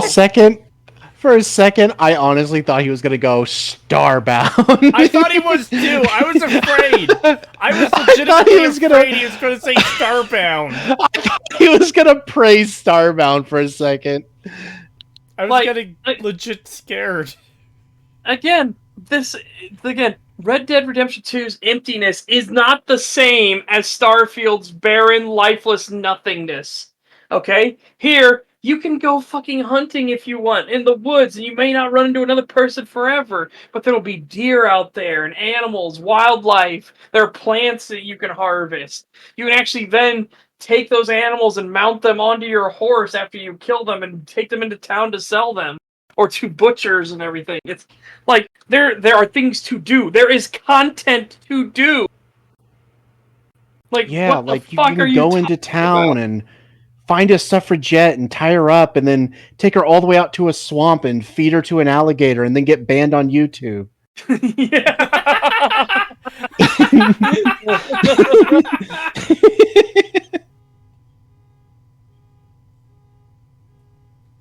It is incredible the level of this has to be intentional dishonesty. It has to be. I can't assume that somebody is this dumb. There's a couple super chats to grab. I want to grab this one first.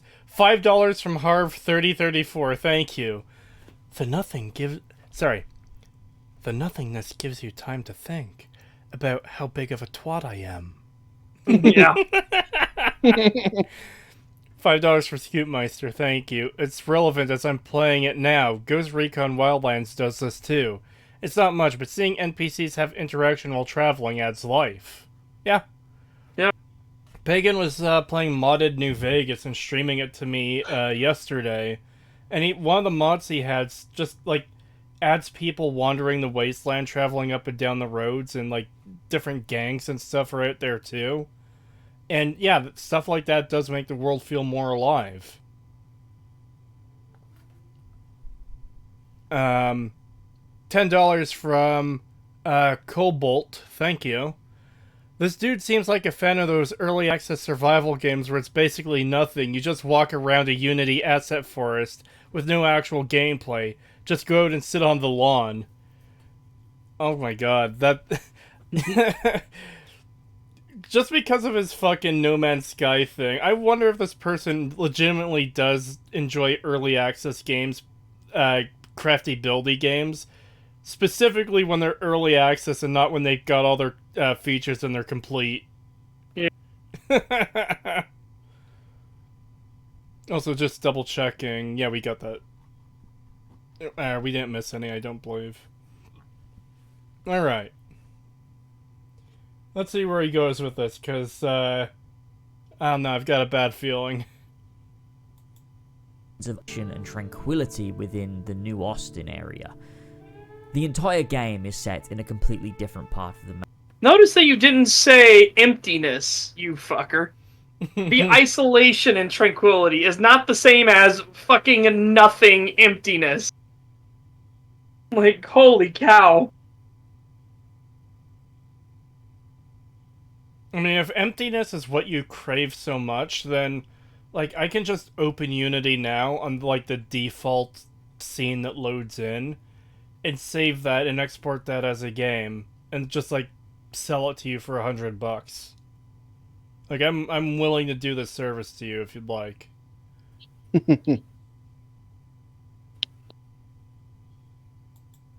Map. Organic events happening, stuff to stumble across, missions and quests and people to speak to. But when you go to New Austin, at the end of the game, after you finish the epilogue, as you wander the plains or stroll through Armadillo or make your way down to Tumbleweed, you feel truly alone.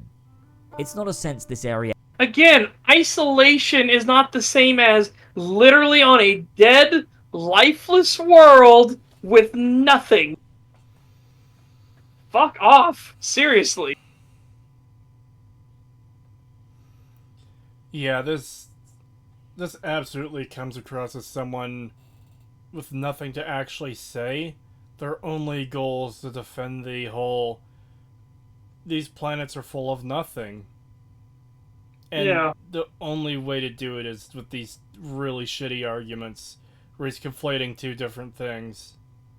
Yeah.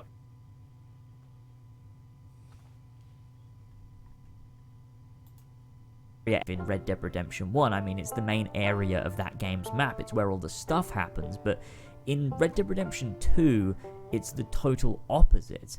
It's not the main map. It's this area that is so completely dead compared to the main world space. But that is precisely what makes it feel so completely alive. As you... What?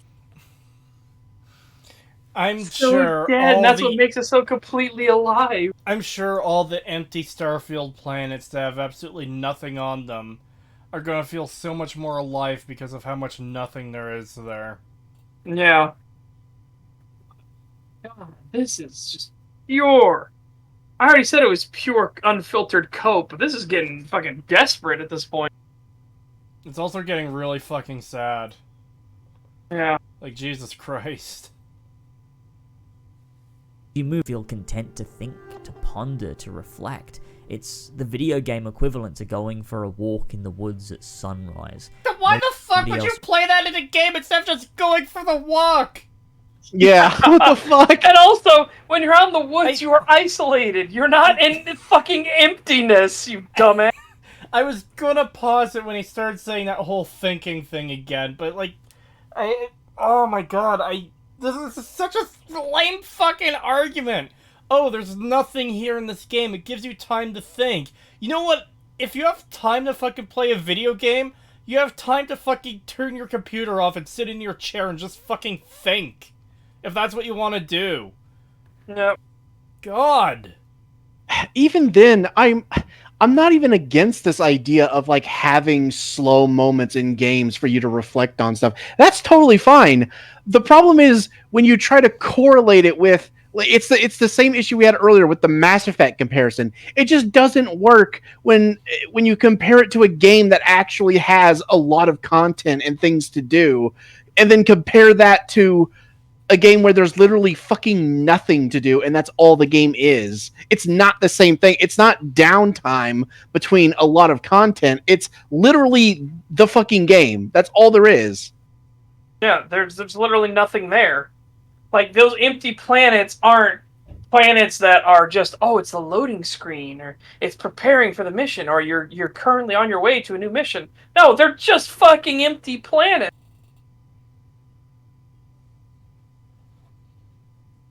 Ugh. Around you, it's somewhat transcendental without getting too deep. I'll point you over to Transcendental without getting too deep. Shut the fuck up. My God. God, you are a bottom. I'm not actually sure I've ever fucking heard that word before. Hold on. This is so fucking, like... This is Neo Jesus levels of pretentious jackassery. Yeah, it's just very, very pretentious. He's so far up his own ass. Okay, hold on. I've used the Google foo to find out the definition for transcendental. Relating to a spiritual or non-physical realm. The transcendental importance of each person's soul. Yeah. In Kantian philosophy, presupposed in and necessary to experience. What? Hold on. What? walk in Yeah. the woods at sunrise. Nobody else around, just you. It's somewhat transcendental without getting too deep. How very photosynthesis of you. Going. The empty space in Red Dead Redemption 2 is similar to going for a walk in the woods because it allows you time to think. It is almost transcendental. It is almost relating to a spiritual, non-physical realm. Yeah. This fucking super chat. $5 is from Cobalt. Thank you. This guy should go into a cornfield and sit there until coyotes eat him. A deep immersive experience.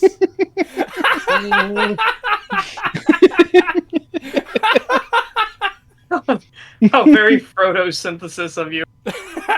But see, the reason I brought the photosynthesis joke back was because he's trying to get super philosophical and fucking mumbo jumbo horse shittery up in here. And it's just like, okay, instead of saying philosophical, we're going to do it like he is. And so, how very photosynthesis of you. I don't know. I think photosynthesis is a fucking winner. Holy shit. That I is just pretty have good. this fucking like scenario in my head playing where he's just laying in the middle of like a cornfield where it's been like pushed down, you know, like where there's just this little area and he's just staring up into the sky and he's so philosophical, and then, you know, coyotes just come and they start like pulling at his feet and legs and arms and just like tearing him apart, and he just continues to like solemnly stare into the sky just with this like at peace expression on him the whole Oh my time as he gets God. ripped apart. That's literally the best character. Well, the only real likable character from the Mario movie. Fucking, you'll all be sacrificed. Ah, finally, mercy. I had a different interpretation in my head, Pagan. You know how cartoons portray piranhas? Yeah. I just imagine like a pack of 30 coyotes just sweeping over him and just leaving the skeleton behind.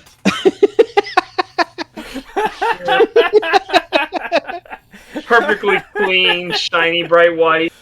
Like just imagine it as like a picture in an image editing software. He's lying there in the cornfield. You just take the fucking PNG of the coyotes and slide it over him. And once it's done, like, once they're just completely, like, past him, it's just the skeleton. He's just completely at peace knowing that he's fulfilling his dream of becoming a Bethesda storytelling skeleton in the real world.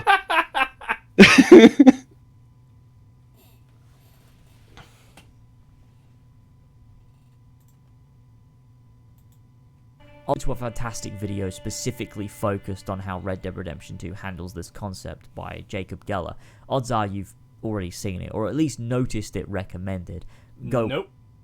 No, Never even heard of them. neither or. Also, again, loneliness is not the same as emptiness. Holy shit. You were actually arguing for a lack of content and said it was a great thing on No Man's Sky's launch. Fuck off. Stop trying now to realize that you sound like an idiot and trying to spin it off into something it's not.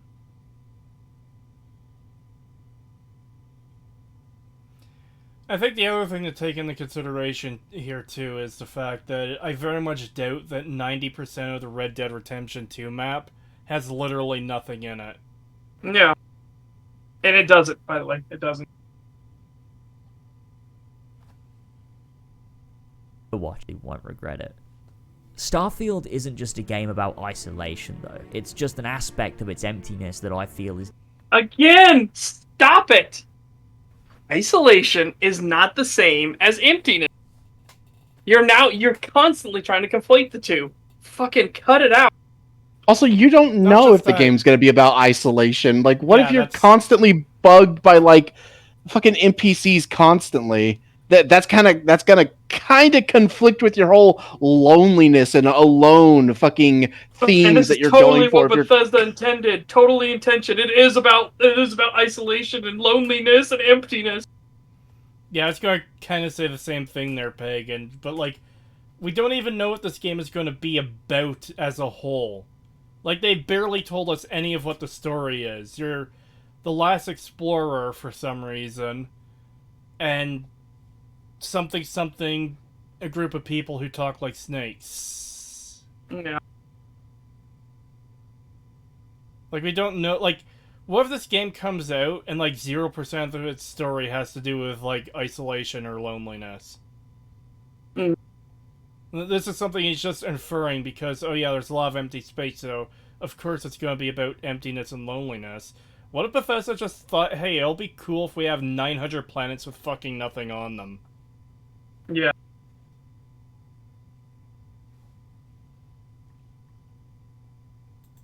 Is deeply in a game of this nature, but what it also does is use emptiness to give the opposite more meaning. When you encounter something in the middle of nowhere in Skyrim, it feels meaningful because you feel like you stumbled across something totally random that No. No, it doesn't. Because, again, it's not totally random. I mean, other than the fact that it's a random choice pool, but it always feels artificial and scripted and, like, a lot of times out of place. This also applies to Fallout 3 and Fallout 4. Yeah. Like, not even taking the Arctic counter in Fallout 4, you can run into, like, 3 super mutants just randomly traveling the wasteland. I've even found them just outside of Sanctuary, like, literally across from the Red Rocket gas station, where, like, they're just there. And, like, you kill them, and they have the kill loot return node on them. It's like, that... okay? I don't know, that doesn't really feel all that meaningful to me in a game where nothing is meaningful. It doesn't feel like a unique experience in a game where everything is just an enemy to kill.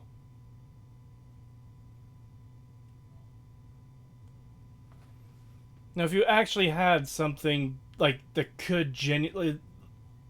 What if there's a scripted quest that you can get in the game where the quest giver has no determined spawn point? They do appear on one of these random locations and you have to, like, just hope for them to... Not even hope for them to spawn, but, like, you just run into them randomly on the road. Even that would be better than what we have in Skyrim and Fallout 4. You know? Yeah. Because at least that would be something that's more than, oh hey, here's a character with pretty much nothing to them, and we're not going to tell you anything about them because we don't care to. Hey, the Arctic counter, do you want to learn more about this person? Fuck you. And I love that feeling, but how does that feeling sweeten when placed in a world the size of Starfield's? Well, I can't be sure, but what I'm hoping is that the meaning... Look at this creature! To be... Hold on. Look at that fucking creature. And tell me, how the hell did it evolve to be like that? Sure, but... Look at this fucking thing. What the shit is that? What the fuck? Yeah, it just looks like shit. This is a twin-tail herbivore. It doesn't even actually have a fucking creature name. Just a description of what it looks like and what it eats. What I'm is that the meaning increases tenfold. To be in... Well, you're hoping. Again, fucking replace that H with a C, buddy. the darkness of space and come across a ship that you can communicate with and potentially board for conversation. To be on a seemingly empty world and come across a settlement full of people to trade with, to talk to, with potentially quests to uncover. To dock at a space station and explore the huge interior, all of these things just waiting, not made for you but existing independent of you. They're literally made for you. They were completely and literally made for you. What are you talking? Again, Bethesda has a big problem where they will only ever put any thought into anything that remotely will be useful to the player, and they barely do that at times. So, like, in Skyrim, There are no cooperages.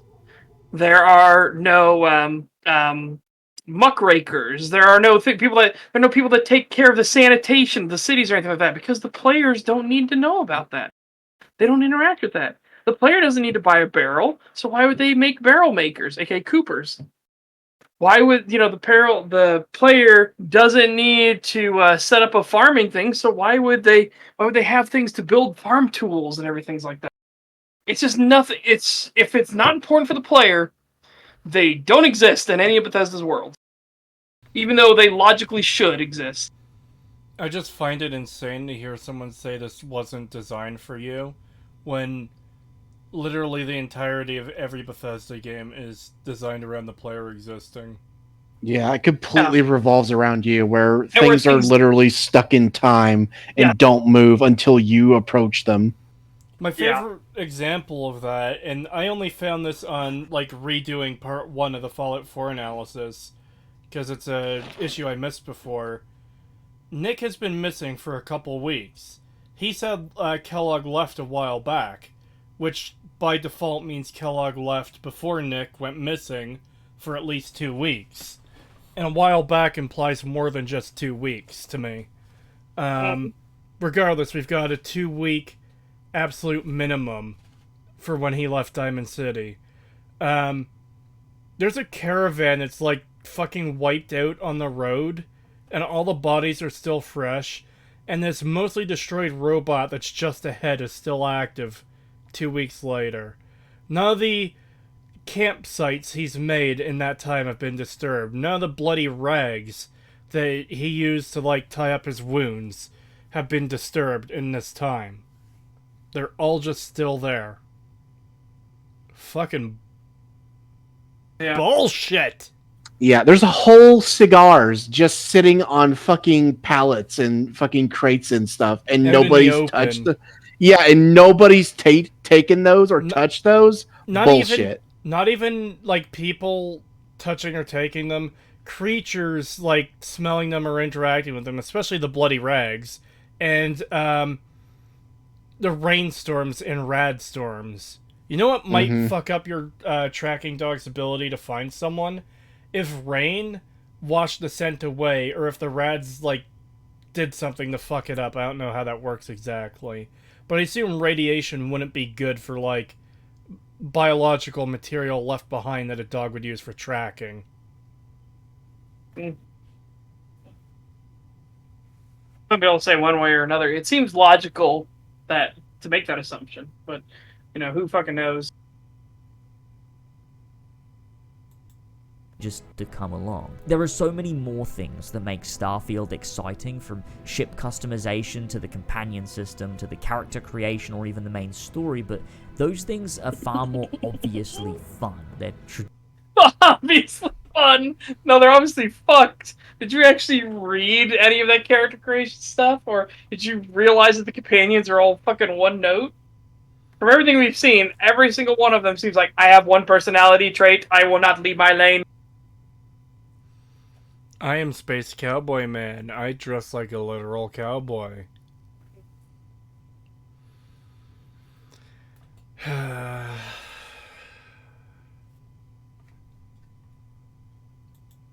tradition.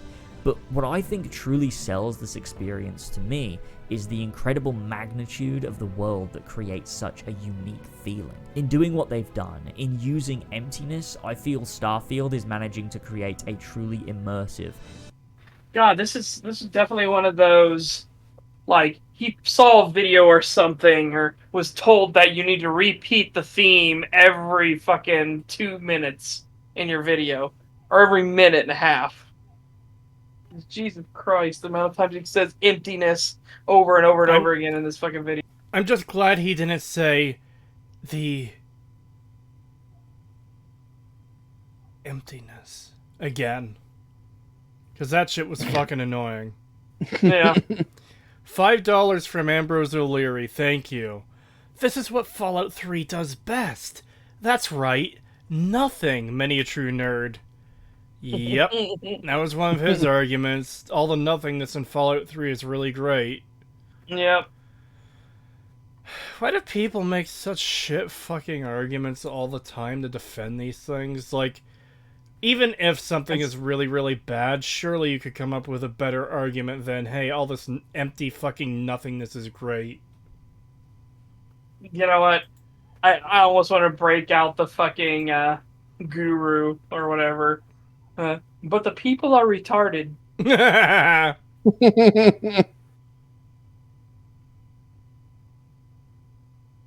Worthwhile open world space exploration RPG. This, of course, won't be for everyone. Wait.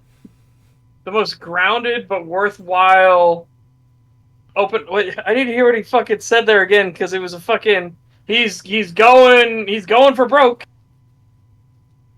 And worthwhile open world space exploration RPG. Jesus Christ! Holy Jesus. shit! All them caveats there, buddy. Hold up, back up a little bit more. Is the incredible magnitude of the world that creates such a unique feeling. In doing what they've done, in using emptiness, I feel Starfield is managing to create a truly immersive, grounded, and worthwhile. Immersive, grounded, and worthwhile. Hang on, I want to get this fucking nonsense salad we've got going here. Yeah, let's write it down. That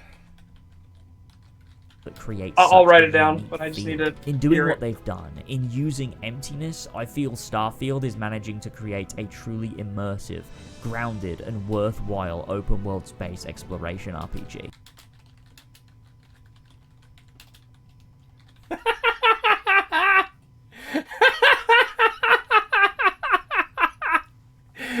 Just seeing them all listed there fucking together. Because I wrote them down too. Immersive, grounded, worthwhile, open world space exploration RPG. Fucking hell. Yeah, it's fucking insanity. Like the amounts of fucking caveats to be that it's a terrible RPG, but it's open. Sorry, it's an immersive, grounded, and worthwhile open world space exploration RPG. It's not just an RPG. You can't compare it to other RPG. It's God, like Lasers, you're a fucking dumbass. it's almost kind of like how like it's a lot of Marvel, Disney, Star Wars stuff does this where it's like, yeah, this was the #1 XYZ thing on Disney Plus this week. Yeah, Yeah. it's like if that's the only thing that is that, then yeah. It's the most viewed female-led space drama fucking whatever this week, most viewed this week. It's like, sure, okay. So it's the most viewed thing where it's the only one of its kind being made right now.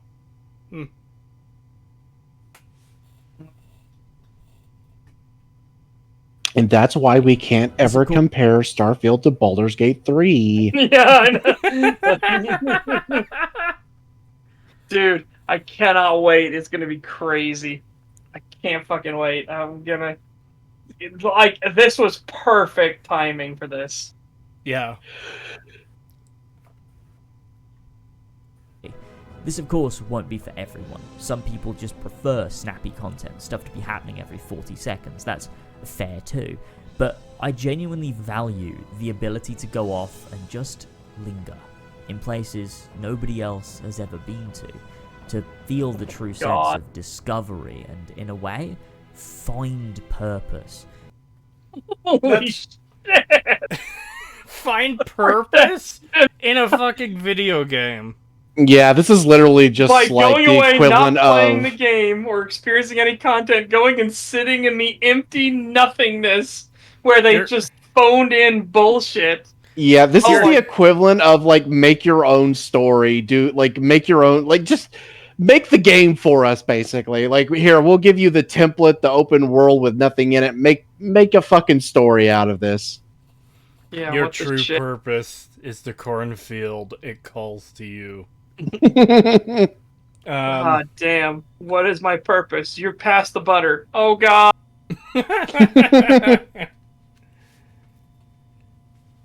There's something else he said in there I wanted to grab too, and I've already forgotten. Fair. Some people just prefer snappy content, stuff to be happening every 40 seconds. That's fair too. But I genuinely value the ability to go off and just linger in places nobody else has ever been to. Places nobody else has ever been to.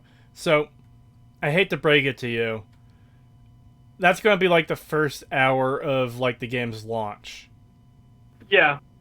Because, unless you go insanely off the beaten trail, like, we're talking about a game that's probably going to have millions of people playing, like, the first day.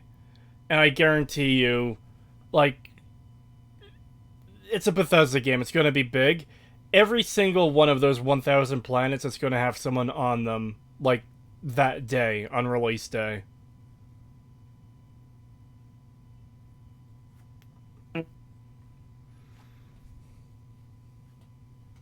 Yeah, I don't know. It's also just a weird thing, too, in general, saying, oh yeah, I'm seeing something no one else has ever seen before, when, I mean, technically that's not true, because, you know, the game has developers who made it.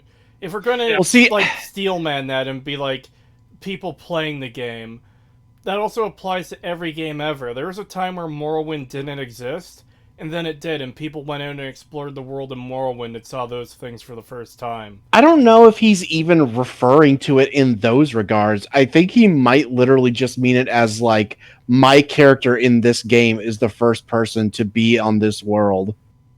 The fuck does that even mean, though? That's nothing. I know, it's literally nothing, but it would not surprise me if that's what he means. I'm the first person in this universe to, go onto this empty planet and make a dick-shaped building. I don't know, that just has... To me, that has exactly as much meaning as what he said, if it's the same thing of, like, my character in this universe rather than me personally. Yeah, like I said, it's not... It doesn't help his argument in any way. I just think that's what he might mean. I don't know. That almost actually seems kind of sad. Oh yeah, it definitely seems sad.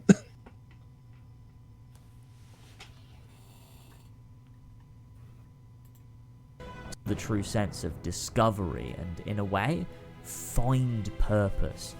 To lose yourself in a vast, unknowable void of chance. Unknowable void. Hold on. What the fuck? I just realized he's gonna say some more bullshit Yeah, there. you cut it Lose off. yourself in a vast, unknowable void of chance. Chance. Fuck off. And also that fucking music. Yeah, music makes feels bullshit. Oh, it's making me feel something. Pure fucking seething rage. Don't you like our emotional manipulation? God, it's so fucking pretentious and dumb. I hate it. Hate! $2 from Cobalt. Thank you very much. Thank you. Truly one of the video games of all time. Yes, it's certainly one of the video games that has been made and released. Yep.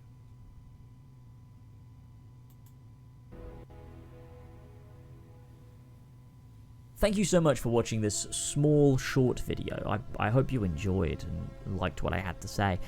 No. No, it was awful, and you're an idiot.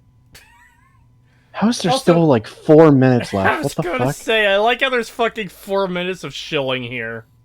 Yeah, this. I oh am God. curious as to what this will be. There's plenty of field that's exciting. I'm looking forward to a ton of different things from this game, but I think this was something that spoke to me when watching that Starfield Direct, which, like I said, Pagan. Spoke to me. It fucking spoke to me. You came up with the perfect fucking name for this pagan. Empty space, empty head.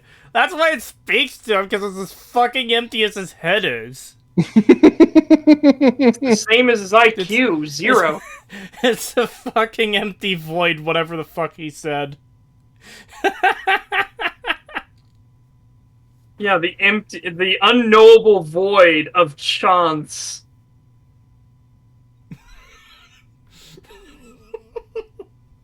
I like that he's literally just being like, I was so inspired by the nothing. It's literally like, it's literally modern art. Yeah, that it's one, it's that guy people who staring dropped at his a blank glasses canvas thought and it being was like, "Oh my god, it's so inspired." It's people staring at a banana taped to a fucking wall. Yeah. I can't remember if we talked about this on stream before, but you remember that post where like some guy forgot his glasses at this art Yes, museum? that's what And I was referencing. Wait, you were? When? Yeah. Well, Peggy was talking about the thing of the canvas. I mentioned the guy who dropped his glasses. Oh, I didn't even hear that. Sorry. But I'll complete the story anyways for those who haven't heard of it, and for those who would like to hear it again, because it's fucking funny. Dude, like, dropped his glasses at the museum in, like, a corner, and then, patrons of the museum, I should say art gallery, not museum. Patrons of the art gallery started crowding around it and taking pictures, thinking it was some pretentious fucking art piece. It was a guy who literally just dropped his glasses. It's so fucking dumb.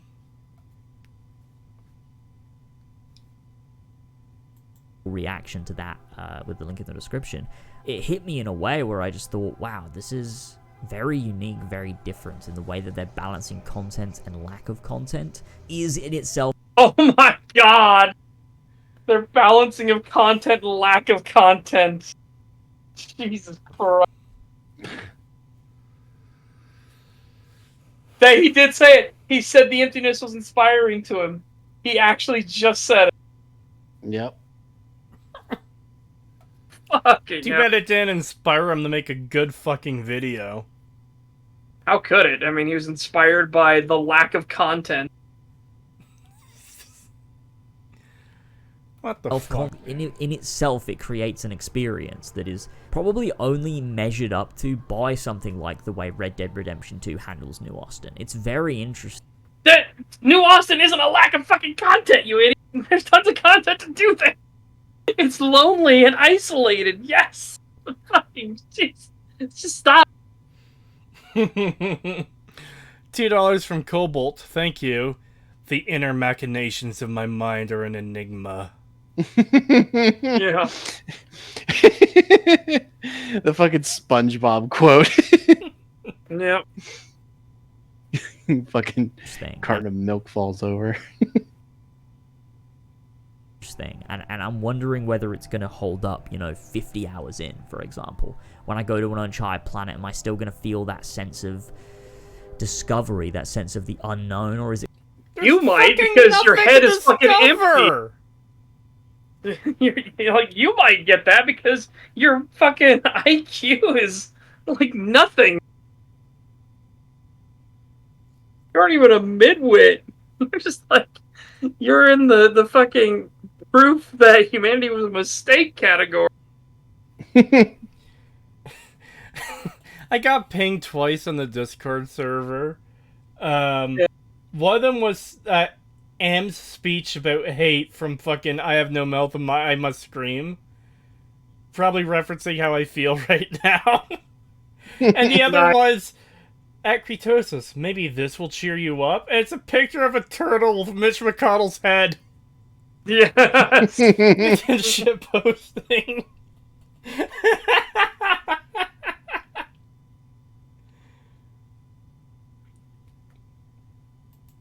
Is it going to mold? I really hope not. I really hope it continues to feel strong, I really hope even not. far into the game. Even if it's in a slightly different sense. Who knows? I know I don't often make these smaller essays and these smaller videos these days. I'm usually focusing on the large ones. But I really did just... Remember, he thought this through, everybody. That's how fucking shit Laser Z is. He thought this through. Well, it all... Like, he said this is one of his shorter videos. This is 16 minutes long. It's like, if this is the quality of your short videos, what the hell are your long videos like? Yeah, how awful are they?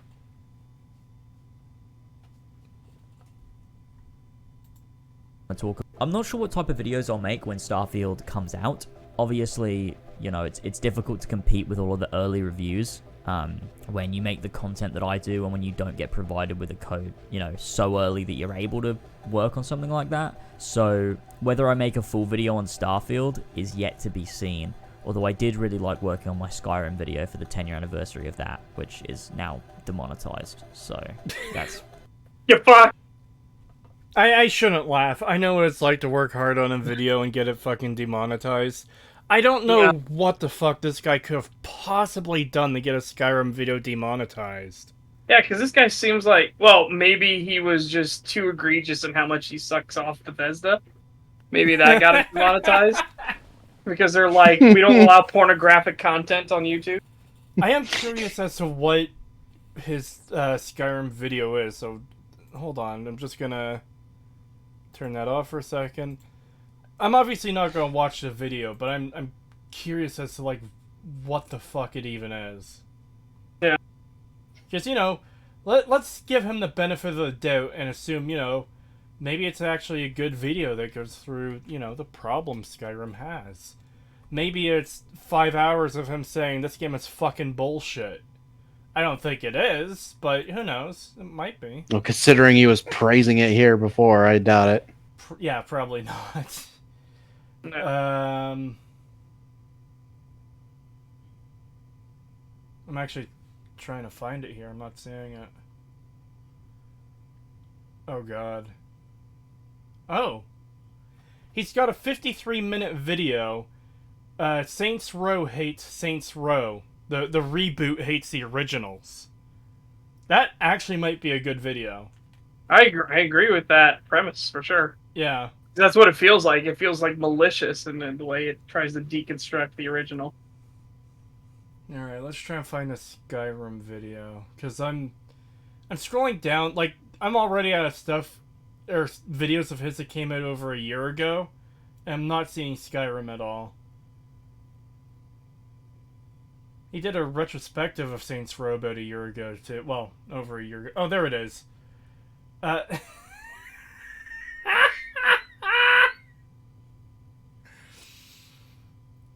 love letter to the Elder Scrolls V Skyrim, 10 years later retrospective, 31 minutes and 15 seconds long. Of course. I mean, at least he appears to have a decent take on the fucking new Saints Row. It's not all bad.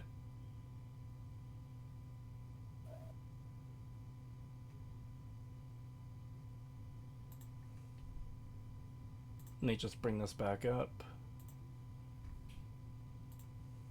Sad. But let me know your thoughts on Starfield. Let me know if this video It looks dog shit. opened you up to a new perspective. It does not inspire confidence at all. If this was Bethesda putting their best foot forward, man, the future of this game looks pretty fucking grim.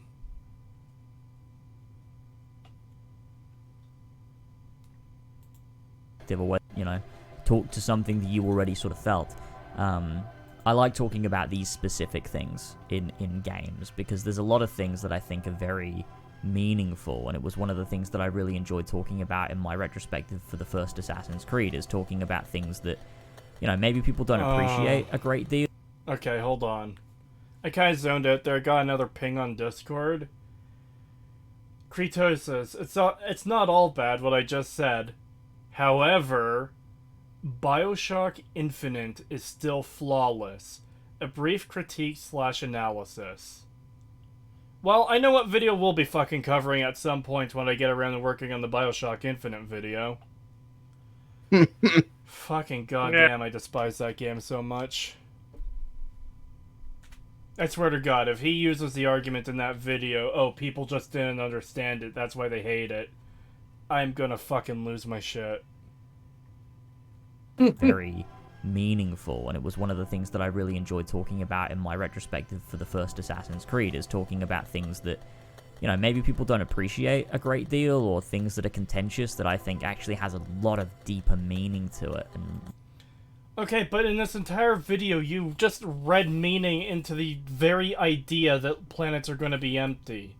Like, none of what you said invented that whole... Yeah, this entire video is just your invented feelings from the statement, like 90% of these planets are empty. Or are not handcrafted, and showing us a bunch of empty planets and people complaining about that.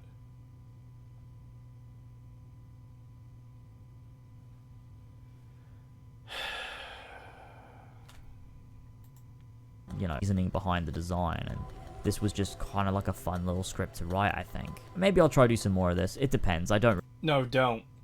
Actually make good content, please. It's much preferable to whatever the fuck this video was. Really know. Smaller videos on my channel don't tend to perform super well. It's usually the big videos that have more of a chance of, you know, doing bits and performing well and having people see it. But this is stuff I enjoy too, so I'm sure I'll do some of it here and there. Anyway, I got plenty of stuff in the works, plenty of stuff. Alright, I think we're done here. He's just like... Yeah, he's just going on and on, waffling. Yeah, it's kind of rambling at this point, and he isn't even taking the time to, like, edit his things to sound better. Like, he's leaving in stuttering that doesn't need to be there. Alright, give me 1 second. I will be right back. I'm going to refill my water, and then we can start the third video. Okay, Okay, I think he's gone now. We could start the third video without him. Flawless? Fucking really? Yeah, apparently. I sleep. I sleep. Did you fall asleep this time? I was teetering. I didn't fall asleep, but I don't know if I can make it through this fucking third video. I might fall asleep during this one. Yeah. I don't remember how long it is. I think it's like 15 minutes or something. I hope we get through it relatively quickly, because we've been going for almost 5 hours now. Yeah. $2 from Cobalt. Thank you. Mancy's dog turd in grass. Tell me your secrets. Nah. I mean, that has just as much value as this video we just watched. Such as a snake, such as a snake, such as a snake.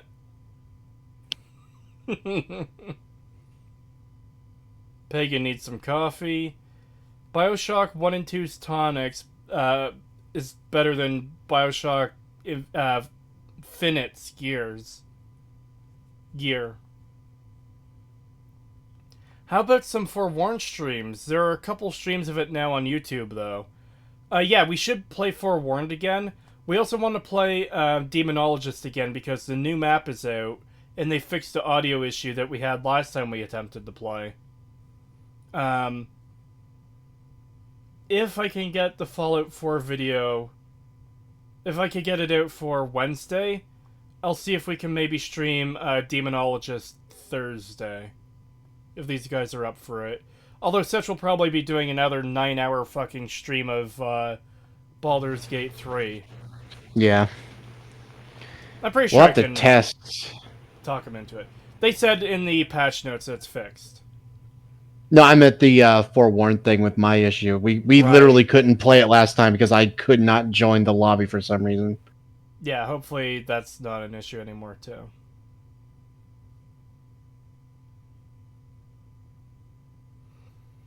$1 from just a guy from Alabama. Thank you. I assume he's still typing. You promised to stream once every 2 weeks, though. Yeah, that's Stag. I'm back. Setch. Yeah. Setch. Ah. If I can get the Fallout 4 video for Wednesday. Okay. Demonologist Thursday? Sure. Because I really want to play that new map. It's pretty fucking sick. You've already played it? With Ben, yeah. God damn it. Okay. But I don't know how to do the map. We only did it one time through, and we didn't know how to do any of the stuff. And it has a lot of interactivity, which is really weird in comparison to, you know, what you're normally used to in Demonologist. But it's good. It looks fucking good. It is. It's got some good old spooks for sure. Nice. Oh my god, I can't wait. I've been looking so forward to it since that patch dropped. Yeah. All right, are we ready, chat, for the next video? I already have it in, by the way. I just gotta push play. Alright, let me know when you're pushing play and I'll put Watch Together back on. But yeah, this next video is all about competence versus incompetence.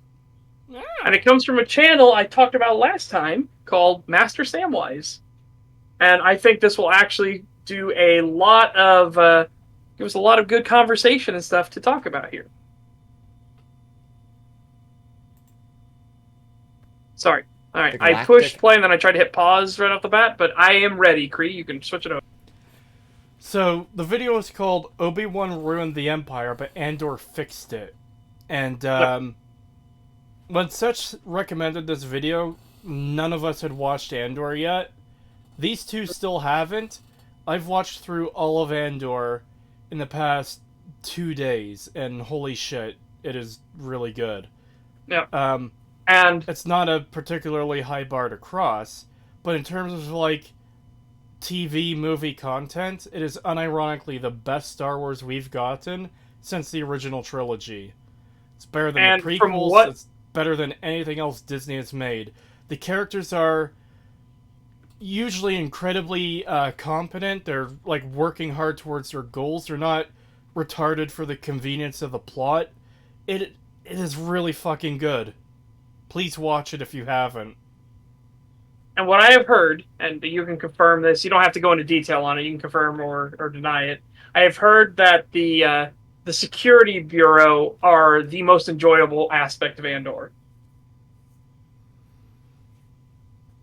There's a lot of enjoyable aspects of Andor, but, like, seeing an Empire perspective that's handled competently and they're not just retarded for the sake of the protagonists, like, doing their thing, is really refreshing.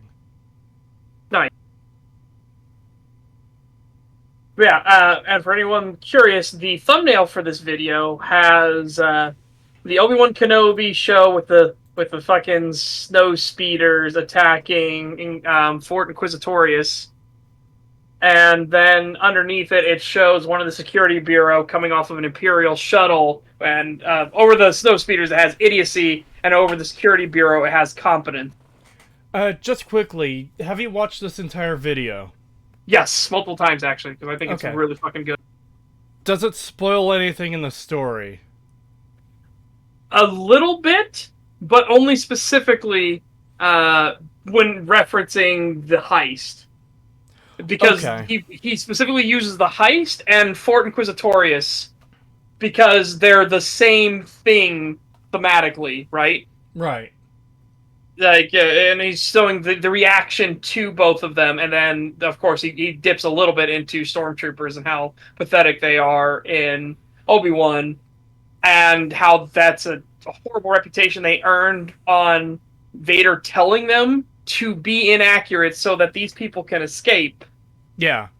We'll get into all that thing. He'll go into that. That's another good example of people just not paying attention to the fucking content they're watching. There's a reason they are missing in A New Hope. It's right there. It is fucking blatant. And yet, a lot of people just took the whole stormtroopers are bad at aiming and ran with it. Like, yeah, there's the other movies too, and it definitely gets worse over time. But, like, that's the start of it. Yeah. Even though in A New Hope, Obi-Wan specifically says that only Imperial stormtroopers are so precise. Yes, literally, yes. And then Mando comes along and makes a joke about how they can't fucking shoot. Yeah. Alright, but here we go. This I think is a really good video, and I think we can have lots of conversations on it, on just the ideas of competency within villains and within heroes as well. Yeah. The Galactic Empire, a fearsome organization intent on bending every system to its will, led by a Sith Lord who orchestrated the overthrow of the Republic and his own rise to power, its greatest weapons supervised by a cunning, ruthless commander, its intelligence division made up of insightful and dedicated officers, and its troops led by one of the most intimidating figures to ever grace the silver screen. Again, absolutely correct. This is what the Empire is supposed to be.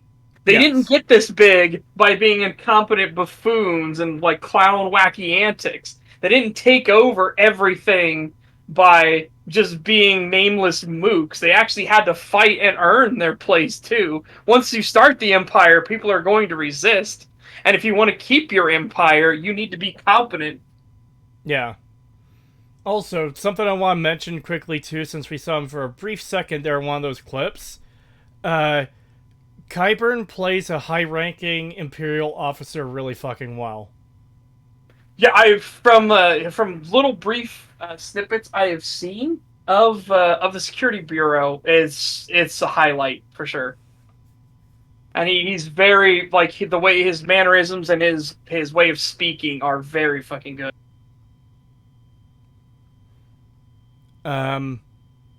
Just to grab the super chat, I already read out the donation thing, but the message wasn't there right away. Oh my god, what a Film Actors Guild, Gods of Time. Yes. Referring to the last guy we covered. Yep.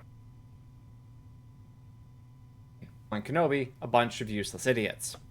Villains within the Star Wars universe rarely exist in a vacuum. They are typically part of a larger organization. Thus, the creators of any given Star Wars production have an obligation not only to tell the story of a particular hero and villain, but also to portray the systems within which those characters operate. Yeah, absolutely. Because again, it doesn't make sense if you have the big bad and his army is just a bunch of monkey people that can't do anything and literally can't get anything done. Then you question, well, how did they take over? How did the Wicked Witch of the West control everything in Oz, right? But that, again, there are a bunch of different like variations of. Oh my god, my brain was rifling through all of them. Wizard of Oz is the name of it. Jesus Christ. Bunch of variations. One of my favorite variations is Oz, where it's literally more like an empire that has taken over. And the Tin Man is a reference, it's a colloquial term for somebody who is like an enforcer, a detective, a cop for the Empire. And now he's no longer like functioning for them. He's helping this new upstart rebellion. It's stuff like that. I love little things like.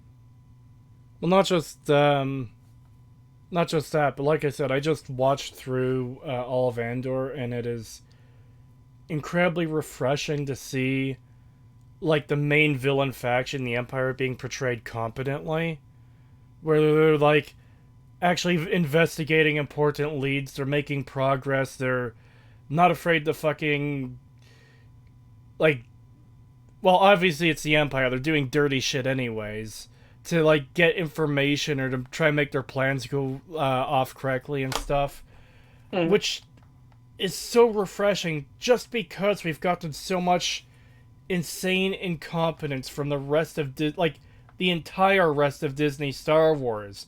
The First Order is a joke all the way through the Disney trilogy, culminating in we don't know which fucking way is up in our Star Destroyers with Death Star cannons mounted on each and every one of them. Yeah. Like, there are no words to properly convey just how fucking retarded they can't find up is. Yeah. And like I said, we have Mando treating the stormtroopers like jokes, where two stormtroopers are, they're scout troopers, but they're sitting there and there's a can on the ground nearby and they try shooting at it and they both keep missing. Ha ha ha, what a funny joke. Excuse me, what a funny joke. Or the ones that race out of that like mountain base on their speeders, and there's like 5 of them and 3 or 4 of them immediately fucking crash and explode and fucking die. Like, Jesus Christ. And just a comment here in chat, Andor had some great speeches like working towards a dawn I won't live to see. Yeah, there's great moments from like all sides in this show. Like, it's just,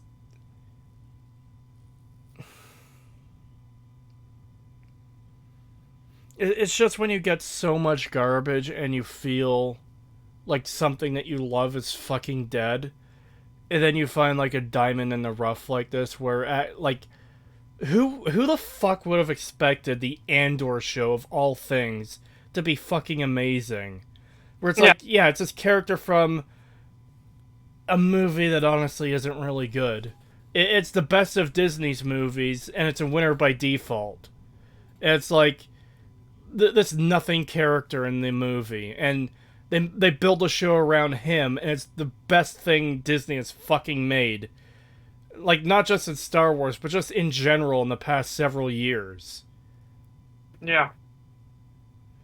And it's almost like Picard Season 3, too, where, like, Star Trek has been in a dire place for quite a while now with the J.J. Abrams movies and STD, and now Strange New Worlds with its fucking gay-ass musical episode where, like, Klingons are dancing and doing a fucking stupid song.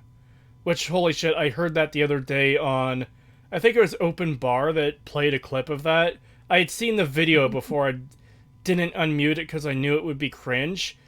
But I heard the audio on Open Bar, and holy shit, that was so much worse than I thought. Yeah. And I realize that comes after Picard Season 3, too, by the way. Like, that was released after. But, like, you get something like Picard Season 3 where it's not utter dog shit. It's like, yeah, these things could still be good. The problem isn't a fatigue of getting too much Star Wars or too much Star Trek or whatever else. It's that everything being made is fucking garbage. And just, like, it's just really nice to get something that's good for once. I wish everything was this good. Of course, you know, it's not going to happen. But even something half as good as what Andor is still leagues above, like, what we're normally getting. Yeah.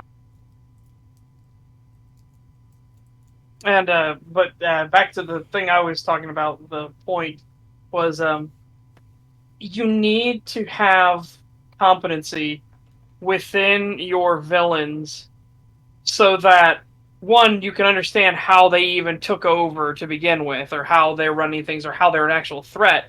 And it makes it more impressive when the heroes overcome somebody who's competent.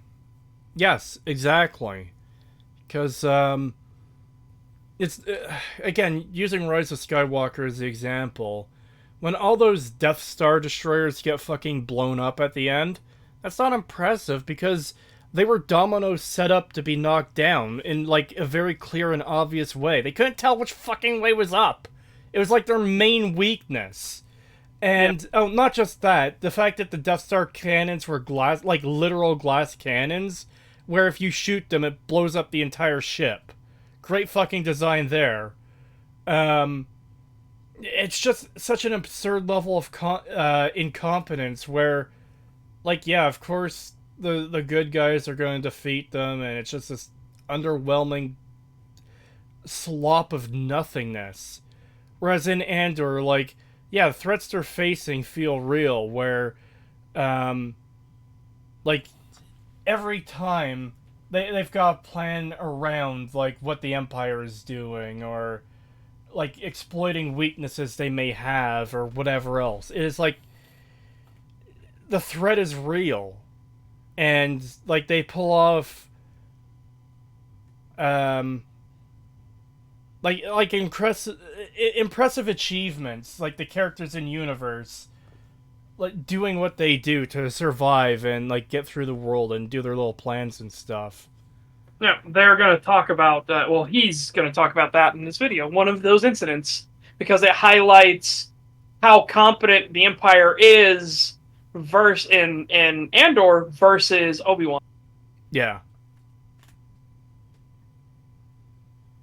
Andor of this concept executed to near perfection. The Imperial system depicted in the show meshes fluidly with the Empire we see in the original trilogy, while also innovating, bringing new ideas and characters to the universe. Obi-Wan Kenobi's Empire failed. Yeah. So essentially here he's just saying that, like, you feel like the Empire in Andor, it could be the Empire from the original trilogy easily. Whereas in I Obi-Wan, it's like, you aren't the Empire. You're just pretending. You're a bunch of LARPers. yeah, I agree 100% with that. It's part of what I was saying, where this is like the best written Star Wars since the original trilogy in terms of TV and movies. Of course, I haven't read any of the books or comic books, and the only game I've really played is Knights of the Old Republic, so I can't really comment on that front.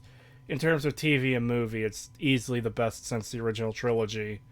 Um, and this is a Star Wars thing that feels like the Empire is genuinely a part of the same universe, as opposed to this weird fucking clown world shit that the rest of the Disney shit is in. Yeah. Fails to the standard of competence or logic. The show focuses exclusively on the main characters with hardly any consideration on the overall system, making it seem like the Empire is made up of morons who couldn't manage a lemonade stand. Yes. To demonstrate this point, we will compare two sets of scenes from the shows. And here's he's gonna do the setup again: the attack on Fort Inquisitorius, and then the heist. I forget what the heist is called. And they call it the incident in Andor. Yeah. Also, And I'm sorry, but Fort Inquisitorius? Really? yeah, that's what it was called in Fallen Order. Was it Fallen Order, or which one was it? Or Jedi Survivors? One of the two.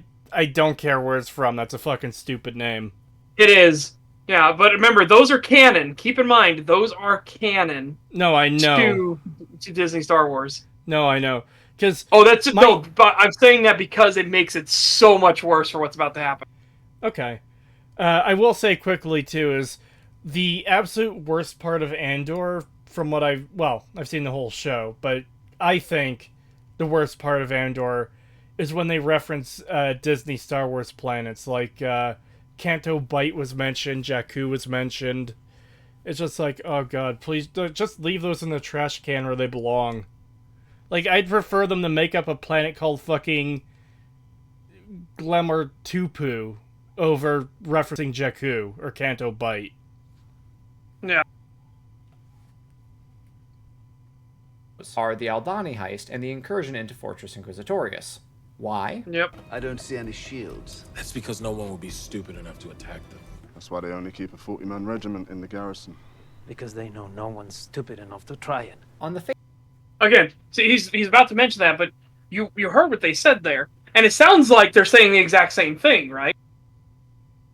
But context is key to everything, and that's what I like about this is he's showing these two where they're saying almost word for word the same thing, but the context is what makes this important and what shows the competency of one versus the incompetency of the other. And regiment in the garrison. Because they know no one's stupid enough to try it. On the face of it, these lines seem to pretty much mean the same thing. The Empire is overly confident and thus is vulnerable. That is incorrect. When Cassian says, no one's stupid enough to try it, he is insinuating that these rebels with whom he is now entangled are planning a suicide mission, whereas Roken's comment was more of a general statement about the supposed strength of the fortress and its inhabitants. Also, just look at this fortress. It's just a fucking a tall pyramid in the middle of the ocean. That's it. The other thing too that I have a problem with this, and I don't know if he points this out in the video or not, but in Obi-Wan they say this fortress isn't shielded because no one would be dumb enough to attack it.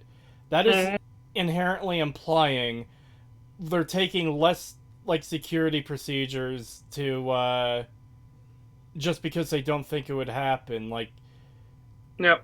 Whereas, Oh, it gets even worse. He'll explain how this is so much worse than you even think it is. well, let me just finish my thing here. Whereas in Andor, yeah, it's not fully manned, but they still have like all their procedures in place. They've got a special like, well, it's obviously a heist. It's sort of a vault they're trying to get into. There's security measures in place to keep that vault locked up, because fucking of course you would, even if like you have less men there than you maybe should. It's not just like, oh yeah, the door is open so you could just stroll in any time, because no one would be dumb enough to attack this place. No, they still have their security procedures that make fucking sense. Yep. Like, even if you have a base with like 50,000 stormtroopers in there with ultra high security and stuff, and you have the option of putting shields over that too, yeah, you're gonna put goddamn shields over it. Yep. But to it than that.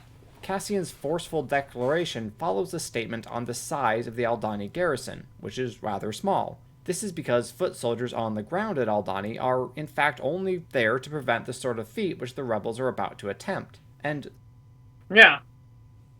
And he about goes into this, but it's just that interesting thing of like, they have the minimum amount of personnel that they're needed there to do the job that they are tasked with.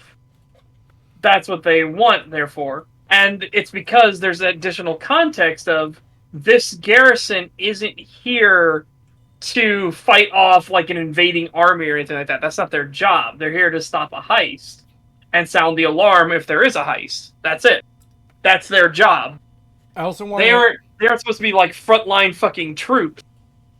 I also want to mention too, it's implied elsewhere in the show that parts of the Empire are absolutely understaffed. Because it would have to be. When you have an empire that's made up of hundreds of systems, like, there's going to be shit that falls through the cracks. There's going to be bureaucracy that gets in the way because it has to. When you're working on a scale that large, things are going to get missed. Exactly. Since a heist of this manner is seemingly impossible, there is only a token force allocated to the base. This should make us ask the question, why is a theft of the vault inconceivable? Well, because the thieves would almost certainly have to fly out of there with the stolen credits, and there's an airbase nearby that would dispatch TIE fighters to easily destroy any craft attempting to leave the atmosphere, that is, in all circumstances but the one the rebels intend to exploit. We see these TIE fighters patrolling, buzzing the rebels who they believe to be shepherds, keeping sharp and practicing their skills. When the heist begins in... Yeah, so he's going to explain this part, and this part is what shows the competency. So, again, you're now being made aware of the threat of like, hey, if we're going to steal this stuff, we're not going to stay on planet. That would be suicide to stay here. We need to get off planet with our heist, with our haul. But there's a threat now. We now have TIE fighters that are going to harass us if we get spotted, right? If the heist goes on. But this, again, here is what highlights the competency of the Empire. This next moment right here. Keeping sharp and practicing their skills. When the heist begins in earnest and alarms begin to go off, the airbase is alerted and immediately scrambles fighters. This happens despite the fact that no enemy ships have been spotted. There is no air threat, and yet they get ties in the air anyway, because Andor's empire is one in which preparedness and careful planning are of the utmost importance. Exactly. Because the Empire knows that if the people steal the stuff and they stay on planet, they're committing suicide. You can't hide that much money on this planet. There's no fucking way. So you're going to try to get it off planet. So the moment an alarm was sounded, immediately scramble the fighters. We haven't seen a starship. We haven't seen anything whatsoever, but we guarantee there's going to be one there eventually, because that's the only logical way to survive when you rob this place. That's the only logical way. That right there is absolutely like that is like peak of being able to think of a situation ahead of time and having contingencies in place. If there is an alarm at the vault, scramble the fighters, because it doesn't matter. We don't see starships in the air. We're going to get our air cover in the air first. Yeah. Because even in the, like, worst case scenario for the people committing the heist, like, let's say their plan was to stay on planet and not get out of there right away, which, why the fuck would you do that? But it's a potential possibility. Having eyes in the sky would help you find them. Yep. Like there's no reason, because now you know a heist is happening. Impossible. Not even the U.S. would scramble jets for no reason. Again, they're not scrambling a jet for no reason. An alarm has gone off at a vault. He's shitposting. Yeah, fair enough. But again, this isn't for no reason. Weakness must be identified and remediated. The only reason the rebels succeed is because the Empire failed to account for the effects on their air support of an event that happens only once every 3 years. The rebels had to be smart, opportunistic, timely, and a bit lucky in order to exploit the one weakness in the Empire's defenses. One that, we can safely assume, will be patched through additional security and safeguards. Yeah, like, they might just be like, hey, if during this event that happens once every 3 years, we'll have a Star Destroyer, like, just above the base. So even though this whole, like, event, this meteor storm or whatever it is happening, we will have it covered. So even if our TIE fighters cannot engage because they go through it and they try to escape, we have a system in place to meet them in the sky above. And you only would need the Star Destroyer patrolling there for the duration of this event. And if it's an event that only happens every 3 years, well, it's pretty easy to, be like, hey, for the next 48 hours, we're going to need a Star Destroyer over at this location. Not just that, but without spoiling anything, this heist does play a major role in the entire rest of the story, where, like, the Empire responds pretty fucking harshly to it, because of course they would. Mm-hmm. Like, in a way that makes sense, too. One of the characters in the Empire comments on it. Yeah, because they don't want to... You don't want to torment people unduly. They want to come down like a sledgehammer, but it needs to be within the same region, right? You don't just... say, hey, there was a heist over there. Go execute all the moisture farmers on Tatooine. Like, well, what? It's not that bad, but I don't want to spoil it. I think it's handled well. No, but what I'm saying is what you don't want. What shows something that isn't competent, just pure villainy for the sake of we need them to be bad guys and do bad things, would be, hey, this heist happened on this planet and they used a starship to escape. I want you to go to Tatooine and execute all the moisture farmers. No, I know. To send a message, and it's just like, what would that do? What I'm trying to get at is they do some harsh things that does affect pretty much everyone, but in a way that I feel does make sense for the Empire. They don't, like, they don't slaughter a random group of people, but they clamp down hard on shit that's that affects a lot of people, like pretty much everyone. Yeah. Yeah, and this video is actually a good video, guys. Again, I am doing this because it will allow for discussion, and you get to see the flip side of it. You get to see a very competent video put together, and it fits well with this video being about competency and incompetence. Yeah, considering the last video we watched was purely incompetent. I think you mean incopiate. Overwhelmance to the Aldani incident that we see the ISB take tells the audience in no uncertain terms that this Empire means business, that they are obsessed with not only projecting the image of strength, but with backing up that image with significant force. They do not take such rebellious acts lightly. They respond with a heavy hand to ensure this sort of thing never happens again. Which is exactly what Obi-Wan Kenobi's Empire doesn't do. Yeah. So now keep in mind what we just talked about, the competency and everything, and then keep in mind what we're about to see with Fortress Inquisitorius. I hate that name so fucking much. It is really bad, yes. I'm referring to Obi-Wan sneaking into Fortress Inquisitorius. If you're an OG of the channel, you'll remember me bashing this scene for being a ripoff of Jedi Fallen Order, a game set 5 years before the events of Obi-Wan Kenobi, and one which had its protagonist invade the fortress through an underwater airlock in the Yeah. So, same exact infiltration method. The same exact way to get in. And then, keep in mind, Fallen Order isn't some, like, offshoot. No, it is in canon, according to Disney. What happens in Fallen Order is canon to the Disney universe.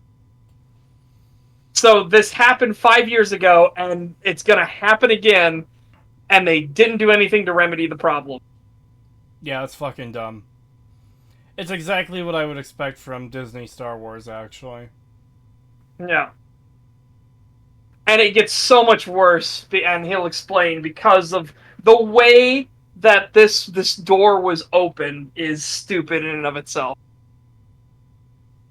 Show, same exact method of entry is made possible by Tala opening a port after she pulls the absurdly silly "do you know who I am" routine on the security guard, and then somehow, despite being an officer stationed on a remote planet who does not even have the level of access necessary to get into the fortress, is able to access a computer and the base's schematics and door controls.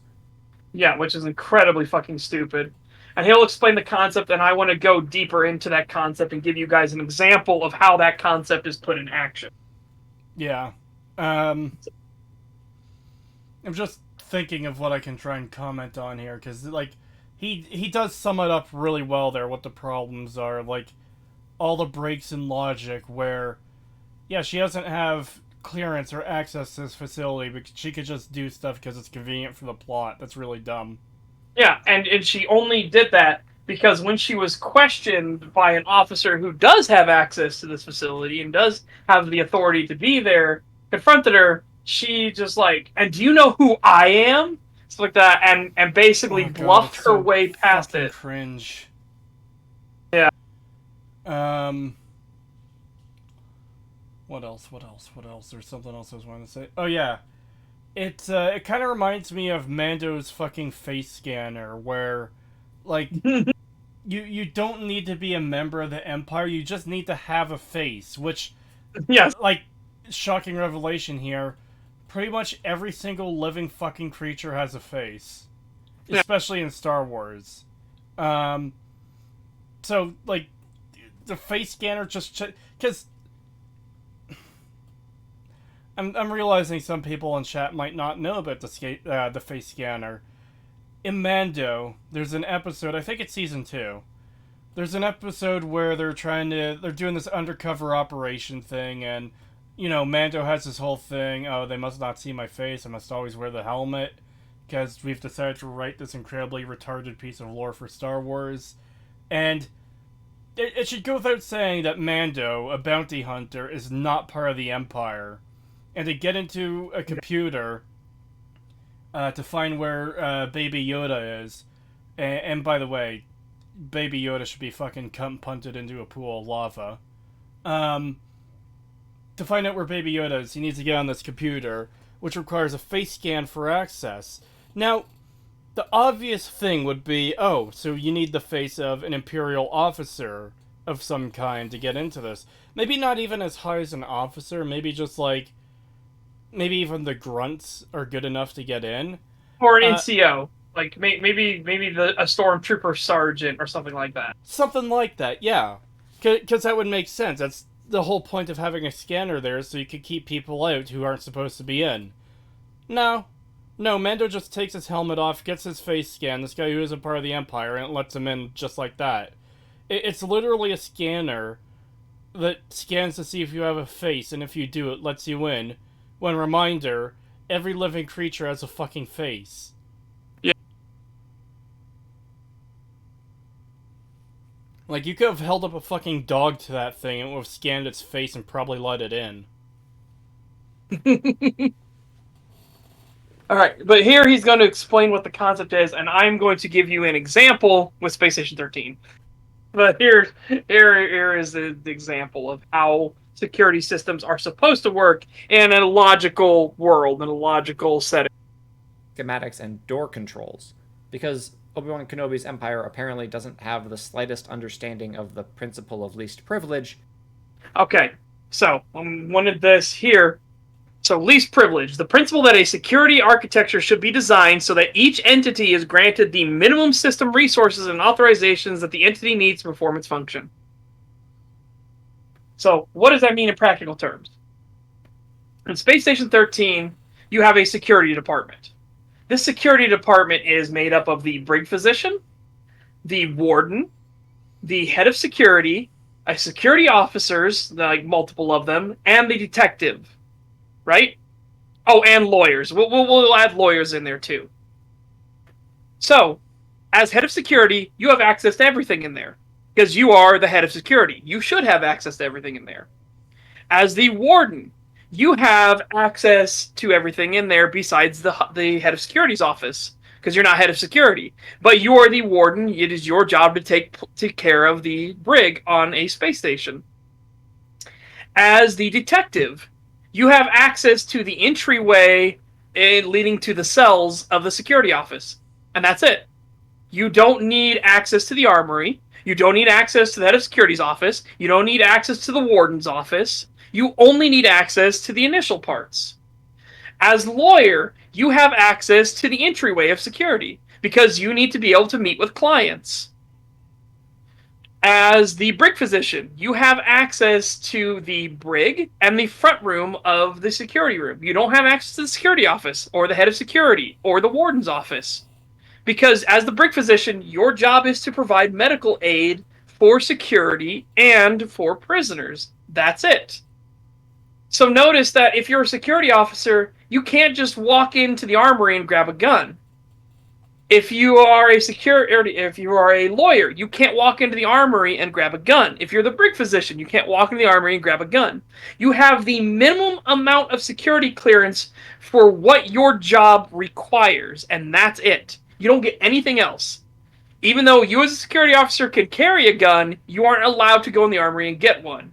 You need to ask permission from somebody who does have clearance. And then, if you don't want the Spacious 13 example, you can just think of it as if you're a cook that works at a military base. You would have access to the front door, you would have access to the bathrooms and any facilities you would need to take care of yourself, and you have access to the kitchen and storage. If you are a guard on the base, you wouldn't have access to, like, the pantry. Because why do you need access to the pantry? You would instead go grab the cook so that he would unlock the pantry for you. Because, again, your job title is not to go into the fucking pantry. Just as the cook's job title is not to gain access anywhere else in the base.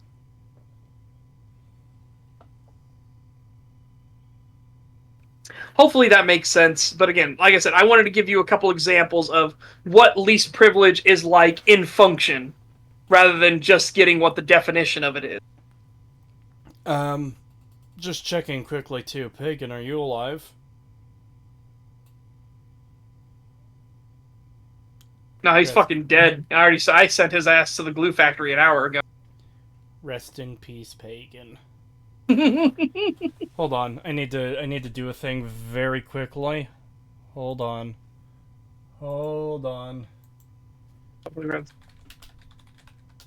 It'll be good. Trust me, okay?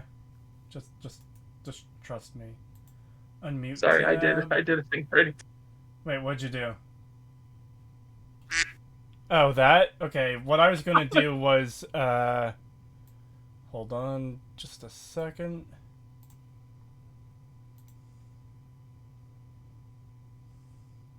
Mortis.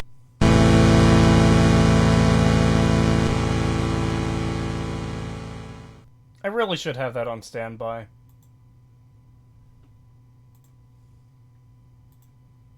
Alright.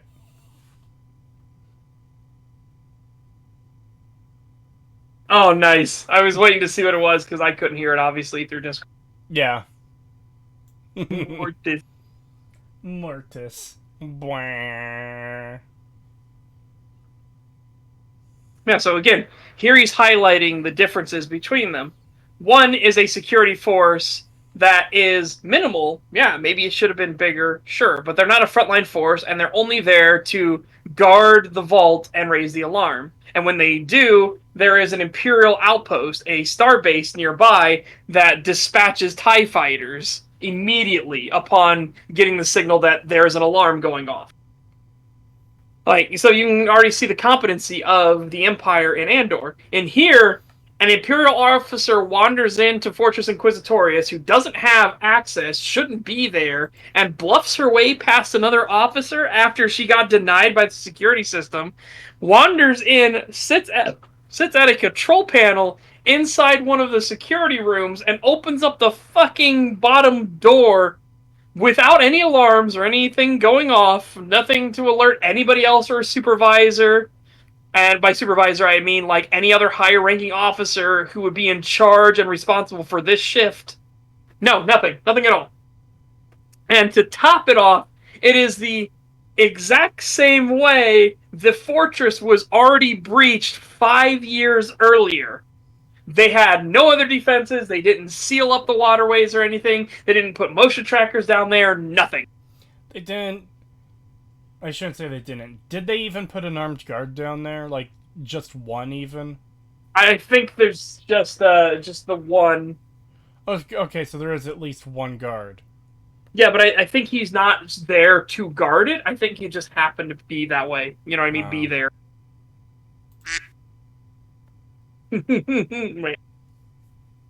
Fanatically organized and rule-driven. There's no logic here, just the show getting the characters where they need to go. You may also remember how there were 2 Star Destroyers in orbit around Nur in Jedi Fallen Order, which is Star Wars canon in case you were wondering. And then they, as well as the neighboring planet, simply disappeared sometime between Jedi Fallen Order and Obi-Wan Kenobi. Look, show, it's not that hard to sneak past a Star Destroyer. It's the 3rd most common Star Wars trope after Skywalkers losing limbs and planets being blown up. Again, accurate. Very accurate. It happens a lot. I'm gonna admit I did kind of zone out there. I'm struggling to stay awake too. Oh, that's fair. But essentially, he was just noting that, like, the fact that after Fortress Inquisitorius was breached 5 years ago, they lost security. It isn't the fact that they didn't update the security. They even lost extra security measures, like the 2 Star Destroyers that are supposed to be protecting the fucking planet are just gone. Yeah, I feel like the main base for the Inquisitors would be a pretty fucking important thing to protect. Yeah, absolutely. Like, aren't the Inquisitors fallen Jedi themselves? They're supposed to be, or at least they're supposed to be Force sensitive, right? Okay. They're supposed to be able to be Force users. And flying an Imperial ship, for crying out loud, so it would hardly be a stretch. But no, we're just going to say that the Empire, after this crucial base was attacked, chose to not increase security, but rather sent those Star Destroyers off into the ether because reasons.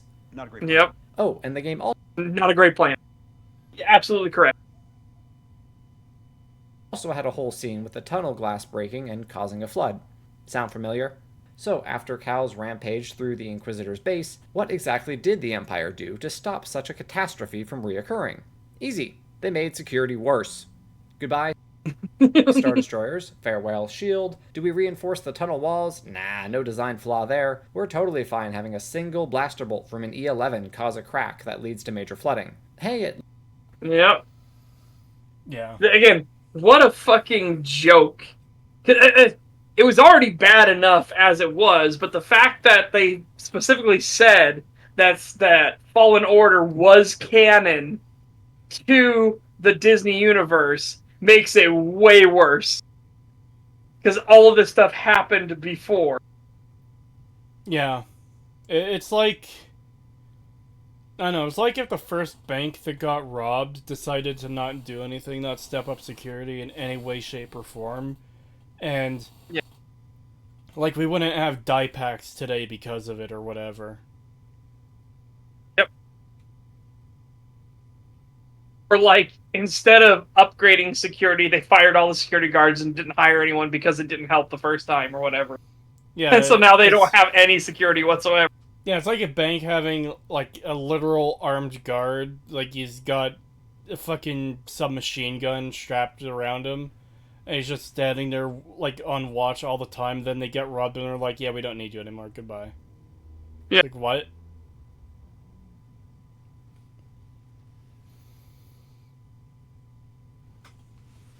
At least the fighters ready. Remember how we established that, in Andor, these ties would be, and were, scrambled as soon as an alarm went off, because the Empire knows the invaders have to escape through the air. Right, well, you would think that the assumption would apply here. This is, after all, the same Empire, right? The second that Fortress Inquisitorius security hears a Jedi is in the base, they should, if they don't absolutely suck at their jobs, have TIE pilots in their fighters within moments to cut off any potential escape or rescue. But they don't, because, well, the writers wanted to have snowspeeders show up to save the day, and thus we couldn't have any Imperial ships in the vicinity causing problems. So this begs the question, what would have happened if a Y-Wing decided to show up? The fortress and all its inhabitants would be in a million pieces on the bottom of the ocean. That's what. Yeah. Because, like, again, an alarm is going off. You know the base is under attack. You know that there are enemies nearby. So you don't scramble any additional security. You don't get your fighters in the air or anything like that, because you know they have to leave the base somehow, right? There's no way they're going to attack the base and then stay in it to just be discovered later. Like, why would you do that? Tentacle dude that's trying to carry the stream with two sleepy hosts. Well, one is dead already. I was already kind of tired, and it's been kind of a fucked up weekend for me getting sleep. And we are nearing our 6 hours streaming. Yep. We are making it through this video pretty quickly. Yeah. Which makes sense because it's a really good video and there's not all that much to... Like, we have been commenting on it, of course. It's just not as extensive commentary as, hey, this guy's fucking dumb for saying that emptiness is good. Yeah, and it's because we don't have to, like, go and find sources and cite examples and everything like that to just prove the video wrong. Again, he's showing his work here. He's showing the examples for us, and he's explaining through stuff that you can logically be like, yeah, that doesn't make sense. Why would you lessen security after you were attacked? Why wouldn't you have the fighters in the air like they did in Andor? Yeah. And we can't even defend this empire by saying that they were counting on the base's secrecy. They knew, beyond the shadow of a doubt, that their enemies were aware of Fortress Inquisitorius, but chose to leave it defenseless because no one would be stupid enough to attack them. That line only makes any sort of sense if the base is actually heavily protected, which it very well should be, considering its history and its occupants. But it's not, because according to the Obi-Wan show, the Empire is populated by a bunch of complete idiots. Yeah. And again, that's the scene that everybody points out too, is him just walking out, disheveled, doesn't look like he's properly in a uniform, and there's a giant bulge, and if you look down towards his legs, you'll notice that he suddenly has 4 legs for some reason. Wonder what that could be. The stupidity and incompetence of the Empire and First Order is... I was going to say insane. It's, staggering. It's fucking cartoonish. These are like bumbling Saturday morning cartoon villains where, like, I don't know how else to describe it. The cartoons for really, really, really young kids where, like, the bad guys will accidentally just sometimes defeat themselves. We're talking that level of fucking useless in the, not just Obi-Wan, but Mando, Book of Boba Fett, Disney trilogy movies. Fucking Solo, you know? Yeah. Obi-Wan Kenobi's Imperials are stupid. However, did you know that they're also just flat-out incompetent in the field, too? Look, Stormtroopers have gotten a bad rap. Their feigned incompetence at Vader's directions gave them a bad aim name that they really didn't deserve. Only Imperial stormtroopers are so precise. Losing to a bunch of teddy bears didn't help, and is quite honestly one of the worst parts of the original trilogy, but at least the Ewoks employed some creativity when they took on the Empire on Andor. They used their home moon advantage to set up various traps that are actually somewhat believable, even if stormtroopers getting knocked out by a rock to the helmet isn't. By contrast, Obi-Wan... Fuck, I forgot about that. I'm gonna slap this guy and then just, like, rub the helmet of the other guy. Like, oh my god. They thought that take was good enough to put in the fucking show. Yep. Well, also, this whole time, neither of them are gonna call for security. Like, at all. Like, tapping someone on the helmet is enough to fucking essentially incapacitate them. What the fuck? Like, how are you supposed to take a villain like that seriously? Yeah, absolutely. Especially in a helmet that's supposed to stop you from getting, like, knocked out in such a way. And stop shrapnel. Yeah, No, Love Tap is down. I forget which EFAP it was, but they were talking about the durability of the armor, because it doesn't seem to actually protect anything. So, is it actually armor, or is it just a uniform? Yeah. Because at that point, why would you wear something that's kind of bulky and limits movement, right? Why wouldn't you just be dressed like the officers are?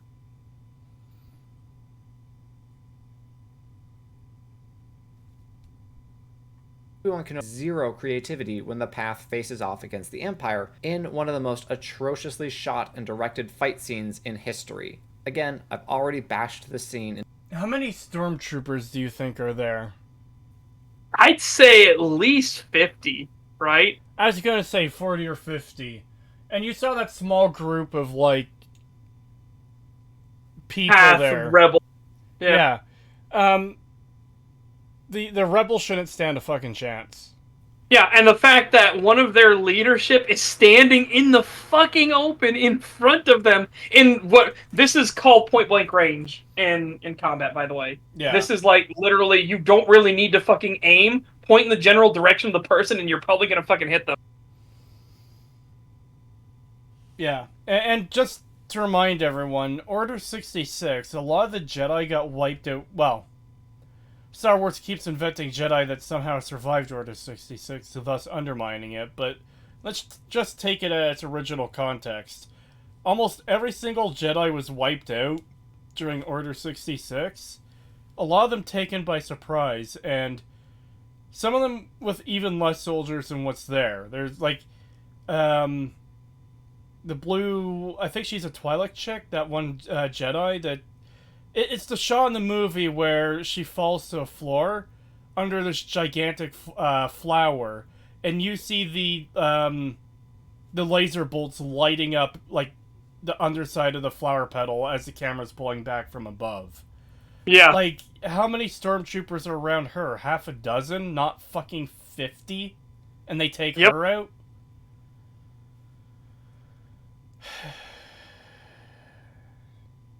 I don't know. It's just... Like, this image here on screen is just such a perfect representation. That is a great fucking thumbnail. He survives this. This guy aiming a gun out towards 50 fucking stormtroopers. Not only should he not survive this, he should be nothing but ashes in, like, 2 seconds after this frame. Yep. Because remember, all that was left of Uncle Owen and Aunt Beru in A New Hope was fucking skeletons. Burnt skeletons. Yep. Them environmental storytelling skeletons that Bethesda is so fond of. All that was left of them was their bones. In a previous video, so I'll just hit the highlights here. Basically, the two sides just stand out in the open and shoot at each other. Yeah, no one's trying to take cover here. Look Nobody. how few, like, blaster shots there are from the stormtroopers too. That should be a fucking wall of light. Remember just a few minutes ago when there's that, like, asteroid storm across the sky in Andor? Mm. That's what it should look like coming from the stormtroopers to the rebels. There should be a line of stormtroopers on their knees shooting, with a line of stormtroopers standing behind them shooting. And you have that formation so, like, you could get more stormtroopers firing at once and not hitting their own teammates that are directly in front of them. Even more infuriating in this. Go ahead. Huh? Well, sorry, I was going to say, this is even more infuriating, though, than that. Because you do that formation and you have them shoot like that, no one is fucking getting out of that room alive. You're killing everyone with exceptional ease. Yeah, even Obi-Wan with his lightsaber that can deflect it back. You have that much firepower coming in at him. No, he's done. Yeah. But this is even more infuriating because Watch how many of these troopers that are in front, by the way, completely in front, nobody else is in front of them but enemy. Watch how many of them don't fire. In history. Well, yeah, Again, that's the whole I've point they're already getting at. bashed the scene into a million pieces. Oh, sorry. That's what I was getting at, where, like, only a couple of them are firing. It isn't Yep. all of them firing. Yeah. Even, and again, like, even all of them in the front fucking row, which is so fucking annoying. Yeah. Like, look at this, chat. So Look I'll at just this. hit the highlights here. Basically, the two sides just stand out in the open and shoot at each other. Why? Why are only 3 stormtroopers shooting? What the fuck? Because, shut up, we have to have most of these characters survive, including the protagonist, Obi-Wan. Yeah. And they can't hit shit except for a fucking shield that can stop blaster rounds, apparently. So, here you go. I think Guy dies on screen. This shot of Roken is all you need to see to know that the director of this scene just went, yeah, whatever, throw some flashing lights in and no one will care. How can you watch this scene and not think that Imperial stormtroopers are anything but a complete and total joke? Not just that, but some of Obi-Wan's, like, sword work there for deflecting was really shit looking. Yeah, like, they just told him, like, there's gonna be blaster bolts coming everywhere, so you need to look like you're, you know, swatting them and stuff like that, and it's like, oh, it looks so bad. Just this whole thing looks like utter dog shit. Yep. I don't know why there's 3 to 5 stormtroopers firing at once when literally every single one of them who isn't in the very back row should be. Yeah. I guess I'll grab these super chats real quick. $2 from Cobalt. Thank you very much. Thank you. Less competent than Team Rocket. Yeah. Unironically, yes. Get out there, yo, with 3 Australian. Thank you very much. Shrek 1 is greater than Disney Star Wars, unironically. Yeah, Shrek 1 actually holds up really well still today, too. Besides the animation, stuff like that, but, you know, that was something, and I don't mean the model. The model work is fine because they went for a stylized look, and that'll always age better. It's the animations themselves are pretty rough. Because, you know, it was back in the day.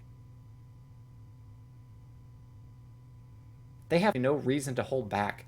The Empire wants every one of the path dead, and yet the troopers simply miss everything except this shield, because apparently they are just the worst at their jobs.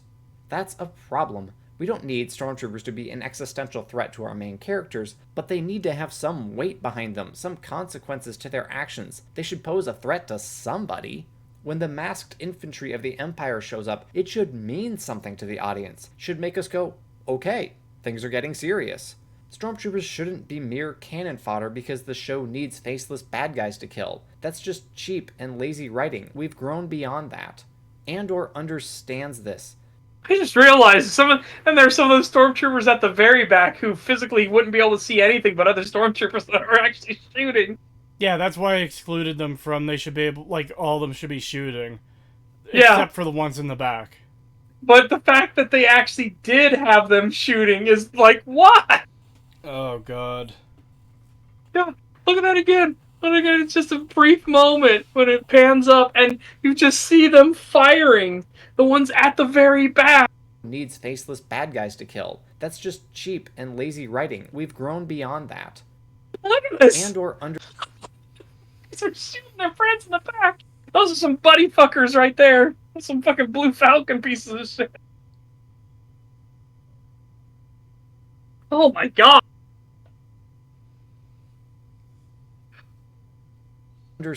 Note how sparingly stormtroopers are used throughout the show. They are present only on a few occasions, most notably when Cassian is caught in an Imperial crackdown, and then again in the finale on Rick's Road. This riot scene is just a perfect use of stormtroopers, a masterclass in building tension through character design and blocking. On the ground, face to face with the citizens of Ferrix, we have the basic Imperial security forces. They are the ones tasked with calming the populace, ideally without the use of violence. The position of the stormtroopers, these masked, imposing figures above the crowd, in positions where they can observe the situation more comprehensively, tells the audience that they are not there to interface with the people of Ferrix, but as a backup should things go south for the Empire. They are crowd control of the brutal and fatal variety. Absolute fucking just fantastic. Man, they aren't there. You're not going up to talk to the fucking stormtroopers. The stormtroopers, none of them stormtroopers are in the front 3 ranks of the Imperial force that's down on the ground, right? They're all at the back, all waiting, or they're up on rooftops or balconies looking down upon the crowd. You know what's gonna fucking happen if they give the order. You know what's gonna fucking happen, what's coming next. And it's not gonna be fucking pretty. They're actually relatively good at their jobs. Turns out, low recoil energy weapons are not, in fact, that hard to aim, especially when aiming into a mass of humanity. These stormtroopers would be hard-pressed to miss, considering how target-rich their environment is. And yet, somehow, these are the same sort of soldiers that couldn't hit the rebels who didn't even bother taking cover. And those troopers were ones chosen to accompany an Inquisitor on a mission to capture or kill a Jedi, not merely those picked to quell the inklings of a rebellion on a barely significant system. You can't... Yeah. Like, again, these stormtroopers that attacked the path were stormtroopers that were hand-picked to be there. And you wouldn't hand-pick stormtroopers that are incompetent, right? Like, why would you do that? You're going on a mission that's going to be dangerous. There is danger involved. You could die. You could fail the mission, and you need to make sure you don't fail the mission. So you wouldn't go pick fucking Private Gomer Pyle to join your hand-picked mission, right? That'd just be fucking stupid.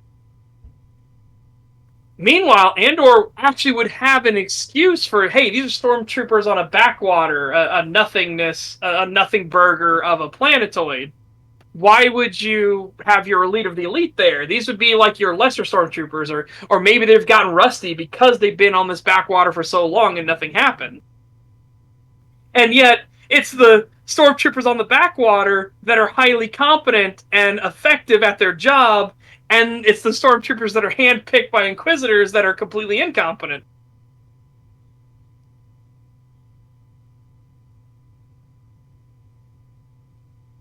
Can't put these two properties to a viewer and expect them to believe that these are the same stormtroopers, not literally of course, but generally, and that this is the same Empire. Emperor Palpatine is a master manipulator, a man who seized control of the entire galaxy through meticulous planning and perfect execution. Do you really think he would allow some of his most valuable assets to leave their base undefended, and that he would accept his crack troops' complete lack of competence in the field? That is to say, do you want the bad guys to be buffoons whom our heroes can simply walk over? Or do you want them to be intelligent, capable adversaries that will demand the protagonists use wits, skill, and creativity in order to defeat them? I know which Star Wars I want to watch. However, I will say one thing. Yeah, and again, it's the whole thing. It's the thing we were talking about before. If your enemy is competent, it makes the overcoming of that enemy all the more potent and powerful. Like, you don't tell stories in history about how you stamped out the local village as a king, right? Your heroism, your victory is how you overcame impossible odds of an equally worthy or even more powerful foe. That's how you build your legend. That's how you build your reputation. And it's the same thing for heroes. You don't become a hero because you delivered a crate full of chickens to the next village over.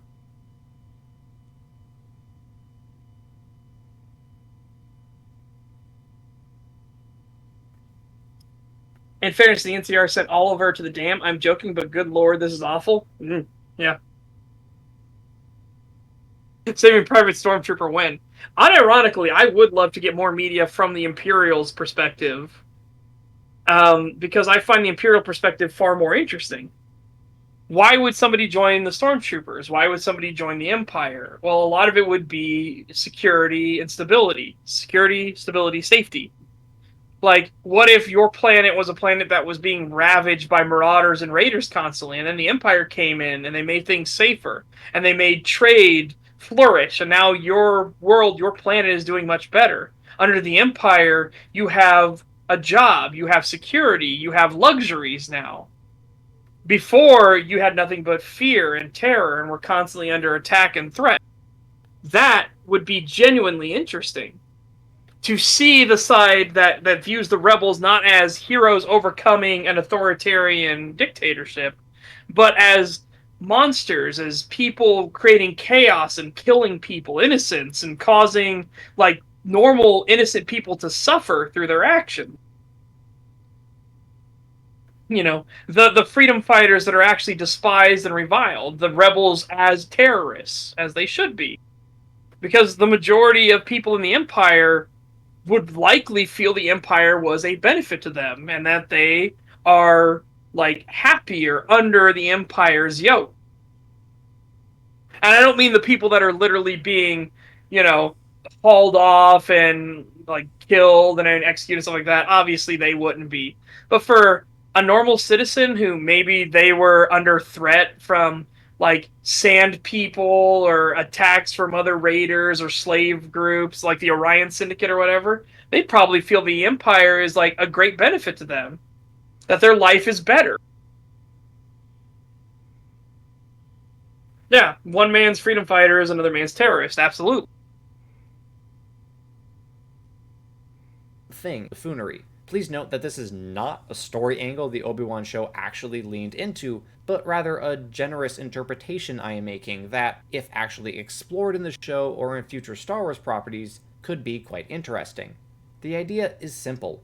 The Inquisitors, drunk on their own idea of their power, their egos inflated by the status they have gained within the Empire, act in a foolhardy manner when chasing down Jedi. Their rage and ambition blind them to some extent and preclude the careful planning that the ISB holds so dear. Again, this would be an interesting concept. Because you're an Inquisitor, because you hold so much power and rank within the Empire, maybe you get a little bit too arrogant of yourself. You're a little too full of yourself. You're overconfident. And so you're no longer thinking the way that a normal person would. Hey, I have the Force, and the Force will protect me, right? Well, the Security Bureau, the ISB, would likely be like, no, you're being reckless, you're being wasteful. There are obvious exploits to everything you do. That would be an interesting setup for a conflict.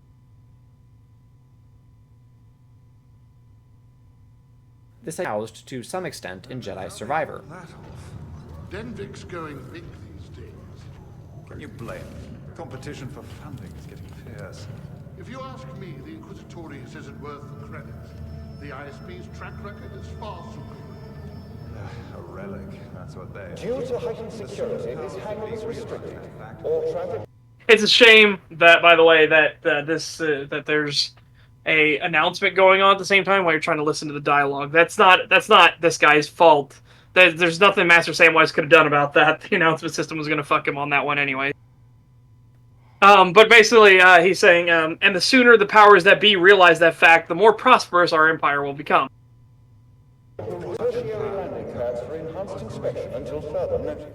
The contrast and rivalry between the Inquisitors and the ISB could absolutely make for an interesting theme. If Obi-Wan Kenobi had leaned more heavily into the Inquisitors' arrogance and overconfidence, and actually presented how these elements affected their decisions, it would have contrasted nicely with Andor's depiction of the meticulous, thorough ISB. However, there's a... Yeah, and I agree. I think that would be an interesting conflict to explore.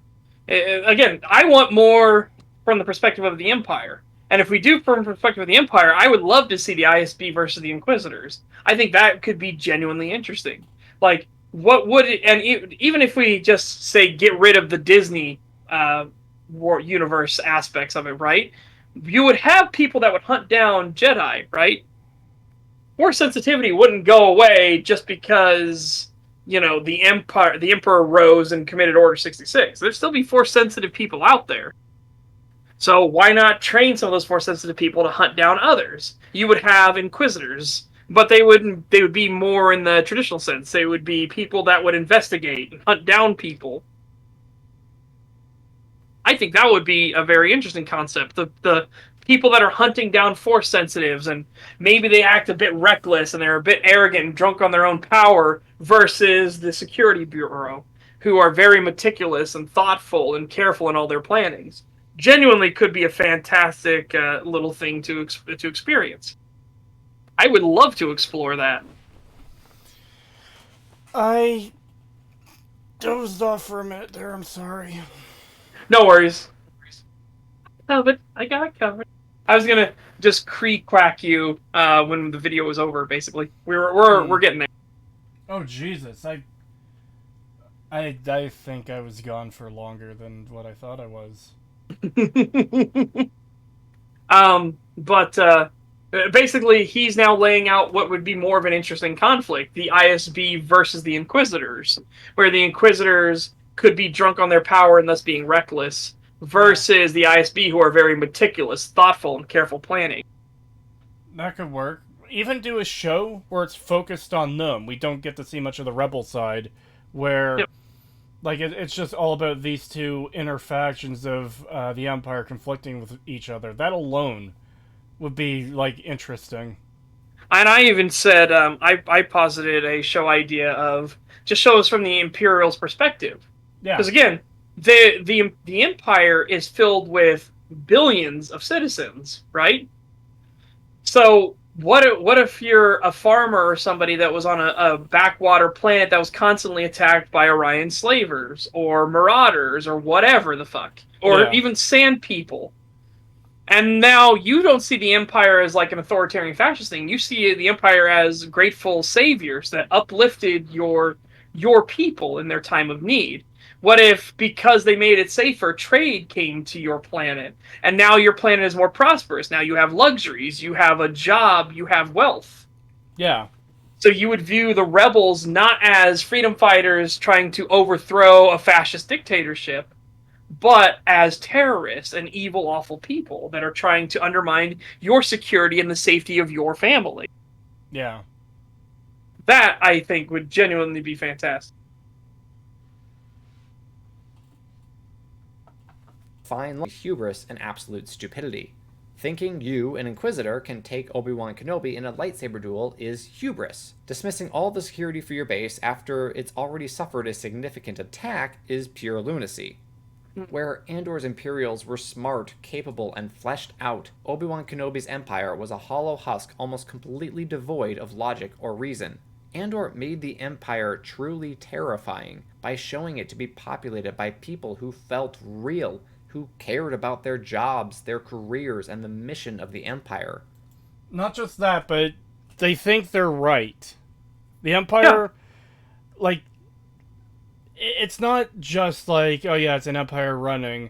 It's kind of like what he said, they care about their jobs. Not just that, but like, they genuinely believe they're doing the right thing. It's their point of view that the rebels are the bad guys. Yeah. Which, again, most people would. The vast majority would feel the rebels are the bad guys. And it just comes down to, like I said, was your life better before the Empire, during the Empire, or after the Empire? Yeah. And a lot of people, it'll have been better during the Empire. Yeah. It would have to be.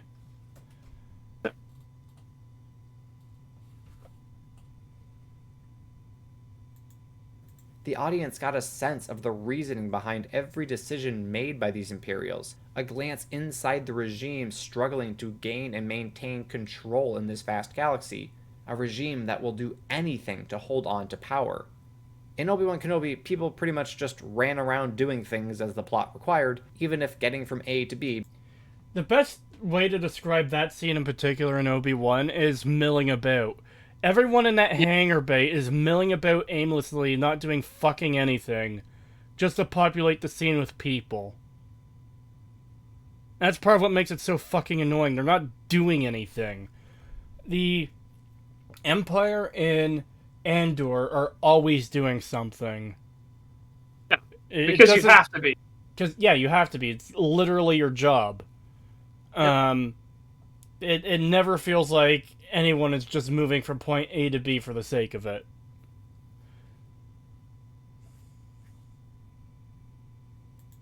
He made no whatsoever. The Empire wasn't scary. It was a joke. Also, it was apparently broke. How do I know that? Well, I can count 3 times when a Star Destroyer simply disappeared because apparently they're too expensive to keep on hand. First, I've already mentioned the ones over Noor. Second, in the following episode, Vader is aboard a Star Destroyer while Reva faces off against the Path. I don't know why he's waiting, but whatever. And then the Path ship is simply allowed to leave once Reva's shut the hangar door plan fails. Where did that Star Destroyer and its legion of TIE fighters go, you ask? Shut up, says Disney. Not just that, it's the same thing as Force Awakens, where they have the Star Destroyer, and then Finn and Rey just fucking, they just kind of leave, and the Star Destroyer isn't there anymore. And keep in mind, they don't, like, hyperspace immediately, they get caught by Han immediately, and then they're doing that whole fucking side quest. You know? Yeah, absolutely. And it's just baffling the decisions the Disney Empire makes. Like, none of it is logical. Yeah. It's just so fucking weird. But also just the writers forgetting what resources they have, like, where the pieces on the board are. Yeah. It's like playing a game of chess, and then the camera pans away for a second, and it pans back, and the queen on one side is just gone. And, like, we never see it get taken. And, well, we find out that it hasn't even been taken. It's just not on the board right now for some reason.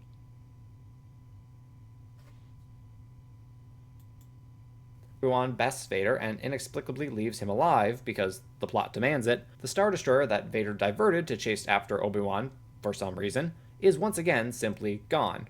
Where? Go away, says Lucasfilm. No logic, no cause and effect, no setup and payoff, just we need characters to get from here to here, so let's make it happen. I have to wonder whether no one in the writer's room stood up and objected to these absurdities. You're getting paid to write these stories, people. Please do better. Well, that's that. Yeah. Again, I agree. We're talking about shows and movies that... The movies are, like, what's their budget? Like, hundreds of millions a show? Yeah. Probably reaching that, if not passing that. There's yeah, no because you reason need the multiple writing episodes. should be this bad. Yeah. That's why it's so funny, this whole writer's strike and actor strike going on. It's just like... They don't deserve it. I literally want to do the Godzilla one. Let them fight. Because, again, we win. Consumers win in this whole situation. The writers and actors going hungry or like losing property, losing their ability to work and everything like that is actually a benefit to all of us. We win just by default for the sake of the fact that they're not making any more of this bullshit right now. Yeah.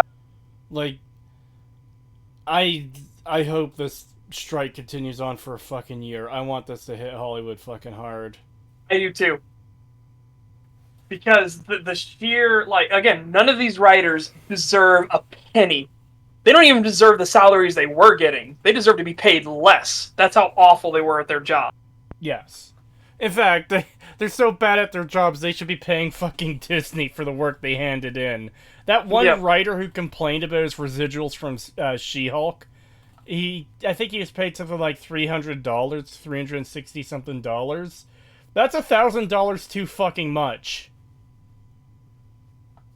Yeah, I agree. He needed to fucking pay for that travesty. Not that I'm advocating that Disney should get more money. I'm advocating that these people should be fucking charged for their incompetency. They should have to pay for it. Recently passed its first upload anniversary, so I thought I'd go back to my roots and make a comparison video bashing the Obi-Wan Kenobi show. If you can't tell by now, that show disappointed me on a level that basically no other Star Wars property did. That one I do find a bit weird, because, like, yeah, it's Obi-Wan, they fucked him up. They didn't have to. It could have been better than what it was. I just don't know why you would maybe expect it to be, like, I don't know why your expectations would be high enough to be disappointed that badly. Yeah. Well, again, this could be part of, like, what inspired him to start doing these things. You know, this shit show happening. Yeah. And now he's thinking about it more critically, because, again, he's doing a lot more videos where he's thinking critically about all of these videos and everything.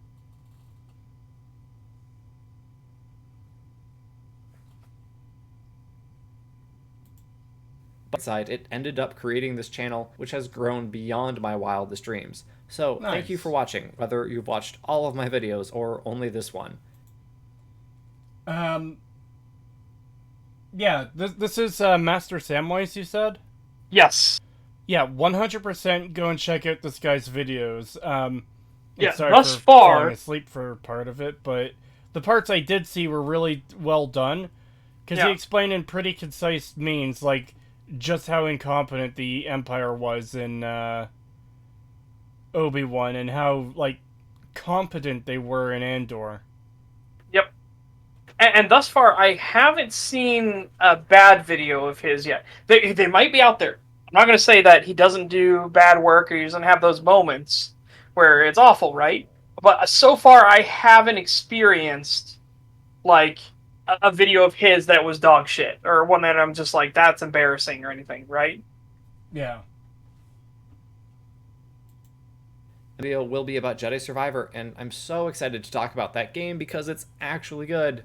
Anyhow, thanks again for watching, and I will see you in the next one. Alright, I just wanted to make sure we got the rest of him talking about what he was doing done. Yeah, go check him out. It seems to me like he makes good content. Give me one moment to go to the bathroom, and I will be right back. Can I start self-shilling? Yes, if you would like to, absolutely. Like I said, I just need to go to the bathroom. Alright. My bladder's going. Tonight, I'm doing what is hopefully the final render of Part 4 of the Fallout 4 analysis. If all goes well, that should be released on Friday. I'm praying to fucking God. Sorry, Friday? Wednesday, Wednesday, August 16th. 3 o'clock p.m. Eastern Time. So it's 8:17, so like about 5 hours and 17 minutes ago. That time, but on Wednesday. Can you post a link to his channel? Yes, I'll grab one quickly.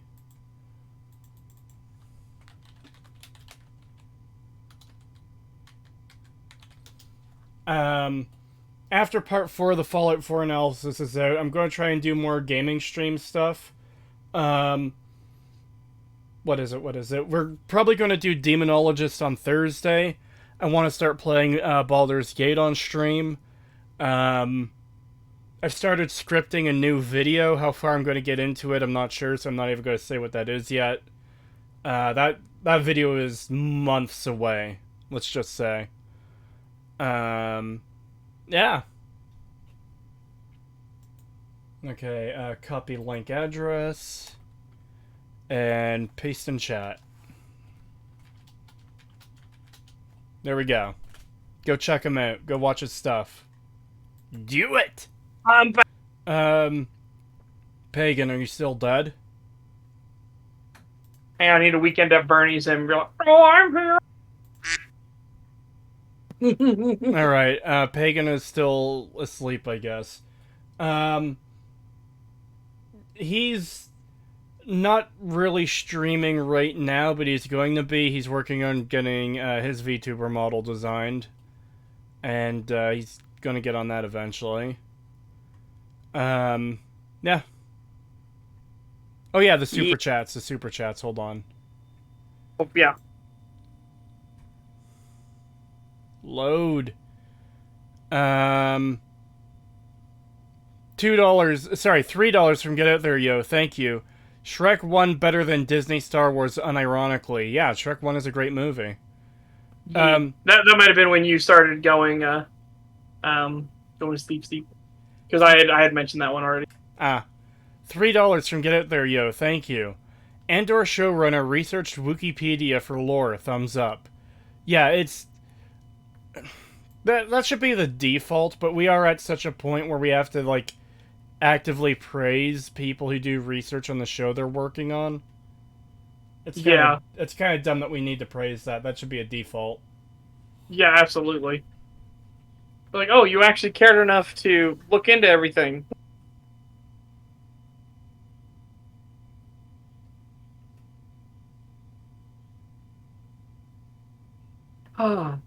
Yeah, I guess it's my turn to chill since Pagan is dead. Well, already did his, remember? Yeah. Yeah, but I mean, he's dead. Did. We will not see him again. Did. But yeah, I'm Setch. You can find me on actually Kick, Rumble, and YouTube, and Twitch all at the same time now. So I started streaming on Twitch again, but it's because I'm restreaming. So I'm able to stream to 4 platforms at once. And I'm like, hell with it. That's what I want to do. I want to stream to all 4 platforms at once. So then if Twitch slaps me or something like that, or YouTube slaps me, I have 3 other locations you can find me in. So yeah, we've been having ourselves a great fucking time. I've been playing a lot of Baldur's Gate 3, which is what we're going to be doing tomorrow as well. And the streams have been lasting for 9 hours each time now, so plenty of fucking content if you want to watch it. If you want to see the start of Baldur's Gate 3, that will be on Rumble or Kick. And then by episode 4 of it, I started trying, like, well, I can stream to Rumble and Kick just fine with Restream. What happens if I restream to all the platforms? Well, not literally all, because there's technically 50 streaming websites, which I didn't realize. But yeah, what happens if I stream to 4 of them at once? And it worked fine, with exception of Rumble on episode 5, which is sad. But again, I had 3 others for backup, so it happens. You won't be doing a 9-hour stream of Baldur's Gate on Thursday because we've got Demonologist to play. Yes. We need to play it. I will keep streaming on Thursday, but I will tell the chat, like, this will be the end for our Baldur's Gate 3, and I'm going to stream Demonologist so people can see from my perspective. Yeah, that'll work. Yeah. Yeah. So yeah, that'll be the plan for Thursday then. All right. And then of course, obviously, I've got to get set for. I have to get set for Armor Core 6 coming out. That's going to be. Oof, man! I hope I can finish Baldur's Gate 3 before Armor Core 6 comes out, but I don't know. I really don't know. Anyways, I believe that's it for today. Thank you for coming out, everyone. It's very much appreciated. Have a good night. See you next time. Oh, I should mention. Hold on. Yeah, 2 weeks from now is the next STAG. Technically on August 27th. It's a Sunday. We might have to delay that to the 28th on Monday, because 2 weeks from now is actually Fan Expo, which I'm going to. And I don't know if I'm going on Sunday or not yet. Fair. So, yeah. Appreciate all of you guys coming out, as always. Hopefully we will see you back here next time. Yeah. Bye-bye. Good night. Bye-bye.